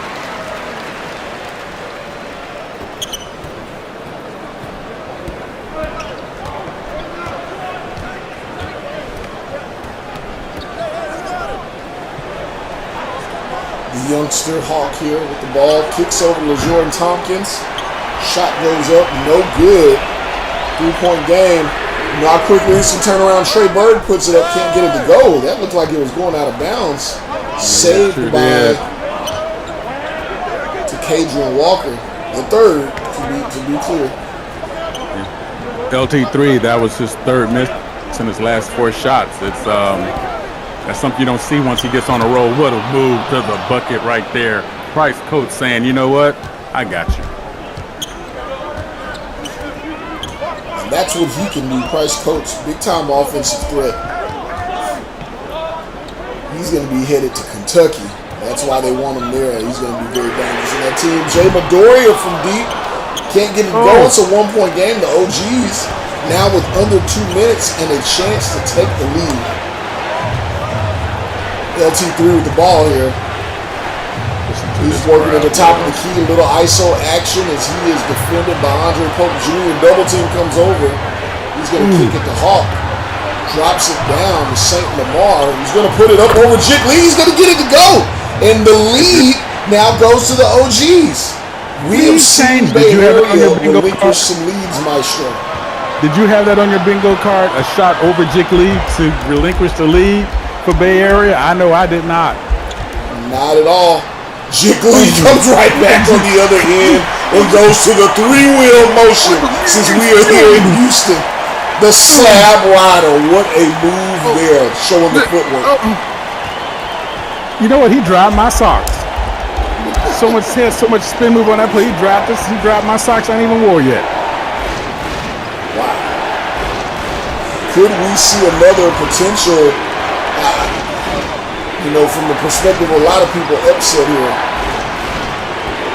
Jordan Tompkins the third, looking at that high screen and roll, wide open. I think he had a foot on the line. That's 4 straight misses for LT3. Wow, really strong. I think his eyes got bigger as he got up and realized how wide open he was.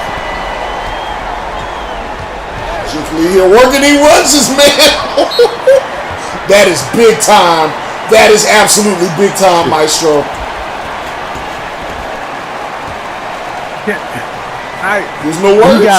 Hey, you go back to eating your hot dog. I'll talk about him. This kid here is just absolutely special, Maestro. God. I just dipped my grilled cheese in the chili right here. So good. 16 years old, 6'11", 210. 17 points a game, 7 boards, 3 assists a game, 1.5 blocks a game, shoots 65% from the field, 75% from the free throw line. Arkansas, New Mexico, Kentucky. I mean, just a slew of schools. I could continue going from coast to coast. They're looking at them for good reason. This kid out of Denver, Colorado, Maestro, does it all. He does it at the right times. Gives his Bay Area Breakers a 3-point lead with 35 seconds left to go, and he does it in a myriad of ways. You need offense, he gives you offense. You need defense, he gives you defense. You need him to run the break and be an energy guy, he does that. You need him to get on the glass, he does that. You need a perimeter. Maybe he doesn't have all of his range developed just yet, but he can hit the perimeter shot, and he can absolutely go down low and give you some back-to-the-basket buckets along with passing. I'm just running through the gambit of everything can be done on a basketball court. He's just a special kid. That triple spin move through traffic looked like the Matrix. Look like Neo? Yeah, they even look real. Oh, there you go. You're going to get closer. That's T3 bringing it back. Bringing it back. Struggling tonight, but he does get that one to go, and it is timely. It's a 1-point game. Maestro, you called it. We've had some blowouts. We've had some interesting games. We had the first game of the night that had one of the most controversial finishes that we've seen in SimWorld Prep history here in 4 seasons. And it looks like we're going to close out the night with another great finish here. And poor Coach Drees has been victimized by 2 of those. Oh. It's not funny, but my God, when you talk about the basketball gods not being on someone's side, like how many different ways do you? I feel like if that play wouldn't have happened, the parachute glider from the Tyson Holyfield fight would have flew in. Just anything to stop him from winning. Oh. Well, we got the same kind of scenario going on here. I brought up a minute ago, no ill wishes on either one of these teams, but Bay Area has absolutely blown some leads in some important games, Maestro. Not that they had a huge lead in this one, but do you see shades of any of that, or is this just a real competition, just a good competition game? I think this is a great competition game, Yales, and I really feel this is going to be about who has the will and fortitude to stand these last 26.2 seconds. In other words, execute their play. And what's really nice about what's happening, and I'm just going to give this shout out to both coaches, neither team is pressing. Oh, we went to a foul. Interesting. Let's get a look here. Let's look at Bay Area Breakers. As a team, Maestro, they're number 4 in all of SimWorld Prep. They shoot 78% from the free throw line as a team. Trey Bird over 90%. Daquan Carter over just under 85%. Jawan here is 70%. Shane Jackson, 88%. Jik Lee, again, we talked about him being a good free throw shooter at his size. Jay Midoriya, 83%. Andre Pope is the only real weak link here, along with Kenzo Webb-Storm, who has not seen the court tonight. Would you be fouling right here, Maestro? I understand why. You don't have the shot clock in your favor. You're down by 1. You want to press the issue. If you can get action going on with the clock stopped, why not? So I get why. That's a high-level strategy this early in the game. But I've always found myself thinking, and I'm going to go back to my days as a coach, I'd rather start that process earlier than later. I'd rather have more time on my hands to do this than less time. Looks And like knowing Coach that, Henderson is agreeing with you there. knowing that you have some fouls to give before that, why not?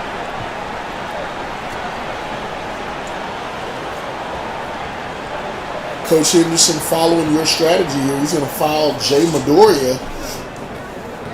Don't know who else you would have wanted to foul here, but you fouled the youngster here. The youngster, a lot like Justin Zhang earlier tonight and some other games we've seen in this tournament. Young kids here able to show their ability to step up in the clutch. Jay Midoriya hits them both. Originators going to use their final timeout. Shot clock will be turned off here, as the Originators will have the opportunity to tie this one up and send it into overtime.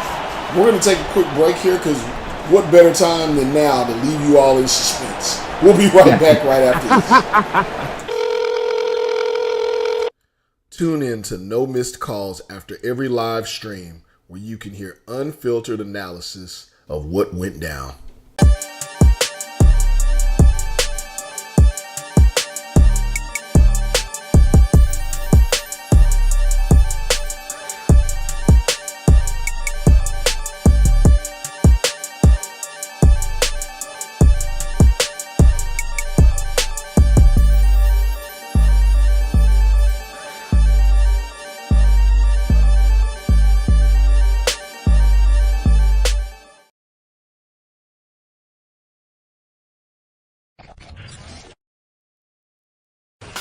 See the game, be the game.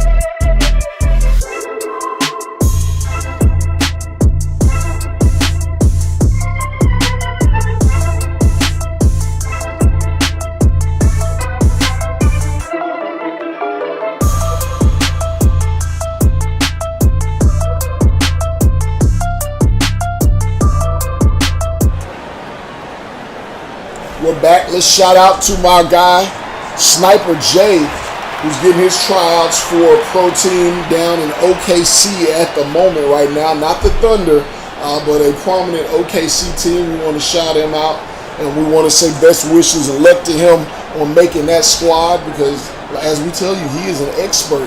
He does not just talking stats, he's talking facts. So shout out to you, Sniper. We hope you best, wish you best of luck. Let us know how it goes. Back pull here, it for you, pull it for us and bring it home, boo. He's got it. Timeout almost up here, Maestro. What are you doing if your OGs quickly here? Real quick and dirty. I want to get an early three off as soon as the ball goes in. Get it to my shooter. Get an early three. Crash 4 jerseys to the glass. If it missed, go right back up. Take the 2. Play the foul game again. Kicks it out here. Finds Azrael Hawk wide open. That looks like that's the shot they wanted, but they're not going to get anything here, and it looks like this was going to come to an end. They wait till the last second and foul, but Bay Area Breakers going to move on. The Originators had a chance there. Definitely looked like the play call that they wanted to get got Azrael Hawk. There's a lot of trust to have in your 14-year-old on your team, Maestro. Got it on platform that we were supposed to do, but guess what? Yes, there was only one blue jersey under the glass. You cannot do that anyway, but especially if someone takes a long off-center three. You cannot have only one jersey underneath the basket trying to get the offensive rebound. That was the only failed part of that play. Bay Area Breakers, don't want to call it an escape here, but definitely a quality win on a contentious game that has turned out to be, but they're going to move on. Nevertheless, and we finally have our final bracket set here, Maestro. For the last dance, we got the semifinals on deck. And guess what? That's Saturday during the day, starting at 12 p.m. You lock in with us, you're going to get a chance to see the Heartland Zombie Stars taking on the Bay Area Breakers. And on the other side of the house, the Beasts of the East taking on the Best Coast Ballers.